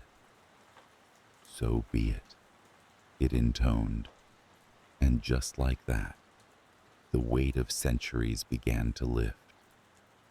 The figure dissolved into the shadows, leaving us alone beneath the whispering trees. My father sank to his knees, and I rushed to his side, enveloping him in a hug. The world seemed brighter somehow, the oppressive darkness receding. That night marked the beginning of a new chapter. Our home became a place of healing rather than secrets, and the oppressive air that had clung to it for so long began to disperse. My father, though haunted by the past, was free from the shackles of his ancestors' choices. My mother, too, found a new lightness in her step, her laughter no longer tinged with sorrow. Yet, even as we moved beyond the shadow of the past, a lingering fear remained. It whispered in the quiet moments, a reminder of what once was, of what could have been. I often found myself gazing into the woods, half expecting to see the figure watching, waiting, but it never appeared again, leaving behind only the echoes of its presence. We rebuilt our lives, piece by piece, forging a future unbound by ancient pacts. And while the memory of those nights lingered, I found solace in the knowledge that we had chosen freedom over fear, that we had broken the cycle that had held us captive. In the end, it wasn't the darkness that defined us, but the courage to face it, to confront the unknown and emerge on the other side, forever changed, but undeniably free. The Bowhill Forest was a place of whispered tales and unspoken secrets, stretching for miles of dense, shadowy woodlands. It was here that my family had chosen to settle, drawn by the allure of isolation and a chance to start anew. Our house, a sprawling relic of the past, lay nestled at the forest's edge, its weathered stone walls emerging from the earth like the bones of some ancient beast. It was a place where time seemed to stand still, where echoes of the past lingered in the corners of every room. Life in the countryside was a quiet symphony of cicadas and rustling leaves, far removed from the clamor of city life. Our days began with the soft hum of morning light filtering through thick curtains, and our nights were punctuated by the distant hoot of owls and the gentle whisper of wind through the trees. My parents, in their search for tranquility, appeared to have found their paradise. My sister Amelia and I, however, felt an undercurrent of something unspoken beneath the surface of this idyllic existence, a subtle dissonance that tainted the air we breathed. The first disturbance came on a day like any other. The sky was a perfect blue, the sun a golden beacon in the heavens. Amelia and I had been exploring the outskirts of the forest, chasing shadows and playing games that had no rules. As we wandered back toward the house, a strange sight caught our attention. A figure stood at the edge of the woods, barely visible amongst the trees. It was a fleeting glimpse, a silhouette that seemed to dissolve into the shadows as quickly as it had appeared. We exchanged uneasy glances, unsure if what we had seen was real or a trick of the light. That evening, as the sun dipped below the horizon, I noticed an unusual tension in the air. My parents, usually so calm and composed, seemed on edge. Their voices were hushed over dinner, their eyes darting toward the windows as if expecting something, or someone, to emerge from the darkness. I tried to dismiss it as my imagination, but the unease settled deep within me, a seed of doubt that refused to be uprooted. Days turned into weeks, and the presence of that shadowy figure lingered like a specter in my mind. I began to notice other peculiarities, subtle shifts in the fabric of our daily life. My father's late-night escapades into the basement, the soft murmur of voices that seemed to emanate from the walls, and the locked door at the end of the hallway that was always kept firmly shut. Amelia and I dared not speak of these things, but I could see the same questions mirrored in her eyes. One night, curiosity overcame my apprehension.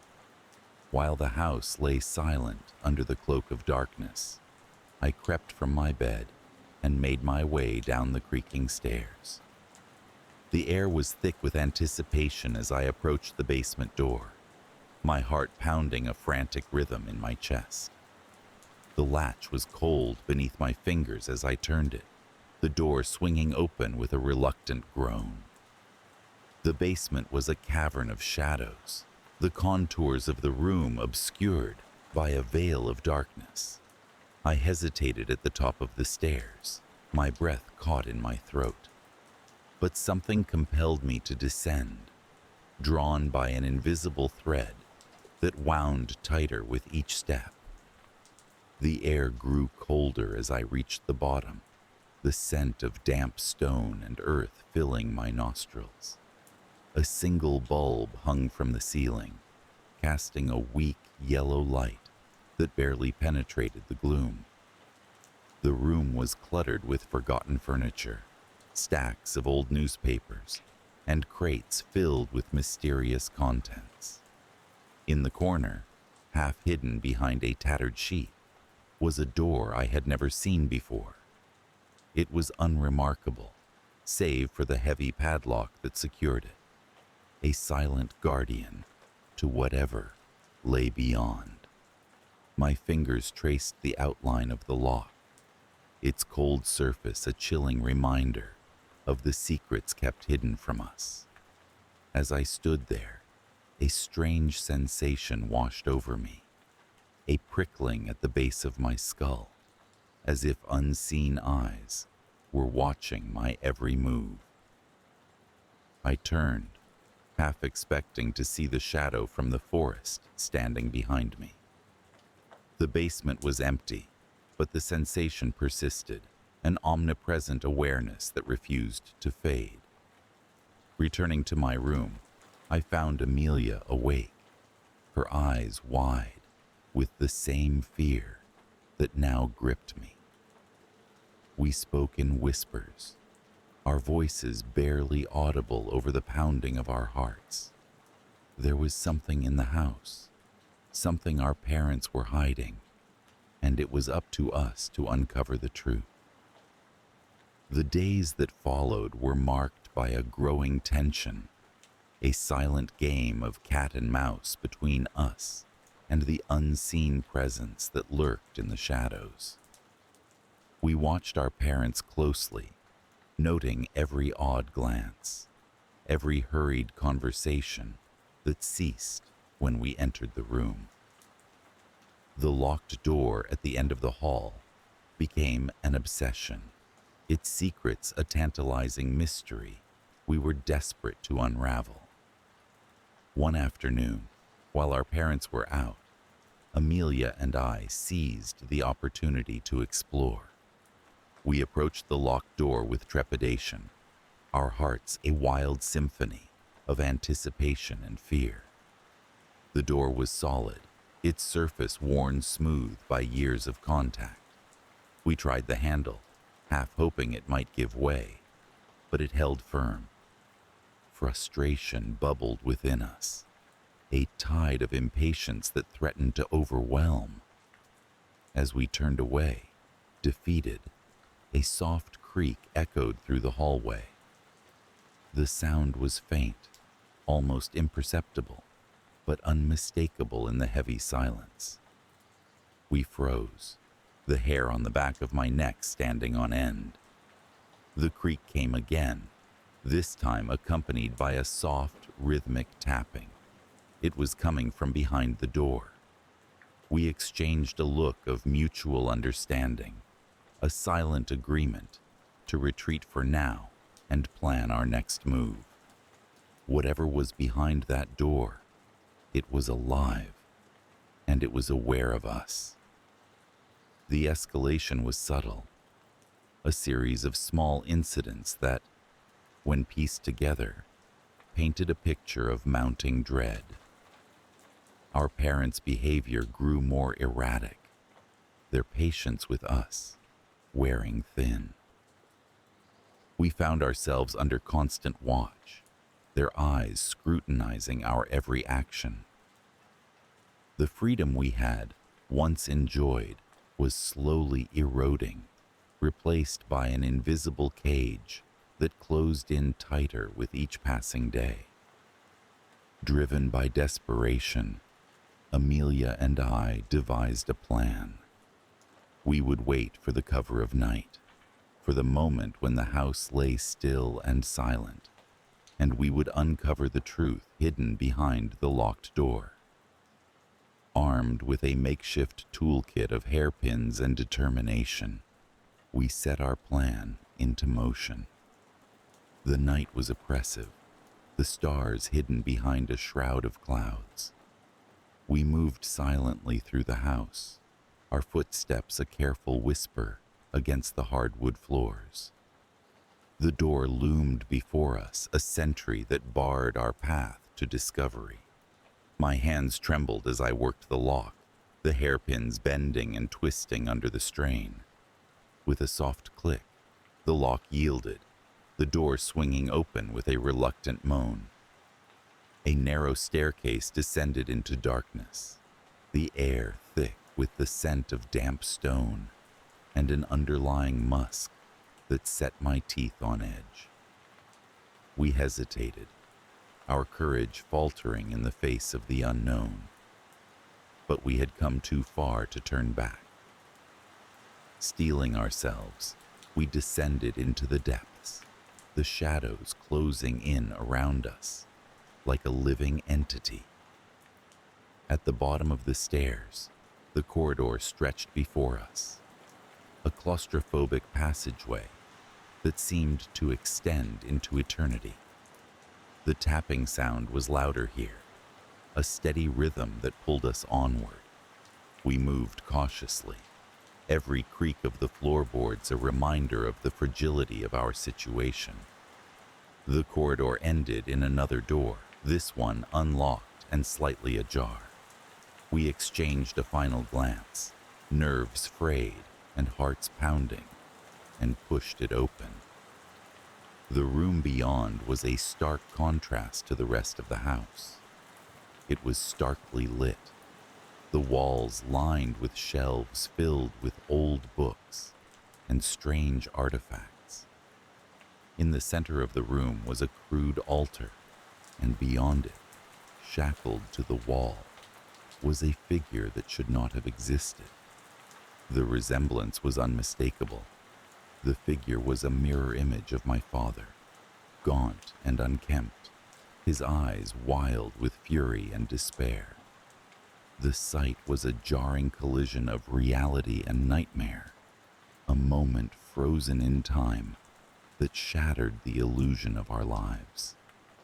Before we could react, the door behind us slammed shut, the sound reverberating through the room like a death knell. Panic surged through me, my mind grappling with the impossibility of what I was witnessing. The figure on the wall, our true father, began to speak, his voice a broken whisper that echoed in the silence. He spoke of betrayal, of a brother who had taken his place, a stranger who had wormed his way into our lives and stolen everything he held dear. The tapping sound, he explained, was his desperate attempt to communicate with us, to warn us of the danger that lurked within our home. With a newfound resolve, Amelia and I worked to free him from his bonds, our hands moving with a frantic urgency. The air was charged with an unspoken fear, a knowledge that our time was running out.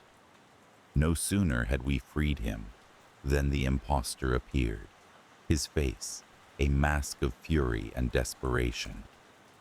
In that moment, the house seemed to come alive, the walls closing in as the shadows deepened into an impenetrable void. The confrontation that followed was a blur of movement and sound, a cacophony of fear and defiance that reverberated through the very foundation of our home. In the end, it was the truth that set us free.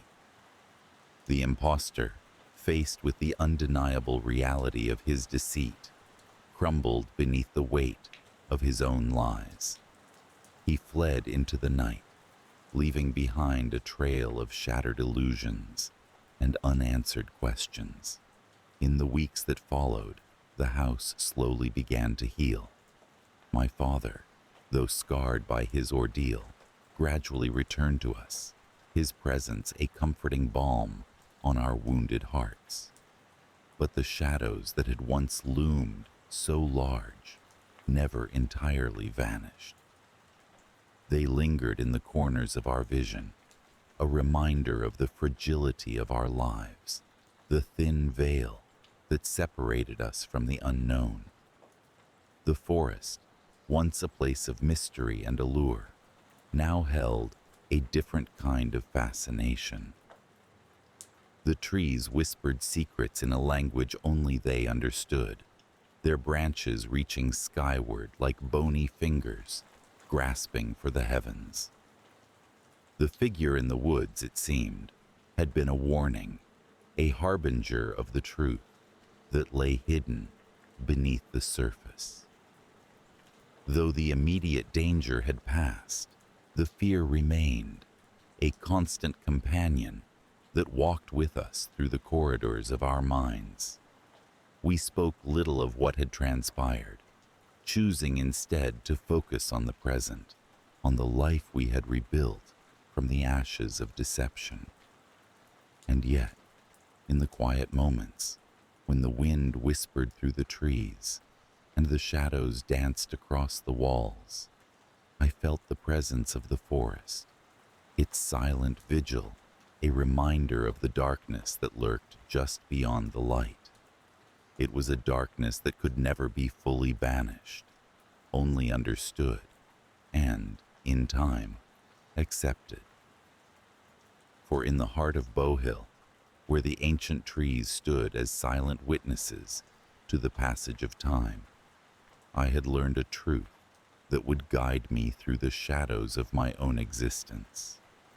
That the greatest horrors are not those that come from without, but those that lie hidden within. And it is only through the light of understanding that we can hope to conquer them. The sauna on our family estate had long been a point of pride and mystery.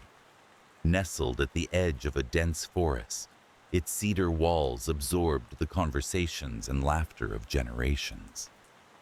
As a child, I had felt a kind of enchanted reverence for it. It was a place where we shed the world's burdens, enveloped in steam and the comforting scent of birch. I had heard whispers among the elders about the Bannock, a spirit said to dwell in the depths of the bathhouse. The Bannock was considered a guardian, sometimes benevolent, sometimes not, who could decide whether your visit would be refreshing or terrifying. These tales were brushed aside as mere folklore, charming stories spun to keep children in line. I never gave them much thought, until that summer when my curiosity led me down a path I did not expect. It started as a typical summer afternoon. Golden light filtered through the canopy, casting intricate shadows on the forest floor. I had returned to the estate after several years away, driven by a restless hunger for the familiar yet enigmatic serenity of the woods. The estate was largely unchanged, a pocket of the past preserved amidst the constant flux of modern life. I spent my days meandering through the forest, reacquainting myself with every bend and nook. I was not alone in this endeavor. Two friends from the nearby village, Alexei and Mikhail, joined me in these explorations. They were fellow enthusiasts of the unknown, both eager to unearth local legends and cryptid lore. For us, the sauna held a kind of mythic status. It was the center of many tales, and we believed it might hold secrets of its own. We spoke often of wanting to experience something beyond the ordinary, to touch the supernatural that seemed just out of reach. And so, it was inevitable that we decided to pursue the Bannock legend. The first disturbance occurred on a humid evening when we gathered for a session in the sauna. The air was thick with heat, and the rhythmic sizzle of water on stones was a soothing soundtrack. Amidst the steam, we shared stories, our voices a low murmur. It was then that I first noticed the change, a subtle shift in the atmosphere, as if the very walls were listening. The steam thickened in an unnatural way, clinging to our skin with a heaviness that defied explanation. As I blinked through the haze, I caught sight of Alexei's face, contorted in a mix of surprise and something resembling fear. He said he felt an unexpected chill, a cold draft weaving through the warmth. "Did you feel that?" he whispered, almost as if afraid to disturb whatever presence seemed to hover nearby. Mikhail and I exchanged bewildered glances, neither of us having sensed the same. We laughed it off as a trick of the mind, perhaps a result of the heat and our eagerness to find something otherworldly. Yet, the laughter felt uneasy, as if it were an inadequate defense against what we could not understand. Despite the disquieting experience, or perhaps because of it, our curiosity only grew. We returned the following evening, undeterred by the previous disturbance. We convinced ourselves that real evidence required perseverance and a willingness to confront fear head-on. The second visit was markedly different. As we settled onto the benches, the familiar warmth swaddling us like a well-worn blanket, there was a palpable tension in the air. It was as if the sauna itself held its breath, waiting. It wasn't long before the escalation came. The steam whirled with an unusual vigor, forming shapes that seemed almost deliberate in their design. My skin prickled, not from the heat, but from the sensation of being observed. I glanced around, half expecting to see some figure materializing from the vapor. Then we heard it, a soft, almost imperceptible chuckle. It was the kind of sound that sends an involuntary shiver down your spine, not from volume, but from the intimate proximity it suggests.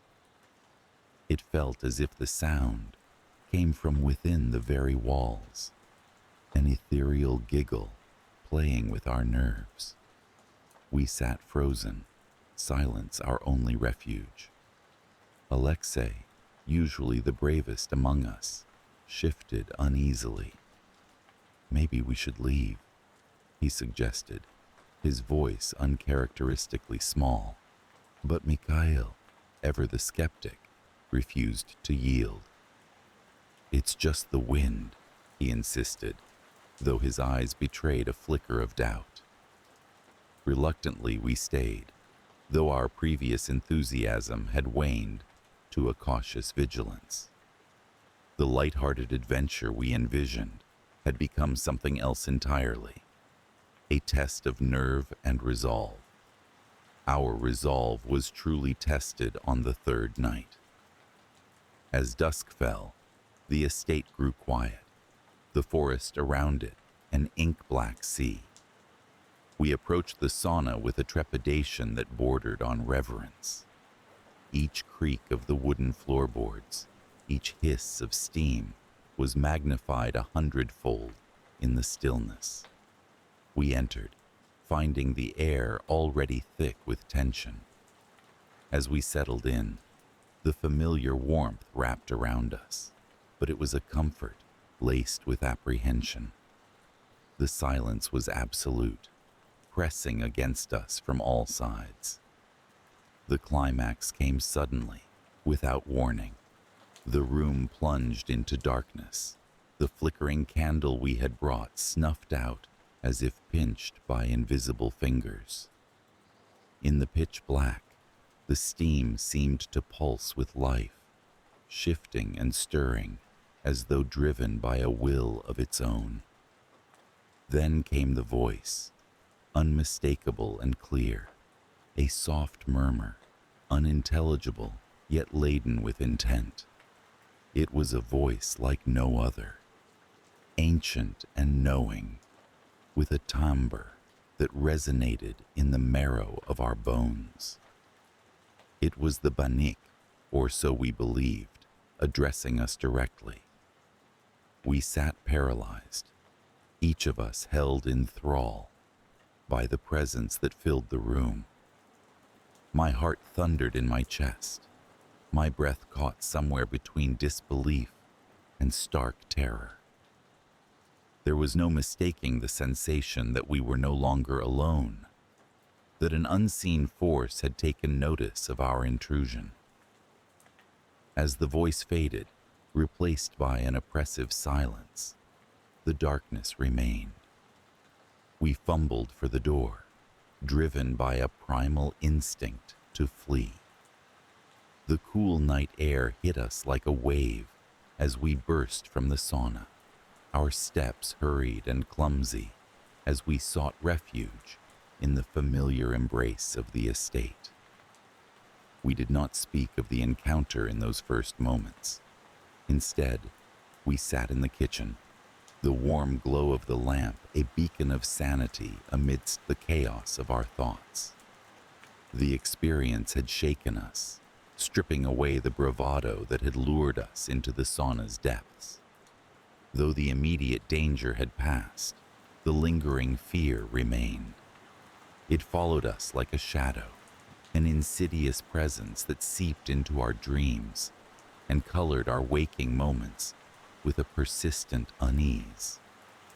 We had sought the extraordinary, and it had found us, leaving behind a mark that would not easily fade. The estate, once a sanctuary of peace and nostalgia, now held an edge of foreboding. The forest paths seemed to whisper with secrets, the rustling leaves a tapestry of unseen watchers. I found myself glancing over my shoulder more often, alert to movements that might not have been. The sauna, too, was transformed in our eyes. It remained a fixture on the grounds, unchanged in appearance, yet fundamentally altered in meaning. We avoided it, respecting a boundary that we had once been too eager to cross. In time, the sharpness of that night dulled, becoming a memory we cautiously revisited only in the safety of daylight. We spoke of it less frequently, our words edged with a respect born of true understanding. The Bannock, whether real or imagined, had imparted a lesson, a reminder of the mysteries that lay beyond our comprehension, lurking in the quiet corners of the world. So we moved forward, carrying with us the echoes of that encounter, a cautionary tale for those who might follow in our footsteps. The estate remained, as it always had, a place suspended between the ordinary and the extraordinary. The Bannock's presence was unconfirmed, yet undeniable, a spectral guardian watching over the threshold of the sauna, waiting for the next unwary soul to seek what they might not be ready to find. The snow fell gently from the sky, blanketing the forest in a thick, muffling layer of white. I had always found solace in the woods, especially in winter when the world seemed to hold its breath. The only sound, the crunch of snow beneath my boots. The sauna, a weathered wooden structure nestled between towering pine trees, was my retreat from the noise and haste of everyday life. Its worn cedar planks and smoke-stained chimney spoke of years of use, a sanctuary offering warmth amid the chill. It was a place where I could be alone with my thoughts, letting the steam soothe away my worries. The first time I noticed something was amiss, it was barely perceptible. A whisper carried on the wind, a shadow flitting across the corner of my eye. I dismissed it as imagination, the kind of fancy that often accompanies solitude in the wilderness. Yet, as I sat inside the sauna, the heat enveloping me like a comforting shroud, I couldn't shake the sensation that I was not alone. I tried to rationalize it, attributing my unease to the creaking of the wooden beams as they expanded in the heat. But deep down, I knew there was more to it. It wasn't long before the disturbances became impossible to ignore. The whispers grew in number and intensity, threading through the trees like a chorus of invisible voices. At times, I could almost discern words, though they were in no language I recognized. The shadows, too, became bolder, forming shapes that danced just beyond the reach of the sauna's warm glow. They seemed to beckon, inviting me into the heart of the forest, where light was a stranger and the snow an eternal guest.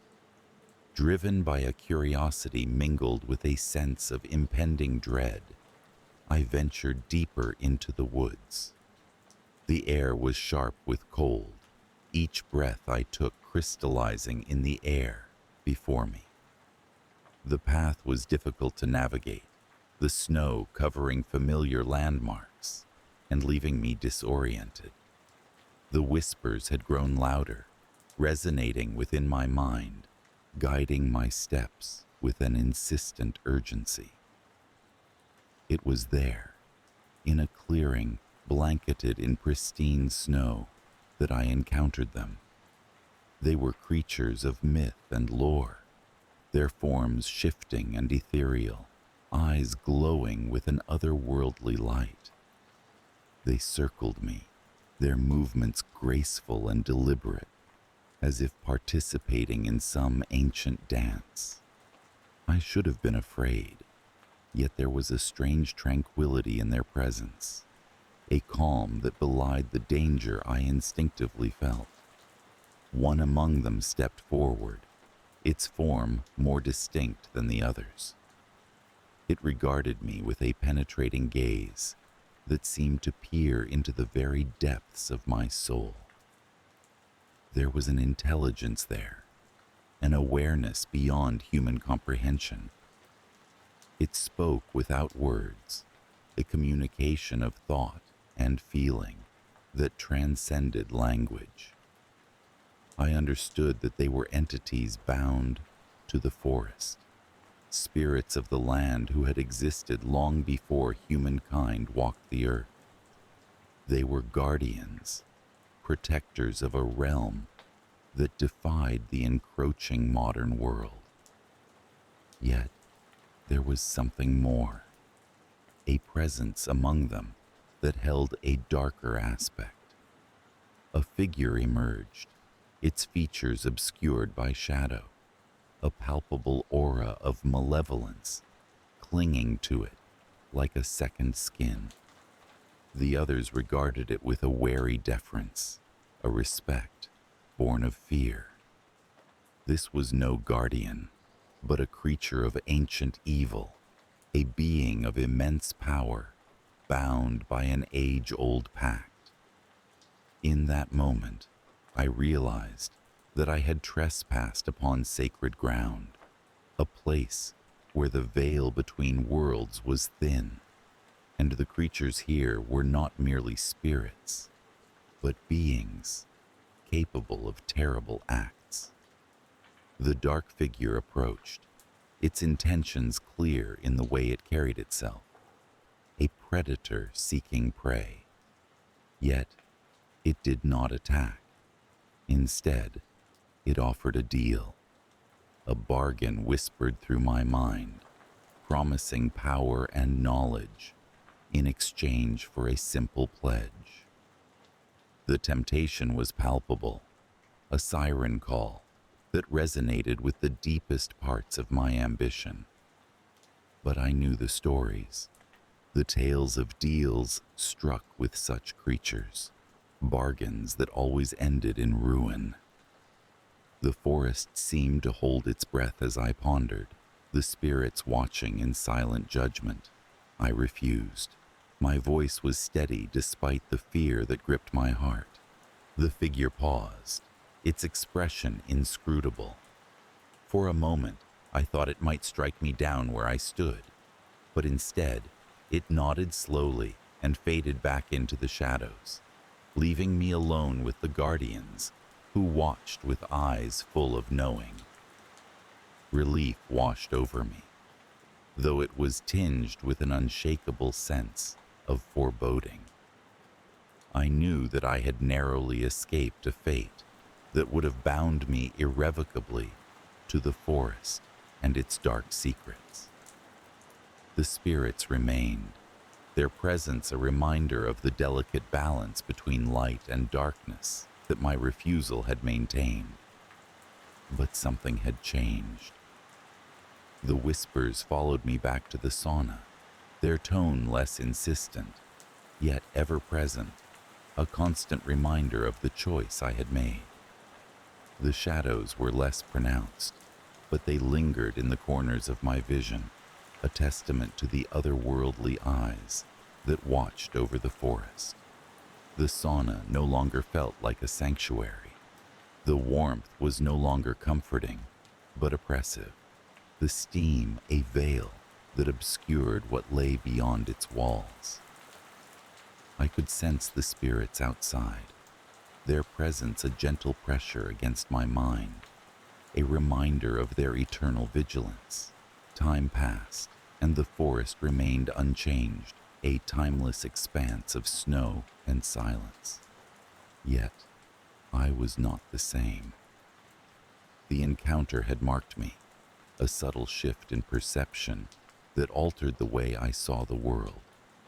I was aware of the spirits now, felt their presence in the rustle of leaves, the whisper of wind through the trees. They were part of the landscape, as intrinsic as the snow and the cold. The forest had become a place of both wonder and unease, a reminder of what lay beyond the realm of human understanding.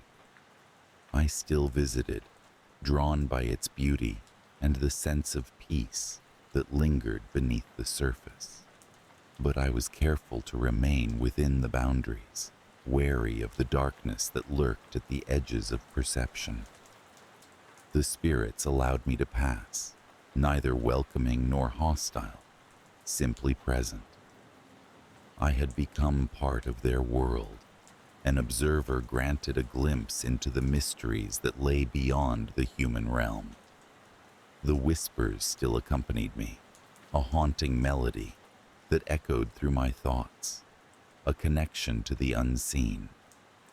I had survived my encounter with the spirits, but the forest would never release its hold on me. Its mysteries were woven into my soul, a tapestry of light and shadow that colored my dreams and haunted my waking hours. The deal I had refused lingered in my mind, a testament to the power of temptation and the strength required to resist it. In the end, the forest was unchanged, its secrets intact. But I had been altered. My perspective widened to encompass the unseen world that lay just beyond the veil. The sauna remained, a beacon of warmth in the cold, a reminder of the place where I had faced the darkness and emerged unscathed. Yet even in the safety of my home, far from the haunting beauty of the forest, I could feel it. The whispers and shadows were never far, a constant presence that reminded me of the world beyond. I had survived, but the spirits were always with me, their watchful eyes a silent testament to the bargain I had refused and the life I had chosen to lead. The sky above the lake mirrored the mood I carried in my heart, gray and indifferent, with a touch of melancholy blue. It was my annual trip to the secluded lake, nestled within the arms of a vast, whispering forest. I liked the isolation, the solace it provided me from the humdrum of my life back in the city. The trees here were ancient, standing like guardians of secrets long forgotten, their branches twisting in silent conversations with the wind. This year felt different, though. There was a heaviness in the air, an unspoken anticipation that tugged at the edges of my consciousness, like the faintest whisper of a breeze nudging a curtain. As always, I pitched my tent a safe distance from the lake's edge, careful to respect the boundary where land met water. a ritual I had followed since the first visit. The first disturbance came on the second night. I sat by the crackling campfire, its flames casting flickering shadows that danced among the towering trees. It was there, beside the comforting warmth of the fire, that I first felt the eyes upon me. It was a sensation inexplicable, as if the forest itself had grown an awareness that was now solely focused on my presence. I shrugged it off as an effect of the solitude, the way solitude sometimes plays tricks on the mind. Yet, the feeling persisted. Even as I retreated into the tent, zipping myself into its cocoon, the sensation of being watched clung to me like an unwanted guest. Sleep was elusive, flitting just out of reach, leaving me with restless thoughts that swirled like leaves in an autumn wind. The following day, I ventured deeper into the woods, hoping that the hike would clear my mind. The forest was dense, its canopy a mosaic of greens and browns, the earthy scent of damp leaves enveloping me. But as I traversed the familiar paths, I noticed the uncanny silence. The forest, usually vibrant with the symphony of nature, was now mute, as if holding its breath for something to unfold.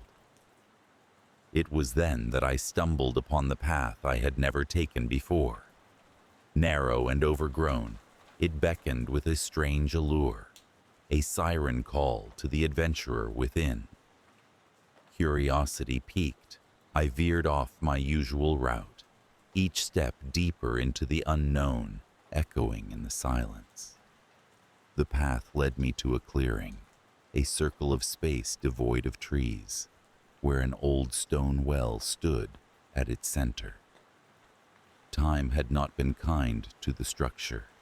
Moss clung to its stones, and vines wove a tangled embrace around its circumference. Yet there was an undeniable presence about it, a gravity that seemed to draw me closer. As I approached, a chill wrapped around me, though the day was warm. I peered into the well, its depths shrouded in darkness that seemed to stretch infinitely.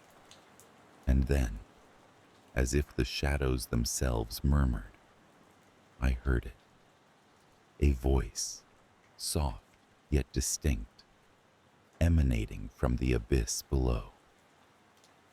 "Make a wish," it coaxed, the words barely more than a breath. Startled, I stepped back, my rational mind scrambling for explanations. It was impossible, I told myself. A trick of acoustics, perhaps, or the wind playing games with my senses. Yet the voice continued, insistent, offering promises of dreams fulfilled, of burdens lifted, for just a simple promise in return. I hesitated, the rational part of me locked in battle with a burgeoning curiosity.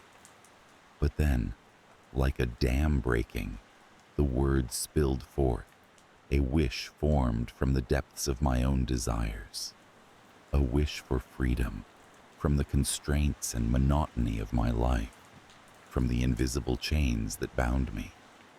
The moment the wish left my lips, the air shifted. The forest seemed to exhale, its silence broken by the rustle of leaves stirred by a sudden breeze. The voice from the well faded, leaving only the echo of its promise lingering in my mind. Returning to my camp, I found myself enveloped in a surreal calm. The heaviness that had accompanied me since my arrival seemed to dissipate, replaced by a clarity that felt almost euphoric. I spent the rest of the day in an unusual state of peace, thoughts of the voice and the well gradually receding into the background of my consciousness. But with nightfall came a change, subtle yet profound. The air grew thick with a palpable tension, a sense of anticipation that hung heavily.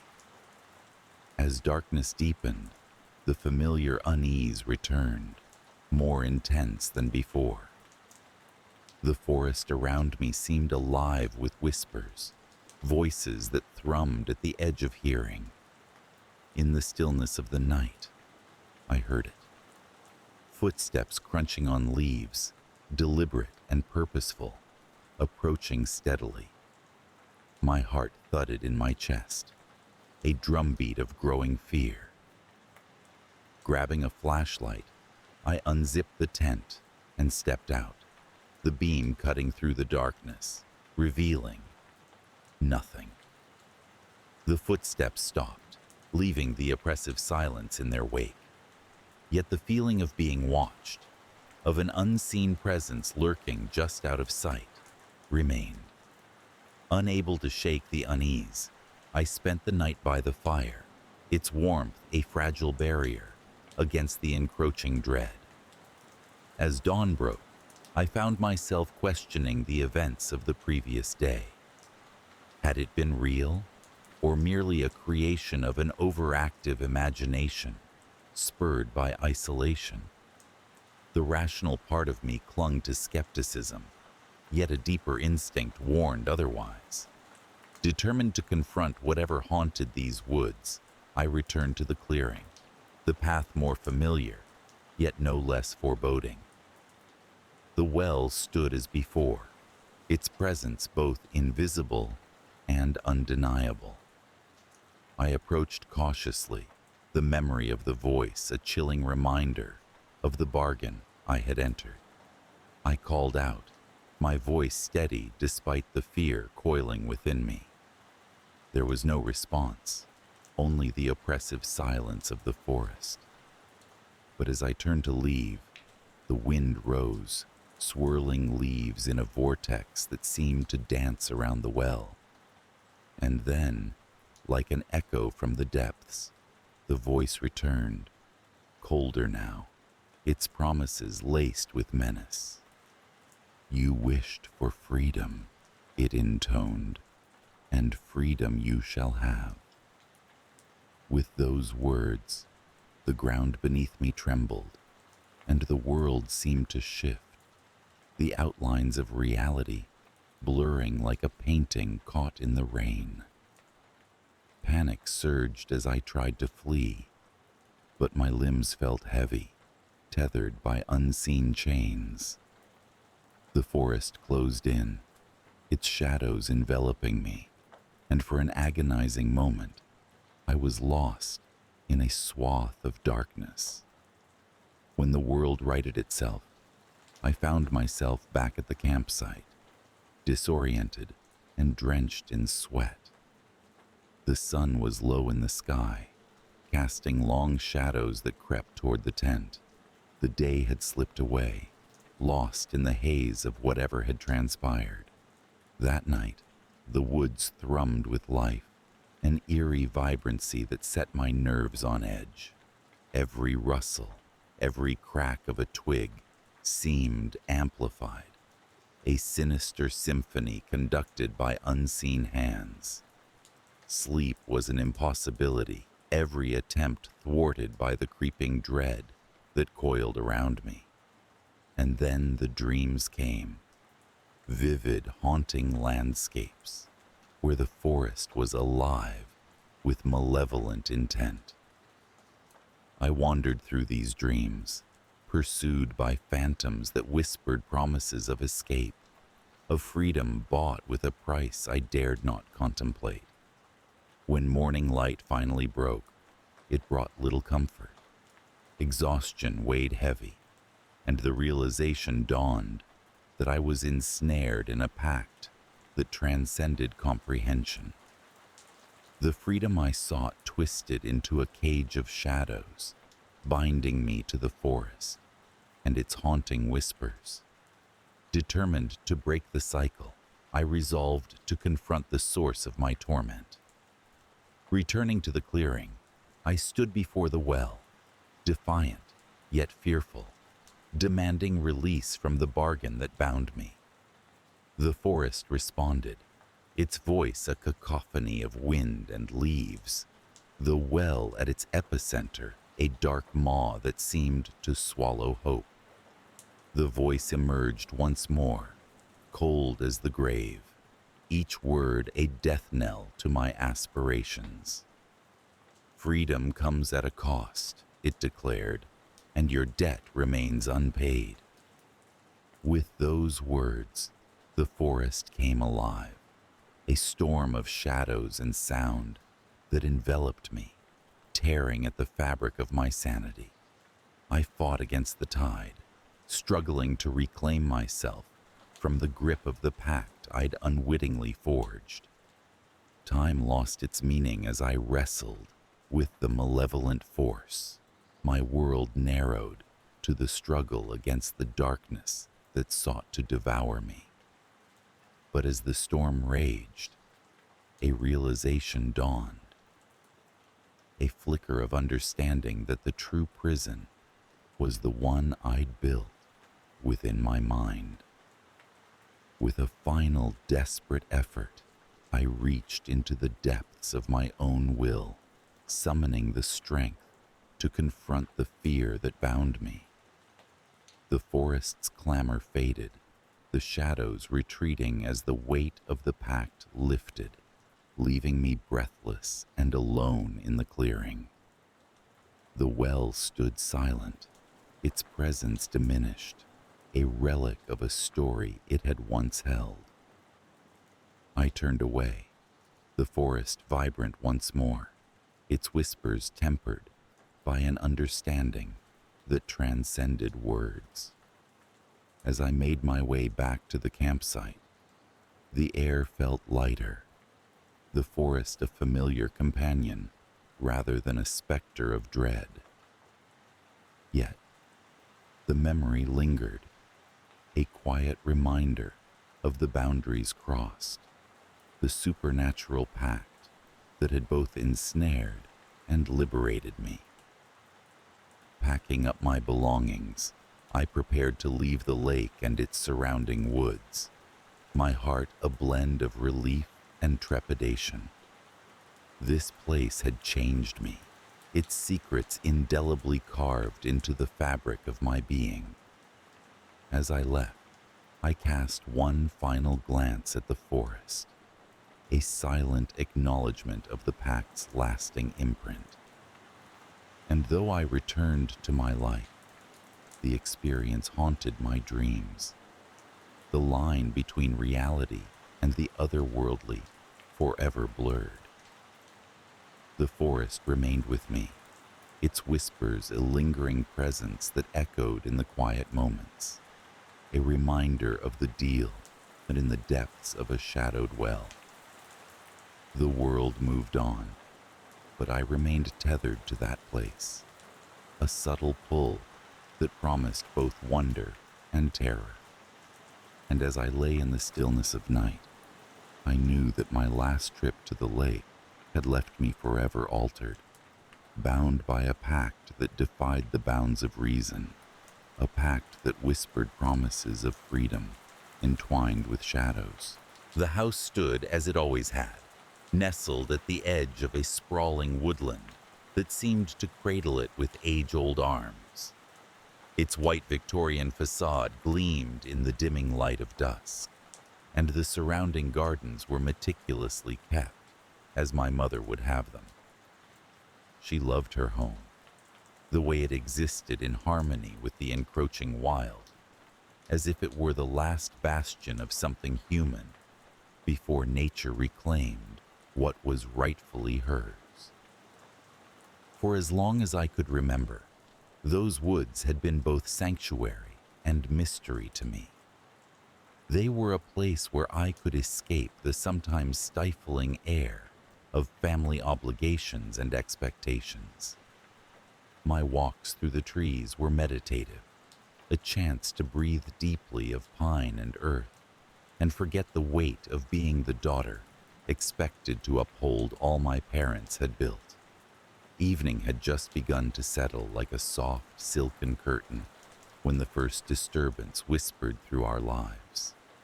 It was a night much like any other, with the chorus of crickets rising in the warm air, their cadence a lullaby that eased us into complacency. I had come in from one of my walks, shaking off the shadows of the forest, and was greeted by the familiar warmth of home. My father was in his study as usual, a solitary figure hunched over his work. My mother flitted about in the kitchen, preparing dinner with a practiced ease that made me think she could do it in her sleep. Dinner was a quiet affair, punctuated by the usual small talk. My father commented on the latest town gossip. My mother on the state of her garden. I contributed little, as was my habit, preferring to observe the dynamic between them. It was comfortable, predictable, the kind of normalcy that felt like an old, worn sweater. But later that night, as I lay in bed, a strange sensation settled over me, prickling my skin as if the air itself had shifted. I dreamt of the woods. In my dreams, they were alive, the trees whispering secrets I could almost understand. I wandered through them, feeling an unnerving presence just beyond the edges of my vision, a shadow that promised both fear and fascination. When I awoke, the feeling lingered, a heavy weight pressing against my chest. The first real sign that something was amiss came the next evening. I was on one of my habitual walks, the path winding through the underbrush, when I heard the unmistakable sound of someone following me. It was subtle at first, the soft crack of a twig, the rustle of leaves. I turned several times, expecting to see a deer or perhaps a stray dog, but the woods were empty, holding their breath in anticipation. The sensation of being watched was palpable, a prickling awareness that made the hair at the nape of my neck stand on end. Despite my unease, I chalked it up to an overactive imagination. I returned home, trying to shake off the anxiety that clung to me like cobwebs. My parents noticed my distraction, of course, but I assured them I was just tired. Little did I know that this was only the beginning. Over the following days, the disturbances became more pronounced. Objects in the house were misplaced, though none of us could recall moving them. Shadows danced at the corners of my vision, flickering like candle flames in a draft. And always, whenever I ventured into the woods, I felt that same presence, as if the trees themselves had eyes, watching, waiting. Then one evening, my suspicions took a more tangible form. I had wandered deeper into the forest, drawn by a compulsion I couldn't explain. The sun had long since dipped below the horizon, and the moon's pale light cast an eerie glow through the trees. It was there, in a small clearing surrounded by ancient oaks, that I saw her. She stood at the edge of the clearing, her silhouette sharp against the shadows. Her skin was pale, almost luminous, and her dark hair cascaded down her back like a waterfall of night. Her eyes met mine, and I was caught, unable to look away. There was something familiar about her, a whisper of recognition that tugged at my memory. "Who are you?" I managed to ask, my voice barely above a whisper. She smiled, a slow, knowing smile that chilled me despite its warmth. "A friend," she replied, her voice low and musical. I should have been afraid, should have turned and run back to the safety of my home. But instead, I found myself drawn toward her, the distance between us closing as if compelled by some unseen force. Her presence was magnetic, a pull that resonated deep within the marrow of my bones. We talked for what felt like hours, though time seemed to lose all meaning in her presence. She spoke of the forest, of its secrets and its history, and I listened, entranced. Her name, she told me, was Lilith, a name that seemed to echo with ancient power. Our conversation was intimate, as if we were two souls who had known each other for lifetimes. When I finally returned home, it was with the dawn, the first light of morning spilling over the horizon. My parents were frantic with worry, their relief palpable when I walked through the door. I offered no explanation for my absence, mumbling only that I had lost track of time. My mother, though clearly concerned, let the matter drop, perhaps sensing that my silence was a wall she could not breach. Yet, I could not keep Lilith a secret for long. My encounters with her continued, each meeting deepening the sense of connection between us. In her presence, I felt alive, in a way I had never known, as if she awakened a part of me that had long lain dormant. But with her came a shadow, a growing unease that seeped into the fabric of my life. I began to notice changes, subtle at first, but impossible to ignore. Sleep eluded me, my dreams filled with visions of the forest and Lilith's haunting eyes. My appetite waned, replaced by a hunger I couldn't quite satisfy. And more disturbingly, I found myself withdrawing from my family, my interactions with them feeling increasingly strained and hollow. My father was the first to confront me, his voice gentle but firm. "Is there something you're not telling us?" he asked one evening, his eyes searching mine for answers I wasn't ready to give. "I'm fine," I replied, forcing a smile that felt brittle. "Just tired." He nodded, but his expression remained troubled, as if he could see through the veneer of normalcy I struggled to maintain. The tension at home grew, a silent undercurrent that threatened to pull us all under. My mother, always sensitive to shifts in the emotional landscape, took to watching me with a quiet intensity, her concern a palpable presence in the room. I felt trapped, caught between the world I had always known and the mysterious allure of the woods and Lilith. The nights grew darker, the forest more forbidding, yet I was drawn to it, to her.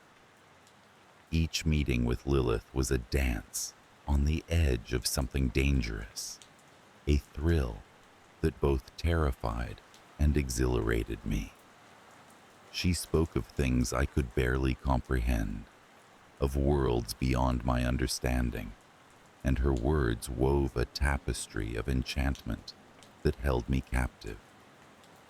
But with every encounter, the reality I returned to felt more distant, more fragile. My family, once my anchor, became a distant echo, their voices muffled by the weight of secrets I carried. I was two people, divided between the girl I had been and the woman I was becoming, a transformation I neither asked for nor fully understood. The climax came without warning, a night when the air was thick with the scent of rain. I had wandered into the forest, driven by a restlessness that refused to be tamed. Lilith was waiting, her presence a beacon in the dark. But this time, there was something different about her, an intensity that crackled in the space between us. "You have to choose," she said, her voice soft yet commanding. "Choose?" The words seemed to echo in the stillness, a question that carried the weight of destiny. She stepped closer, her eyes searching mine. "Stay with me, or return to them. You cannot have both." The choice was impossible, a chasm too wide to bridge. I loved my family, yet the call of the forest and Lilith was a siren song I couldn't ignore. Torn, I hesitated, feeling the weight of her gaze upon me. In that moment, the world seemed to hold its breath. The forest, the very earth beneath my feet, waited for my decision. The path I chose would define me, shape the course of my life in ways I couldn't yet imagine. I turned, stepping back from the edge of the clearing, my heart heavy with the decision I had made. It was then that the forest erupted in sound, a cacophony of rustling leaves and snapping branches. The presence I had felt all those nights revealed itself, shadowy figures emerging from the trees, their eyes glinting in the moonlight. Lilith reached for me, her hand cold and comforting. "Come with me," she urged, her voice a lifeline thrown into the dark. But I hesitated, my mind a storm of conflicting desires. My family, my home, these were the ties that bound me. Yet the taste of freedom, of something other, was intoxicating. The figures drew closer, a pack of wolves descending upon their prey. In the end, it was the thought of my parents, their love a steadfast light in the chaos of my world, that anchored me. I tore myself away from Lilith, my heart breaking with the effort. Her expression was unreadable, a mask that hid whatever emotions she might have felt. I ran, the forest a blur of shadows and fear, the sound of pursuit echoing in my ears. But when I burst from the trees, stumbling into the light of our garden, I found only silence behind me. No footsteps, no eyes watching from the dark. Only the quiet hum of the world resuming its normal course. My parents were waiting, their relief a palpable wave that swept over me as I fell into their arms. There were no questions, no accusations, only the warmth of their embrace, grounding me in a reality I had nearly lost. In the days that followed, the woods seemed to retreat, the presence that had haunted me dissipating like mist in the morning sun. Lilith was gone, her absence a dull ache that lingered in my chest. Yet, as the days turned to weeks, I found solace in the rhythm of life, in the steady beat of normalcy re-establishing itself. But the forest never truly left me. It remains, a lingering whisper at the edge of consciousness, a reminder of choices made and paths untaken. And sometimes, when the night is deep and the wind murmurs secrets through the trees, I feel her presence, a shadow that flickers at the edge of memory, waiting for the day I might return. The forest seemed to hold its breath that evening, as if anticipating my arrival back to the house, nestled deep within its embrace. I hadn't been here in years, but the path to the front door was as familiar as the steady beat of my heart. Pine needles crunched underfoot, releasing the scent of reassurance and homecoming. The house stood steadfast among towering trees, its wooden exterior worn yet welcoming. like an old friend, reluctant to let go of shared memories. Inside, the rooms were silent, dust motes dancing lazily in the shafts of late afternoon light. It felt strange to be back after all this time. I had inherited this secluded sanctuary from my late grandmother, and though I had often been drawn to its solitude, life in the city had kept me away. Now, with a recent breakup looming over my sense of self, the call of the forest had become impossible to ignore. As I settled in, the house felt both mine and yet, eerily, someone else's. Shadows stretched long across the floorboards, whispering secrets from the past. An old photograph on the mantel caught my eye. A snapshot of my grandmother with me as a child, our faces lit with laughter, and the sun of a summer long gone.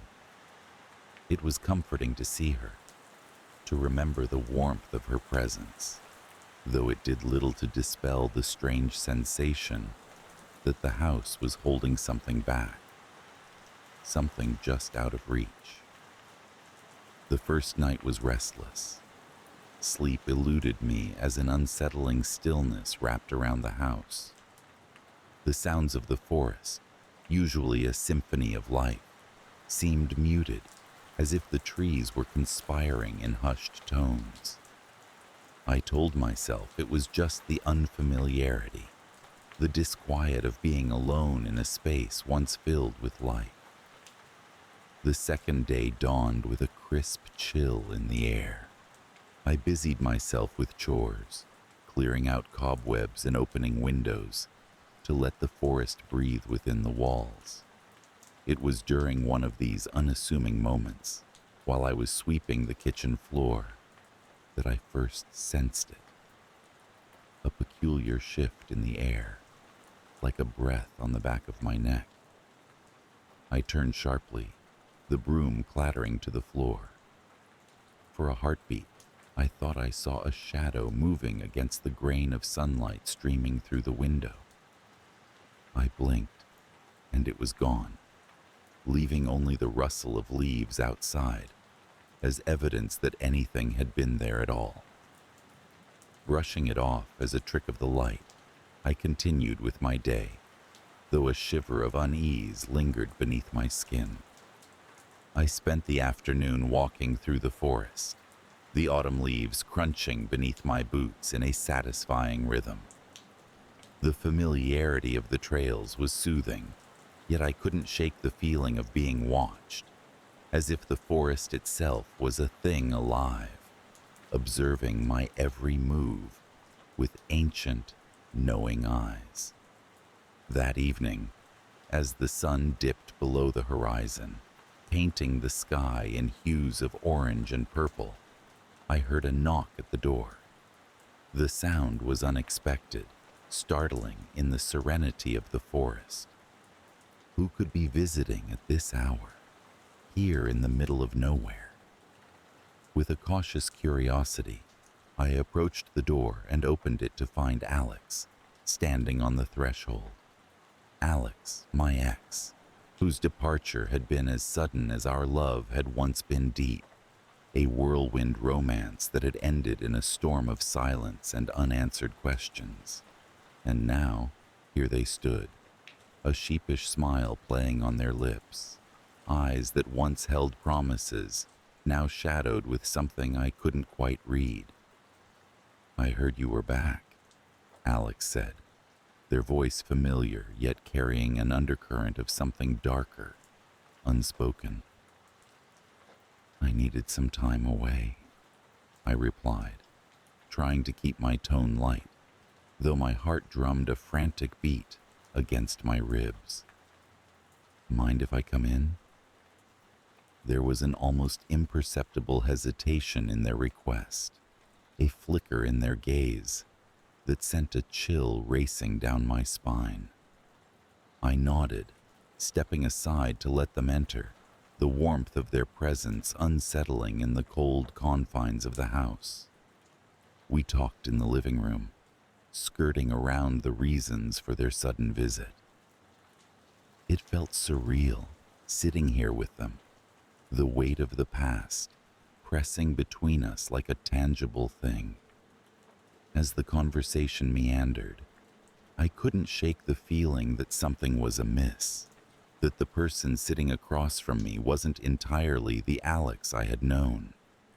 Their laughter carried an edge, their eyes too often gazing past me into the shadows that seemed to lengthen with each passing moment. When they finally left, the night seemed darker, the silence heavier. The forest pressed close against the windows, a looming presence that watched with patient, inscrutable eyes. Sleep came fitfully, haunted by dreams of shadowy figures and whispered voices that faded with the dawn. Days passed, and the sense of unease grew. Alex began visiting regularly, each encounter adding another layer to the creeping disquiet that had settled in my bones. Our conversations danced around familiar topics, yet there was a distance between us, as if a veil had been drawn over their intentions, obscuring them from view. It was during one such visit that the veil began to slip. We were seated in the kitchen, sunlight streaming through the window, when Alex reached for my hand. Their touch was cold, a chill that seemed to seep into my skin, and I pulled back instinctively. "What's wrong?" they asked, a frown creasing their brow. "It's nothing," I replied, though the lie tasted bitter on my tongue. "Is it?" They pressed, their gaze piercing, as if searching for answers in the depths of my eyes. I hesitated, the words tangled in my throat. How could I explain the sense of wrongness that seemed to cling to them, to us? Instead, I forced a smile, deflecting with practiced ease. Later, as the sun dipped below the horizon and the shadows lengthened once more, I found myself drawn to the attic. It was a place I had rarely ventured, a repository for forgotten memories and childhood fears. The stairs creaked beneath my weight, each step a testament to the passage of time. The attic was filled with dust and relics of the past, boxes stacked haphazardly against the walls. I sifted through them, curiosity mingling with a sense of trepidation. It was there, buried beneath old photo albums and moth-eaten blankets, that I found it. A journal, its leather cover worn and cracked with age. The entries were penned in my grandmother's distinctive script, the words a window into a life filled with joys and sorrows, hopes and fears.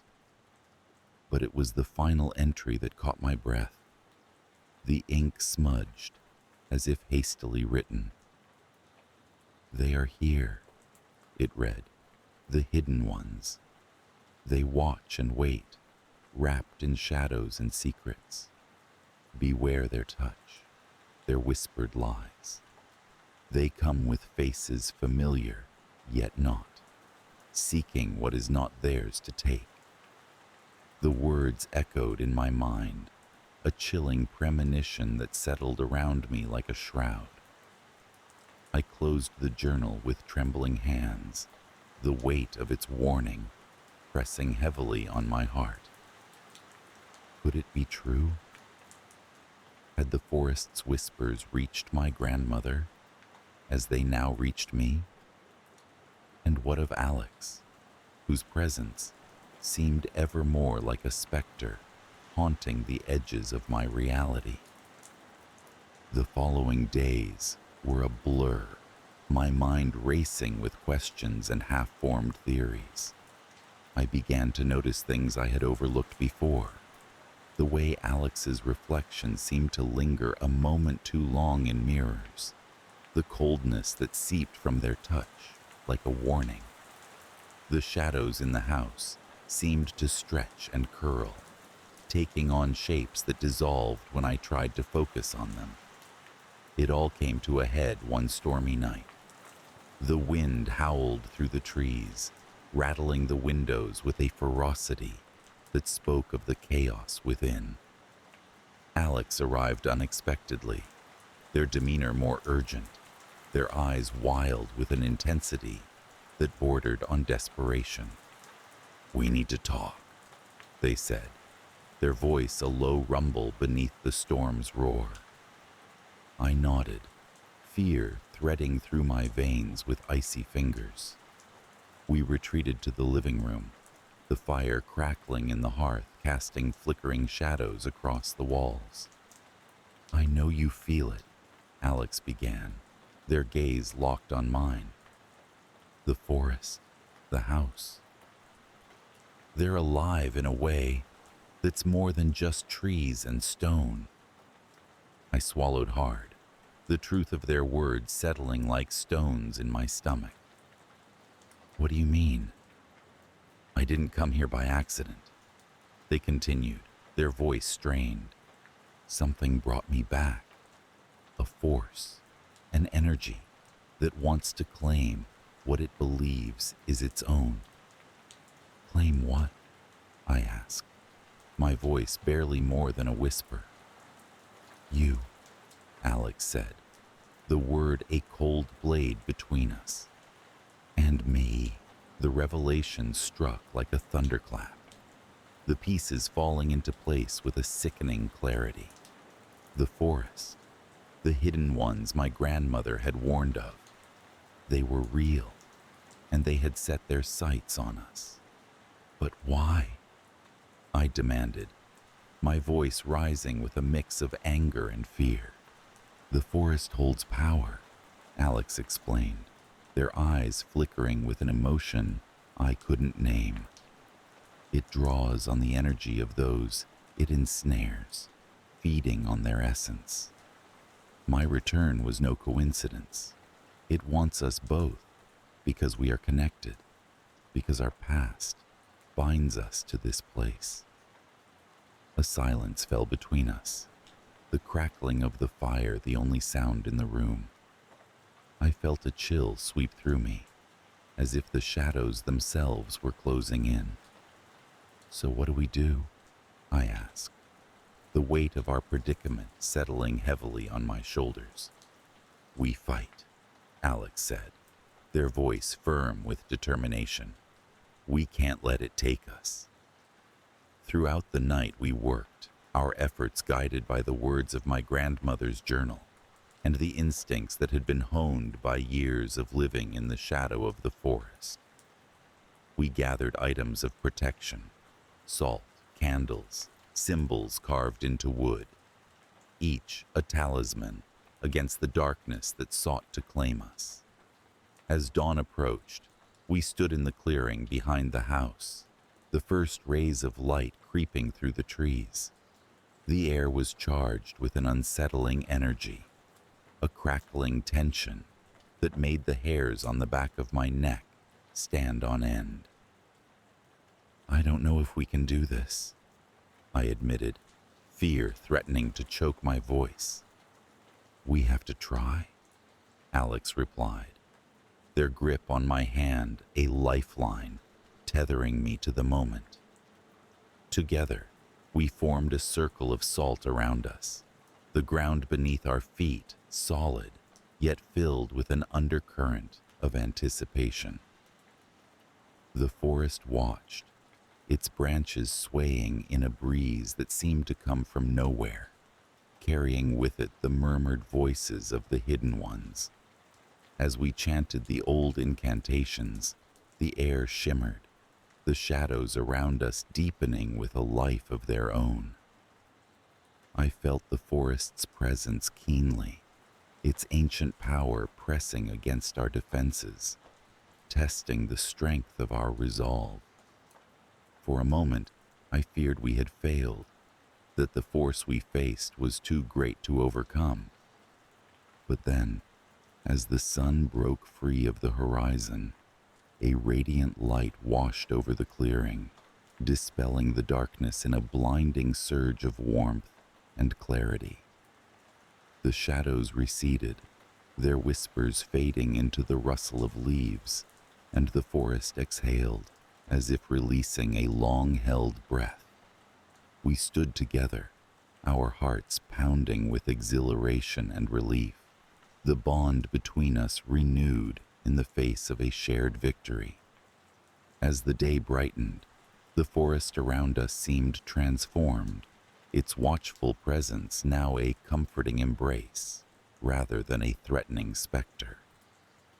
We returned to the house, the weight of the past lifted, though the memory of our ordeal remained etched in our minds. Days turned to weeks, and the forest continued to watch, a silent guardian of the secrets it held. Alex and I lingered, our bond strengthened by the trials we had faced, though the shadow of the hidden ones never truly vanished. Even now, as I wander the familiar paths beneath the canopy, I feel their presence, a reminder of the forces that lurk at the edges of our understanding, ever watchful, ever waiting. The forest holds its secrets close, its whispers a part of me, entwined with the memories of a haunting welcome that will linger long after the echoes of that stormy night have faded. The house I grew up in was a modest, two-story affair, tucked away in a sleepy suburb, the kind of place where the past seemed to linger in the air, holding its breath, just as we did on humid summer afternoons. Our family home stood at the end of a winding cul-de-sac, embraced by aging oaks that whispered secrets to the wind. It was a place that had witnessed 1,000 sunsets, each one painting the facade in hues of nostalgia. The porch swing creaked with memories, and the floorboards sang the songs of our footsteps, a symphony of domestic life. My younger brother Maddie and I shared many adventures there, the sort of innocent escapades one might expect from a pair of children with wild imaginations. Maddie, with his unruly brown hair and eyes that seemed to hold the entire universe, was always the dreamer. He was 4 years younger than me, and his presence was like a shadow that danced to its own rhythm, always a step behind, yet sometimes inexplicably ahead. Our days were filled with the typical chaos of childhood: mud pies, imaginary monsters, and the occasional quarrel over which TV show to watch.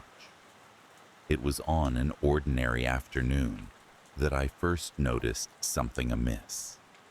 The sun was beginning to dip below the trees, casting long shadows across the floor of our shared bedroom. Maddie was sitting cross-legged on his bed, his back to me, his attention firmly fixed on something I couldn't see. At first, I thought he might be absorbed in one of his many toys, but as I approached, I realized he was talking in a low, conspiratorial whisper.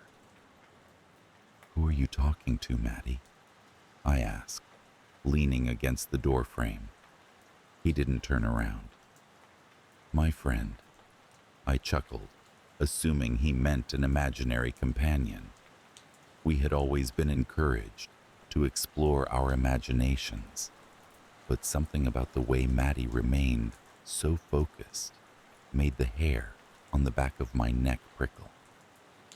"What's your friend's name?" I ventured, trying to peer over his shoulder. Maddie finally turned to face me, his eyes wide and bright. "He doesn't have a name," he said simply. as if that explained everything. Over the next few weeks, Maddie's strange behavior shifted from a curiosity to a concern. He spent more time alone, whispering to this invisible friend, and often I would catch snippets of his murmurings, fragmented words that seemed to carry a peculiar weight. At night, I would hear him speaking in hushed tones, the cadence of his voice rising and falling like the tide, lulling me into a restless sleep. I began to wonder if it was just a phase, a product of his imagination running wild. Yet, there was something insistent and unsettling about it, an undercurrent of intensity that belied the innocence of a child's game.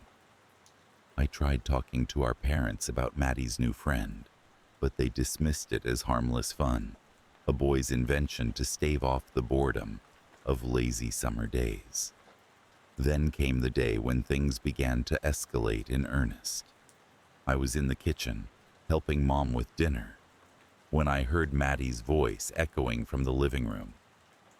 He was louder than usual, his words punctuated by pauses, as though he were listening intently to responses only he could hear. Curious, I left the kitchen, wiping my hands on a dish towel as I went. I found Maddie standing in front of the fireplace, his expression animated, his hands gesturing wildly in conversation. I hesitated at the threshold, an inexplicable chill wrapping around my spine. "Maddie, what's going on?" I asked, trying to keep my tone light. He turned to look at me, his face flushed with excitement. "We're playing a game," he said, as if it were the most obvious thing in the world. "What kind of game?" He shrugged and turned back to the fireplace. "You wouldn't understand," he whispered, more to himself than to me. I watched him for a moment longer, a knot forming in my stomach. It was as if he were caught in a web, invisible threads holding him in thrall to something profoundly beyond my grasp. I thought about telling Mom and Dad again, but something held me back. Maybe it was the fear of being dismissed, or perhaps it was a deeper unspoken worry that acknowledging the strangeness would somehow make it more real. Night fell, casting the house in a cloak of shadows. Dinner was a quiet affair, with Maddie uncharacteristically subdued, his gaze flicking to the window every so often. After we had eaten, we retreated to our rooms, and I lay awake in bed, my mind churning with thoughts I couldn't quite articulate. Sometime in the early hours, I awoke to the sound of Maddie's voice. It was a soft, insistent murmur, the kind that gnaws at the edges of sleep, pulling you inexorably into wakefulness. I sat up, rubbing my eyes, and listened. His voice was clearer now, as if he were standing right beside me, though I could see his silhouette still sitting on his bed, outlined by the dim glow of the nightlight. "Maddie," I whispered, "are you okay?" He didn't respond, didn't even shift. The air felt heavy, charged with a tension I couldn't name. I slipped out of bed and padded over to him, my heart beating in my throat. As I drew closer, I realized he was staring at the wall, his eyes unfocused, yet intent. Before I could say anything, he spoke, his voice eerie in the stillness. He says you shouldn't worry. He's always been here. A shiver crawled up my spine. Who are you talking about? Maddie blinked slowly, his gaze shifting to meet mine. In that moment, there was a gravity to his eyes that seemed far beyond his years. "He's my friend," he said, his voice barely above a whisper. I didn't know what to say. I felt a sudden, overwhelming urge to take him in my arms, to shield him from whatever unseen force had ensnared him. But instead, I found myself backing away, retreating to my own bed, where I lay rigid, sleep eluding me.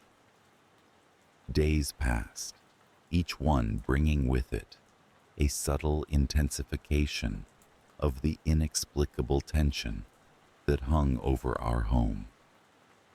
Matty grew more withdrawn, his interactions with the world around him increasingly eclipsed by his interactions with his invisible companion. I tried to engage him, to draw him out with games and distractions, but it was as if a part of him had slipped into a realm I couldn't reach. The climax came one evening, just as the last light of the day was fading. I was in our room, reading a book, when I heard it. A faint tapping, rhythmic and insistent. I looked up, my eyes scanning the room, searching for the source. Matty was sitting cross-legged on his bed, his head cocked to one side, listening. "What's that sound?" I asked, my voice sounding small and distant. Matty didn't answer. He seemed entranced, his eyes glued to the window. The tapping grew louder, more insistent, echoing in the silence like the pulse of a hidden heart. I stood, my feet carrying me to the window, despite the cold dread that wrapped around my limbs. The backyard stretched out beneath a canopy of stars, tranquil and undisturbed. Yet the tapping continued, steady and inexorable. "Matty, do you hear that?" I whispered, my breath fogging the glass. He nodded, his expression one of serene understanding. "It's him," he said simply. A shadow crept across my vision, a flicker at the edge of sight. I blinked, trying to dispel the illusion, but it remained, a shapeless presence hovering just beyond the window. My heart thundered in my chest, my mind flailing for rational explanations, even as my instincts screamed that there was something profoundly wrong. The shadow shifted, resolving into a vague outline that seemed to pulse with an otherworldly energy. I took a step back, my legs trembling as I clutched the windowsill for support. "Matty, come away from the window," I urged, my voice shaking. But Matty remained where he was, his gaze locked onto the figure outside. He looked at peace, a serene smile curving his lips. "It's okay," he murmured, as if comforting a frightened animal. "He's not here to hurt us." I felt the world tilt, reality blurring at the edges as the shadow grew, its presence filling the room with a suffocating weight. I wanted to run, to flee from whatever malevolent force had seeped into our lives. But I was rooted to the spot, my heart pounding a frantic tattoo against my ribs. And then, as suddenly as it had come, the shadow receded, drawing back into the night, leaving behind only the echo of its presence and the whisper of the wind through the trees. The tapping ceased, the air clearing as though a storm had passed, leaving the room in a charged silence. Matty blinked, his expression clearing as he turned to me with a small, apologetic smile. "He's gone now," he said, a hint of sadness in his voice. I let out a breath I hadn't realized I was holding, my knees weak and unsteady. Maddie, who was that? I asked, my voice trembling with the remnants of fear. He shrugged, his shoulders rising and falling, with a child's acceptance of the inexplicable. Just my friend, he repeated, as if it were the simplest truth. In the days that followed, Maddie's interactions with his invisible friend began to wane. He seemed more present, more himself, as the oppressive atmosphere that had gripped our home slowly lifted. I kept a wary eye on him, half expecting the shadow to return, but it never did. The house settled back into its familiar rhythms, the memories of those strange occurrences fading like mist in the morning sun. Yet, even as life resumed its normalcy, a lingering fear clung to me, a quiet whisper in the back of my mind that refused to be silenced. I often found myself watching Maddie, searching for signs that the shadow might still linger, hidden in the corners of his mind. He seemed unchanged, his laughter as bright and infectious as ever, but I couldn't shake the feeling that something fundamental had shifted beneath the surface. I never spoke of the shadow to anyone, not even Maddie. It became our silent secret, a shared experience that bound us together in a way nothing else could. As the years passed, I hoped that time would smooth the edges of that memory, rendering it less sharp, less potent. But even now, when the wind whispers through the trees and the shadows stretch long and dark, I find myself listening for the tap-tap-tapping, a reminder of a friend that might still be watching from the other side of the glass. The day began with an ordinary hum of life in the suburbs. Sunlight filtered gently through the curtains, casting a warm, inviting glow over the breakfast table. I watched my son, James, engrossed in arranging his cereal into meticulous patterns, his small fingers moving with a deliberate patience that always seemed beyond his years. At 10, James had an introspective nature, often lost in his own world, but keenly observant of the one around him. Our lives were painted in shades of routine comfort, with the gentle monotony breaking only for the odd family outing or school event. James attended a local elementary school and was generally well-liked, though often described as a bit peculiar by his teachers. They would speak of his impressive academic abilities, quickly followed by a hesitant mention of his solitary tendencies. As his mother, I found these characteristics endearing, though I sometimes worried about the depth of his solitude. It wasn't until one crisp autumn afternoon that the fabric of our predictable life began to unravel. James had returned from school unusually quiet, and while his silence was not unusual, there was an air of disquiet about him that I could not shake. He sat on the living room floor, sketching intently in his notebook.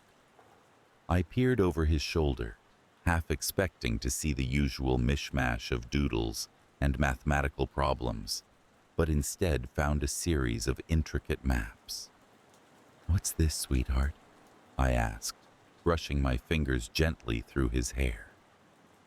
"It's our house," he replied, not looking up from his work. "But different." His answer piqued my curiosity. The maps were detailed, yet they showed rooms and corridors that didn't exist in our modest home. Hallways that twisted and turned, leading to hidden chambers and secret doors. I felt a chill, as if a draft had swept through the room. I shook it off, attributing it to the imaginative mind of a child. "Are these secret rooms, James?" I smiled, trying to keep the tone light. He nodded, his eyes still fixed on the page. "I found them," he said simply. "Found them?" I repeated, confused. He paused, his pencil hovering above the paper. "I go there sometimes, when I'm alone." The casualness of his statement sent a shiver down my spine. I laughed it off, ruffling his hair. "Well, maybe you can show me someday." His eyes met mine briefly, a solemnity in them that was unsettling. "Maybe," he murmured, before returning to his sketches. Over the next few days, James continued to draw these impossible maps, each one more complex than the last. I noticed he spent increasingly longer periods in his room, the door slightly ajar as if inviting someone or something unseen. The air around us shifted subtly, like the first hint of a brewing storm. Despite the warmth of the season, I found myself pulling cardigans tighter around my shoulders, glancing over them as if shadows lurked just beyond my vision. Concerned, I brought up the subject with my husband, Mark, one evening. We sat together in the dim glow of the living room, the television murmuring softly in the background. "Do you think he might be lonely?" I asked, trying to articulate the unease that had been gnawing at me. Mark shrugged, his eyes never leaving the screen. "He's just a kid, exploring his imagination. I did the same at his age." I nodded, though my worries did not dissipate. There was something about the way James spoke of his hidden realms that felt too real, too palpable. One night, I was awoken by the sound of hushed whispers. The clock on the nightstand read 3:00 a.m., and a quick glance confirmed that Mark was still asleep beside me, breathing deeply. I strained my ears, trying to catch any familiar words, but the whispers were soft, merging with the sighing of the wind outside. They seemed to emanate from James's room.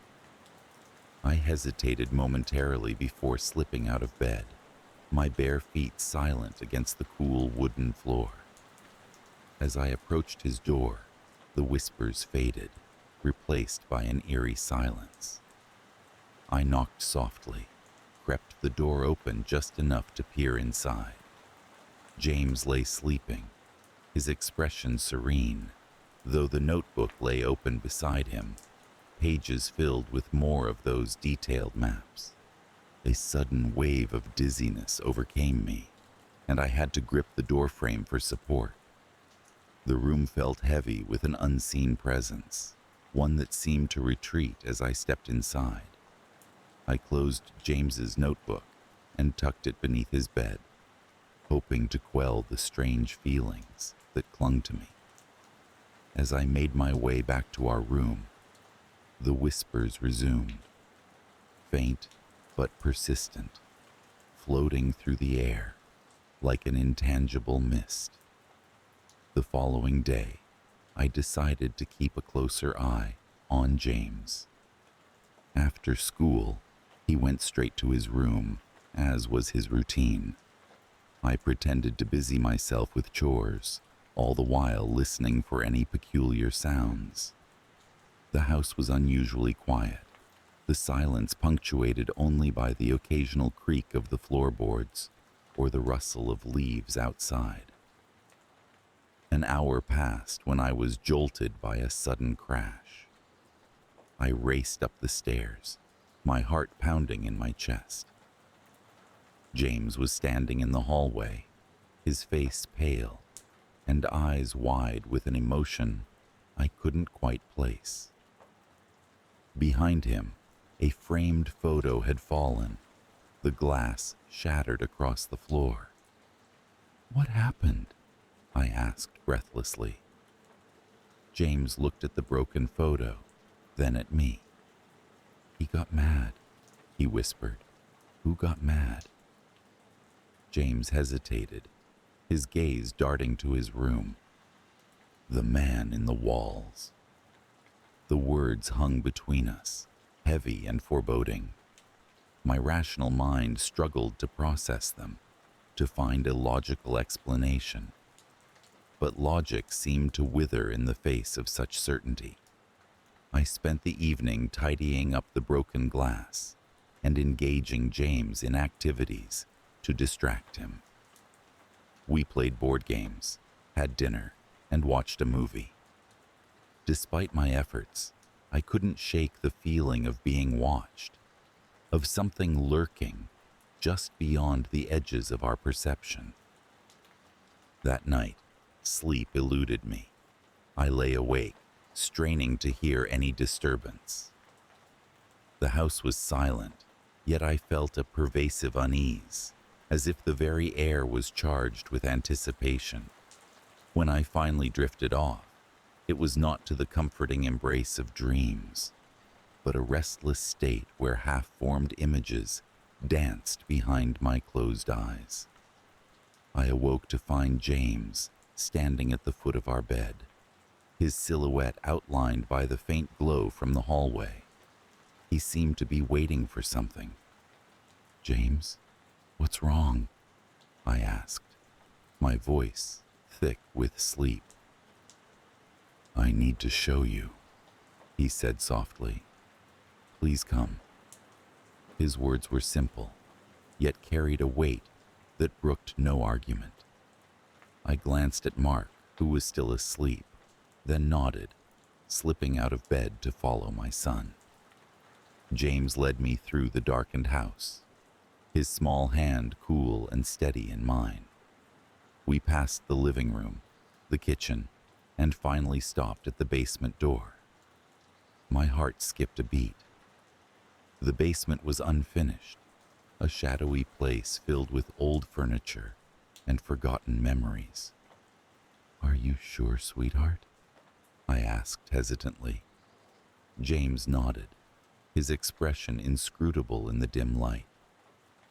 He opened the door, and a rush of cool, damp air met us. Together, we descended the creaky wooden steps, the surroundings swallowed by shadows. At the bottom, James paused, releasing my hand. He stepped forward, his fingers trailing along the wall until they stopped at a particular spot. I watched, mesmerized, as he pressed against it, the wall yielding with a soft groan. A section of it swung open, revealing a narrow passageway that sloped downward into darkness. "Where does it go?" I breathed, a mixture of awe and fear swirling within me.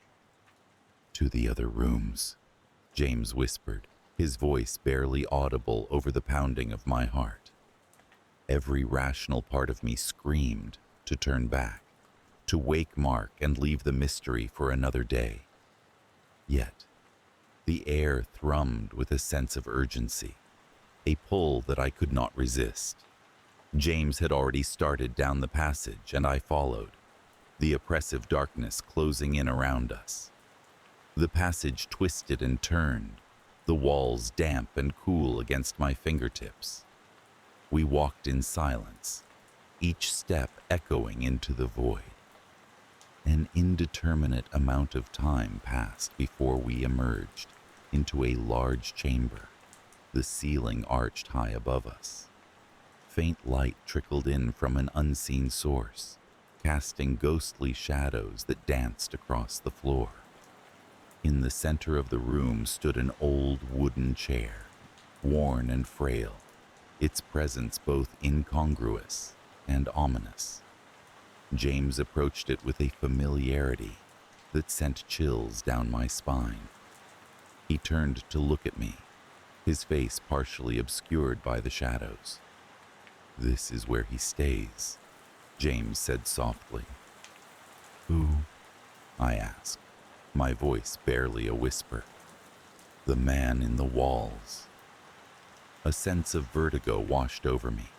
the room seeming to tilt and sway as if it were a living entity. The air was thick with an ancient mustiness, and a feeling of being watched prickled at the back of my neck. "James, we should go back. It's late," I managed to say, though my voice trembled with uncertainty. James nodded, his expression contemplative. "He won't hurt us.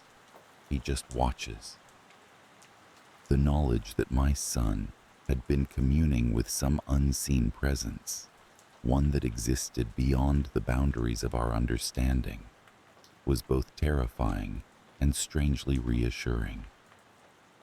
It was as if James had become the bridge between our world and another, one that remained hidden yet ever present. We retraced our steps, the passage seeming longer and darker on the return journey. As we emerged back into the basement, I felt a profound sense of relief, as if we had crossed an invisible threshold back to safety. The following days were a blur of normalcy tinged with the surreal.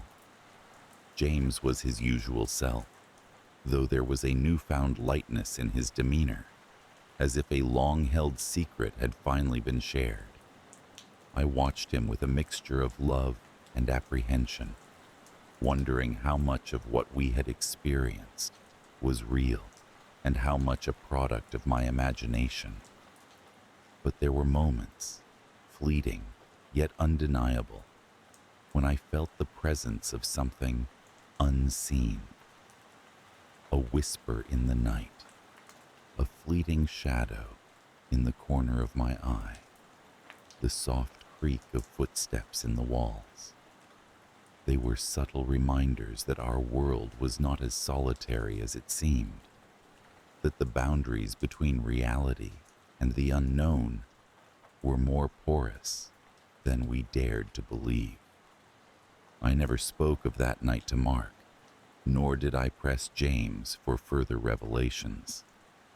Some secrets, I realized, were meant to be kept, to exist in the shadows between awareness and ignorance. And while the fear lingered, it was tempered by a strange sense of peace, an acceptance that our world was but one of many, each with its own mysteries waiting to be unveiled. And so, life went on. The maps disappeared, replaced by the usual childhood musings and schoolwork. Yet, every so often, I would catch James staring off into space, his eyes alight with a secret knowledge. In those moments, I would smile and hold him a little closer, knowing that even in the most ordinary of places, extraordinary things could find their way into our lives.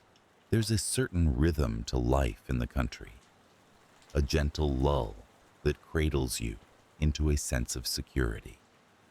Our home, nestled in the rolling hills of rural New Hampshire, was a sanctuary, a place where the daily grind of the outside world felt a million miles away. My wife, Sarah, and I had moved there 5 years ago, hoping to offer our son, Ethan, a childhood that thrived under the open sky rather than confining walls. The house was an old colonial, worn but charming, with creaky wooden floors and a fireplace that crackled warmly during winter nights. Its basement was a cavernous, neglected space filled with forgotten remnants of previous owners. It was a source of fascination for Ethan, who often turned its dusty corners into fantasy realms with the company of his imaginary friend, Mr. Mapes. Mr. Mapes was a name that at first made us smile. When Ethan spoke of his adventures with this figment, it seemed a harmless outlet for his vivid imagination. He would describe them exploring jungles or sailing pirate ships, always with a child's innocent glee. It was typical childhood fodder, and we encouraged his creativity. The first disturbance came subtly, like a whisper in the night. One evening, as I tucked Ethan into bed, he looked at me with wide, serious eyes. "Mr. Mapes says there's something strange in the basement," he whispered. His voice was laced with an earnestness that caught me off guard. I chuckled softly, dismissing it as part of the game. "Don't worry, sport. There's nothing down there but old boxes and cobwebs," I assured him. He nodded, but the weight of his gaze lingered on me longer than usual. Over the next few days, the mention of Mr. Mapes became more frequent, his presence more palpable in Ethan's life. Our son, usually cheerful and playful, began to show signs of distraction. He would pause mid-play, listening intently, as if someone was whispering directly into his ear. At times, he'd stare into empty spaces with a look of intense concentration, as though deciphering a secret language. Sarah noticed it too. We discussed it one evening after Ethan had gone to bed, the concern etched in her voice. "Do you think it's normal for him to be so absorbed by his imaginary friend?" she asked. We both agreed that childhood imagination was a powerful and often consuming force. Yet something about Mr. Mapes felt different, more insistent. The escalation was gradual, a series of small events that began to gnaw at the edges of our sanity. It started with the noises, faint at first, like the rustling of leaves, but soon unmistakable. We would hear whispers echoing from the basement, a sibilant susurration that defied explanation. I checked the old pipes and the creaking beams for causes, but the house, despite its age, held no secrets to account for the sounds. Then came the dreams. Ethan began to talk about them during breakfast, intricate narratives involving Mr. Mapes leading him through strange landscapes, introducing him to shadowy figures that blended into the walls. His sleep was punctuated with restless tossing and muffled cries, his small frame shivering under the covers. When we asked about the dreams, his descriptions blurred the line between fantasy and an unsettling reality. One afternoon, while searching for some old camping gear, I decided to rummage through the basement. As I descended the stairs, a chill ran down my spine, the air thick with a damp, musty smell that clung to my skin. The dim light bulb cast elongated shadows that seemed to stretch and shift as I moved. I felt an inexplicable urge to turn back, but curiosity pushed me onward. Halfway through my search, I stumbled upon something peculiar, a small forgotten corner covered in a layer of dust and cobwebs. There, etched into the concrete floor, was a series of symbols, crude and childlike, yet unmistakably deliberate. My mind raced with questions. Who had drawn them, and why? I dismissed the thought that Ethan could be responsible, as the symbols bore a complexity that seemed beyond his years. I showed the etchings to Sarah, and together we decided to keep a closer watch on Ethan's interactions with his imaginary friend. That night, as I lay in bed, I found myself listening intently to the whispers, trying to decipher a pattern, or meaning. I felt the weight of something ancient and unseen pressing against the fabric of our reality. The climax arrived without warning, like a storm breaking suddenly over calm seas. It was a Sunday evening, the air outside thick with the promise of rain. Ethan had been uncharacteristically quiet all day, his attention absorbed by something we could not see. As night fell, he approached me with a seriousness that belied his years. "Mr. Mapes says it's time," he announced, his voice almost a monotone. A chill ran through me at his words. "Time for what, buddy?" I asked, keeping my tone light despite the growing unease. Ethan looked at me, his eyes reflecting a wisdom far beyond his age. "To open the door in the basement," he replied simply. My heart pounded in my chest as I tried to mask my alarm. "What door, Ethan?" I asked, struggling to keep my voice steady. He shrugged, as if the answer were obvious, and gestured downstairs. With a mixture of fear and determination, I decided to investigate. Armed with a flashlight, I made my way to the basement, my footsteps echoing in the confined space. The symbols etched in the floor seemed to glow faintly, a trick of the light, I told myself. I scanned the walls for any sign of a door, my breath catching in my throat when I noticed a narrow seam in the concrete that I had never seen before. It looked like a door, tall and slender, blending seamlessly with the wall. I hesitated, the air around me thick with anticipation. Every instinct screamed at me to leave it alone, yet Ethan's words echoed in my mind, pulling me inexorably forward. With trembling hands, I pressed against the seam, feeling the wall shudder and give way. The door swung open silently, revealing a darkness that seemed to devour the light.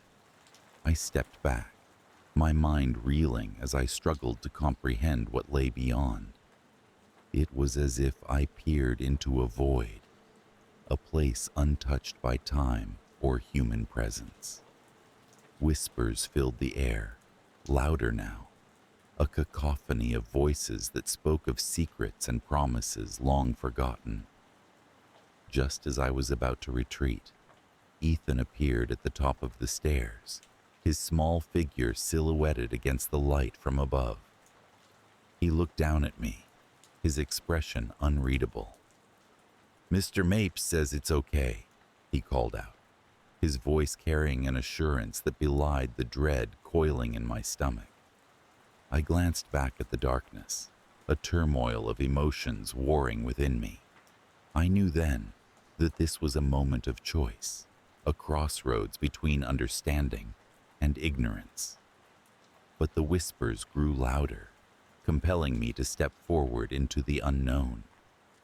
In that instant, the air shifted, the basement filling with a presence that was both terrifying and awe-inspiring.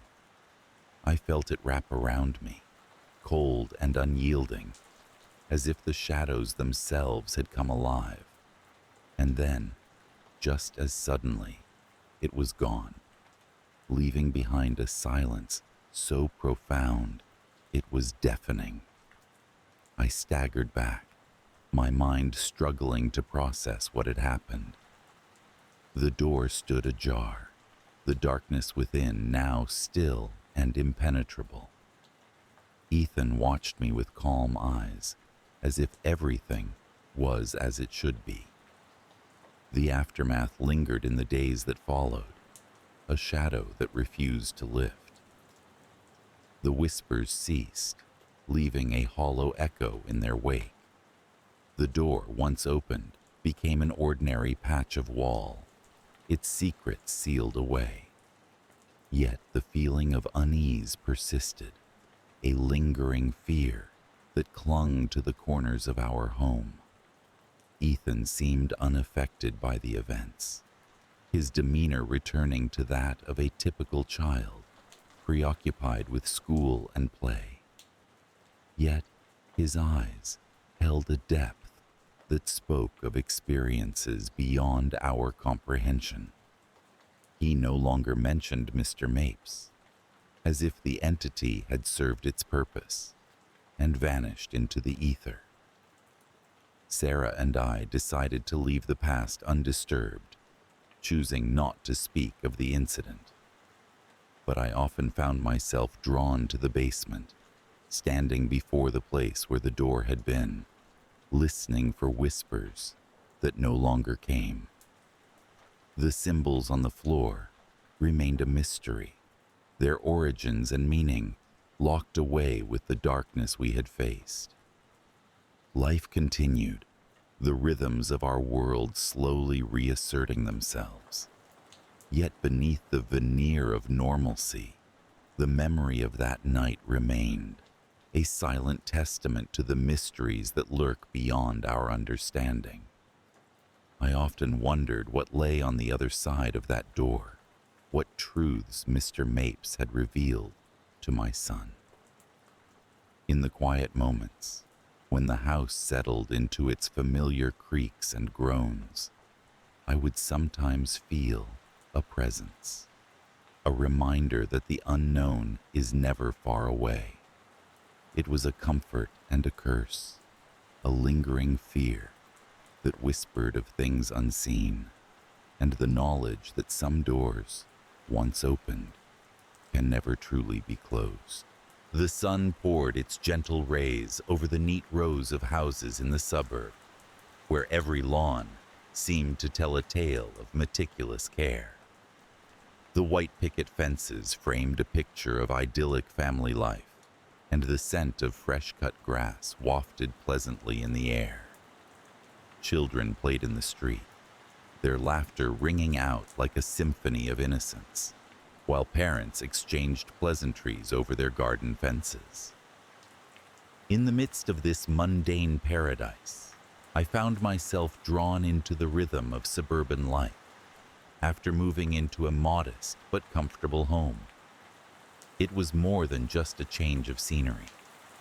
It was a chance to embrace normalcy after years of living a transient lifestyle. My wife, Claire, and I had been married for just over a decade, and our son, Ethan, was the apple of our eye. He was a bright, articulate 9-year-old with a penchant for puzzles and an imagination that seemed boundless. Our days fell into a comforting routine. Mornings were filled with the hustle of getting Ethan ready for school, and evenings were reserved for family dinners, where we would catch up on the minutiae of each other's days. On weekends, the three of us would explore nearby parks or attend neighborhood gatherings, which were frequent and welcoming. It was during one of these typical days that the first signs of disturbance made their presence known. It started subtly, as these things often do. Ethan had been spending more time alone in his room, a habit we initially attributed to his growing interest in reading and solitary games. Claire and I thought nothing of it, and even encouraged his independence. One evening, as I passed by Ethan's room, I heard him talking in hushed tones. At first, I assumed he was on the phone or had a friend over, but when I cracked the door open, he was alone. His back was turned to me, and he was sitting at his desk, engrossed in a conversation with what seemed to be thin air. Amused by his imagination, I didn't interrupt and quietly backed away, assuming he was merely indulging in a pretend play. Days turned into weeks, and Ethan's solitary conversations continued.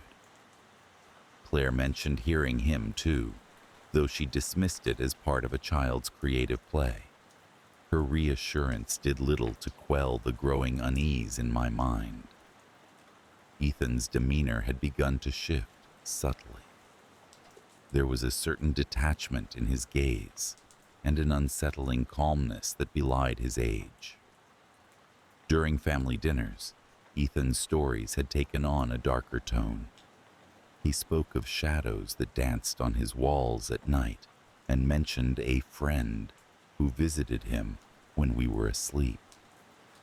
Claire and I exchanged concerned glances, but chalked it up to nightmares and the overactive imagination of a young child. The escalation was gradual, almost imperceptible, like a creeping vine that slowly chokes out the life of the host it clings to. One night, as I lay in bed, I was jolted awake by the sound of shattering glass. I rushed downstairs, heart pounding in my chest, to find Ethan standing barefoot amidst the shards of a broken window. His expression was one of eerie calm, eyes fixated on something beyond the shattered frame. "Ethan, what happened?" I demanded, my voice trembling with both fear and anger. He turned to me, his face devoid of remorse or explanation, and simply said, "It was him." When I pressed for more, he refused to elaborate, his eyes carrying a glint of something that chilled me to the bone. Claire, who had followed closely behind, took Ethan in her arms, murmuring soothing words while shooting me a look of bewilderment. We cleaned up the mess in silence, the incident casting a long shadow over the remainder of the night. The following days were marked by a palpable tension in our home. Ethan's friend became a recurring topic in our conversations, the details becoming more elaborate and sinister. He spoke of tasks this friend would assign, things that made no sense but were described with an unsettling clarity. When asked who this friend was, Ethan would simply shrug, saying, "He doesn't have a name." Claire and I sought advice from child psychologists, hoping to understand the nature of these manifestations. They assured us it was a phase, a harmless exploration of an imaginative mind. But my instincts told me otherwise. I felt an invisible presence watching us, lurking in the fringes of our home life, sowing discord in the shadows. One evening, as I returned from work later than usual, I found Claire sitting at the dining table, her face pale and drawn. She placed a hand on mine, her voice barely above a whisper. "I found something today," she said, sliding a small notebook across the table. It was Ethan's. The pages were filled with drawings, intricate and unnerving. They depicted figures standing in shadows, hands reaching out toward a smaller figure that trembled beneath their grasp. The scrawled words, "He watches, he waits," left a pit in my stomach.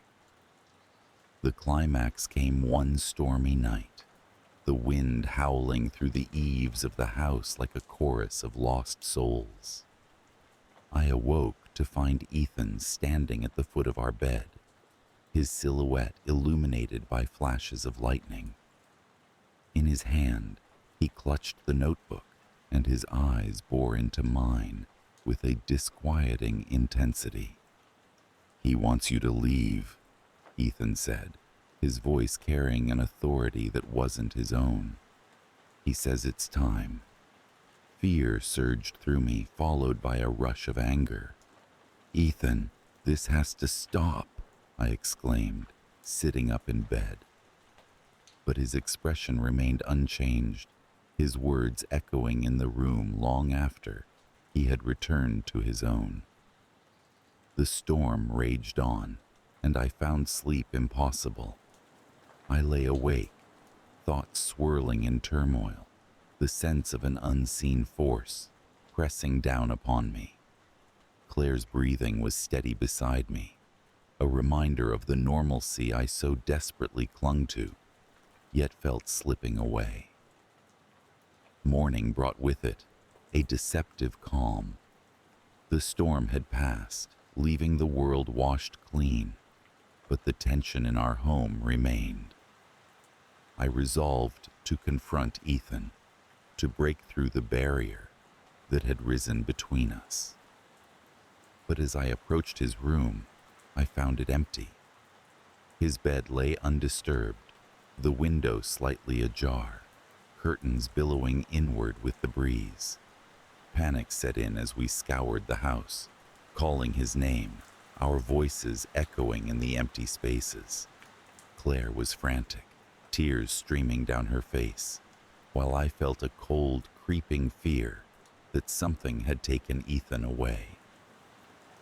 We found him in the backyard, standing in the early morning light, staring at a spot on the ground as if rooted there by some unseen force. As I approached, I saw what had captivated his attention, a circle of stones arranged with unsettling precision, in the center of which lay one of his toys, a soldier figurine, mutilated beyond recognition. "Ethan," I called softly, trying to keep my voice steady. He turned to me, eyes bright yet hollow.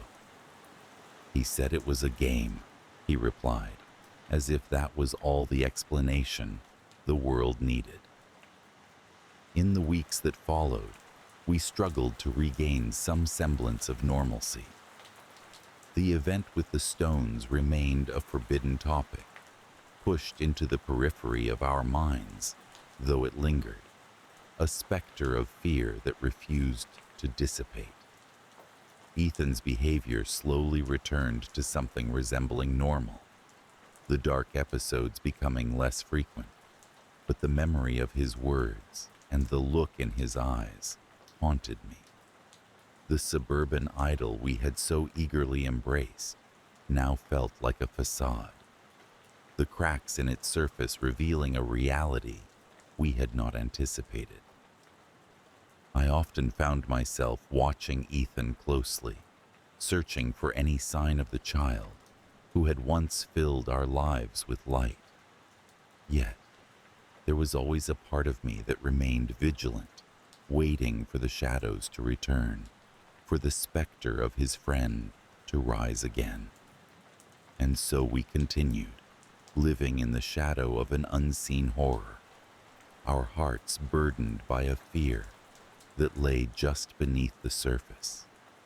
It was a fear that whispered of things unseen, of the sociopath within who wore the face of innocence, and of the darkness that could dwell in the heart of even the most idyllic suburban home. The afternoon sun cast a gentle glow over our suburban neighborhood, each house nestled comfortably, like resting pieces on an immaculate chessboard. Our home, a modest 2-story building with a big back garden for our new family, was the epitome of normalcy. The kind of place where dreams of family life materialized into reality. It was in this house that I intended to nurture the delicate threads of life around me, weaving them into a tapestry of love and warmth. Life had been quiet, the kind of quiet that allows your mind to wander into a hopeful future. My husband, Jack, and I had moved in nearly 2 years ago, expecting that our lives would soon be filled with the pitter-patter of tiny feet. Our wish was granted with the arrival of our son, Ethan. He was perfect in every conceivable way, a tiny bundle with bright eyes and a curious gaze that seemed to understand more than he should. At first, the days slipped by in a haze of diaper changes and lullabies. Nights were punctuated by Ethan's cries, demanding attention and the comfort only a mother could provide. It was exhausting but fulfilling, an experience shared by countless mothers before me. Yet, there was an unsettling feeling that I couldn't shake off. The first time I noticed something was off was on a typical Sunday afternoon. Jack was out mowing the lawn, his rhythmic movements visible from the nursery window. Ethan lay quietly in his crib, his eyes fixed on the rotating mobile above him. I had been folding laundry, humming a soft tune, when his laughter broke the silence. It wasn't the sweet coos of a contented baby, but a low, almost guttural chuckle that sent a chill down my spine. I paused, the laundry slipping from my hands, and turned towards the crib. Ethan stared back at me, his eyes gleaming with an intelligence far beyond his months. "Silly baby," I muttered to myself, dismissing the sensation that something was wrong. After all, babies often made strange sounds. It was normal, wasn't it? As weeks passed, the oddities increased with a frequency I could no longer ignore. Ethan's laughter, once sporadic, became a constant presence, echoing through the rooms, even when he was alone. The toys in his room seemed to move, ever so slightly, when I wasn't looking. I began to question myself, my sanity wavering like a fragile flame against the wind. Was this postpartum anxiety manifesting in strange ways, or was something truly amiss? Jack, ever the rationalist, brushed off my concerns with a reassuring smile. "Babies are weird, Anna," he'd say, pulling me into a comforting hug. "He's just discovering the world in his own way." But his words, soothing as they were meant to be, couldn't erase the growing unease in my heart. One evening, as we sat for dinner while Ethan slept, I brought up the idea of seeing a pediatric specialist. "Just to be sure," I suggested, my voice tinged with an anxiety I failed to mask. Jack looked at me, his fork pausing midair. "Do you really think that's necessary?" he asked, concern etching lines into his face. "He's healthy. The pediatrician said he's developing well." Perhaps it was a mother's intuition, or maybe just the overpowering need to protect my child. But I insisted. Reluctantly, Jack agreed, and the appointment was set for the following week. The night before the appointment, I awoke to a gentle creaking sound. I lay in bed, heart thudding in my chest, before I realized that the sound came from Ethan's room. Pushing aside the covers, I tiptoed down the hall, my bare feet silent against the wooden floor. The door to his nursery creaked open, revealing a scene that froze my blood. Ethan stood in his crib, his tiny hands gripping the wooden rails. His eyes, wide and dark, bore into mine with an intensity that seemed almost accusatory. The mobile above him rotated slowly, although the windows were firmly shut and the air was still. I took a hesitant step forward, compelled by a force beyond comprehension, and reached out to him. "Ethan," I whispered, my voice barely audible over the pounding of my heart. His gaze met mine, and for a moment, I was entrapped in an unfathomable connection. Then he smiled, a twisted, knowing grin that had no place on the face of an infant. I stumbled back, clutching the doorframe for support. It was a smile I had seen on an old, faded photograph of my great-uncle, whose life had been shrouded in mystery and unspoken family secrets. Something unfurled inside me, a realization that what resided in the crib was not entirely my son. The pediatric specialist found nothing unusual. "He's perfectly healthy," she assured us, her voice a balm to Jack, but not to me.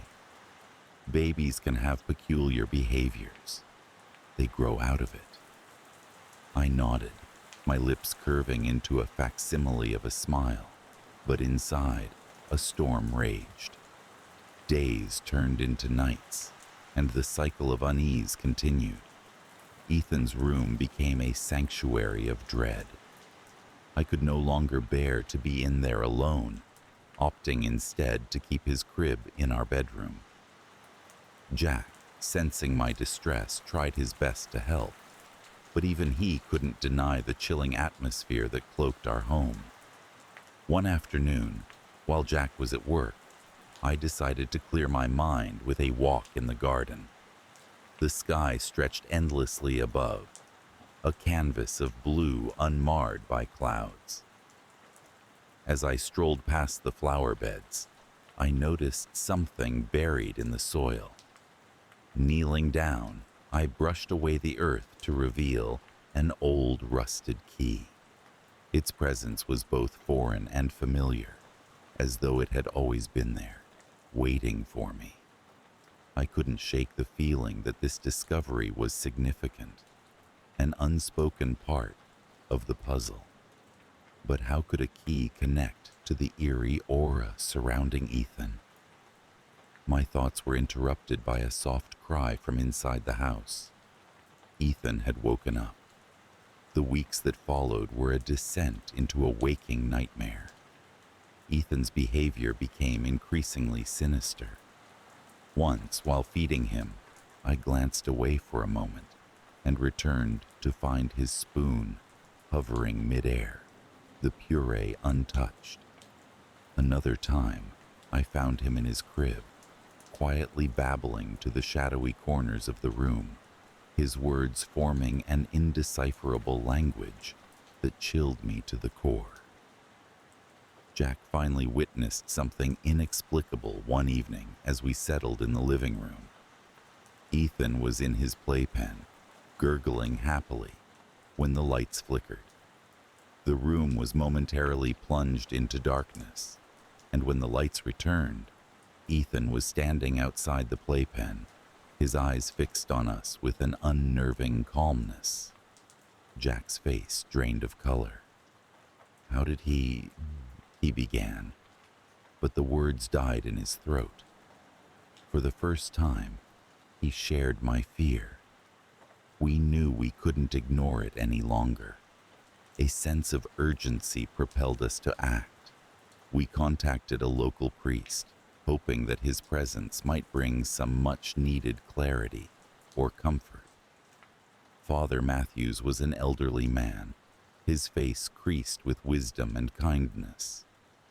As he entered our home, he paused, his eyes narrowing with an unseen perception. The blessing was a quiet affair, marked by whispered prayers and the gentle sprinkling of holy water. Ethan slept through it all, his presence paradoxically peaceful. Yet, as Father Matthews concluded, he turned to us with a grim expression. "There is a heaviness here," he said, his voice steady but grave. "Something lingers, but I cannot say what." His words offered no solace, only deepening the mystery that had begun to consume our lives.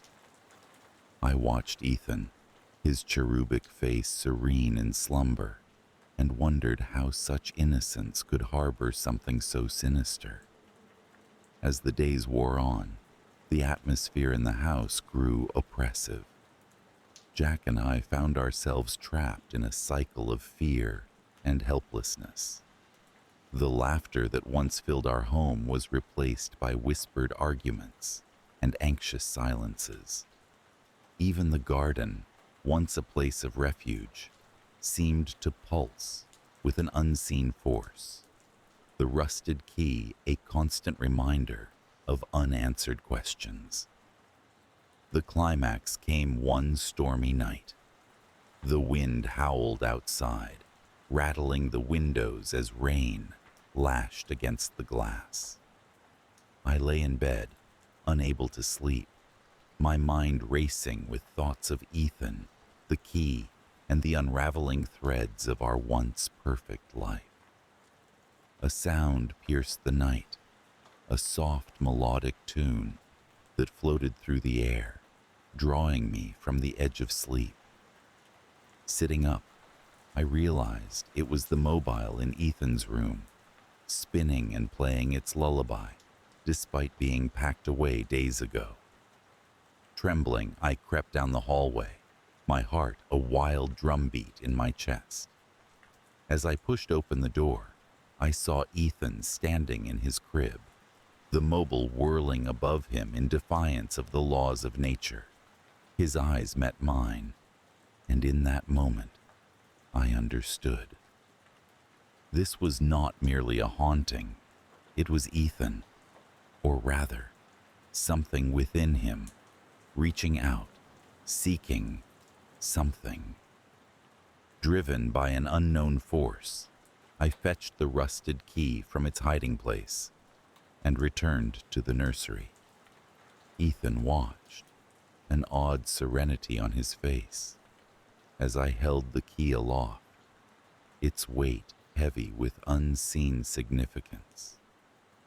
"I don't know what you want," I whispered, tears blurring my vision. "But I can't let you have him."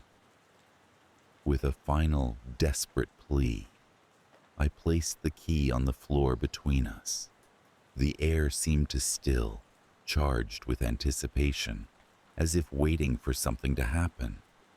Then, a gentle breeze swept through the room, and the key vanished, leaving behind only a whisper of its presence. Ethan's eyes fluttered closed, his breathing slow and steady. I scooped him into my arms, relief mingling with confusion and exhaustion. The storm outside subsided, leaving a profound silence in its wake. In the days that followed, the oppressive atmosphere lifted, leaving the house feeling lighter, almost normal. Ethan's laughter returned to its innocent cadence, and the inexplicable events ceased. Yet, the memory lingered, etched into my soul like a shadow that refuses to leave. Jack and I spoke little of that night, each content to let the past remain buried. But as I watched Ethan grow, I couldn't help but wonder if the darkness had truly left, or if it merely lay dormant, waiting for another moment when the past would cast its long shadow once more. And so, our lives continued, the semblance of normalcy restored. But in the quiet moments, when the world was still and the night crept in, the fear lingered, a reminder that even the most innocent of places can harbor the darkest of secrets.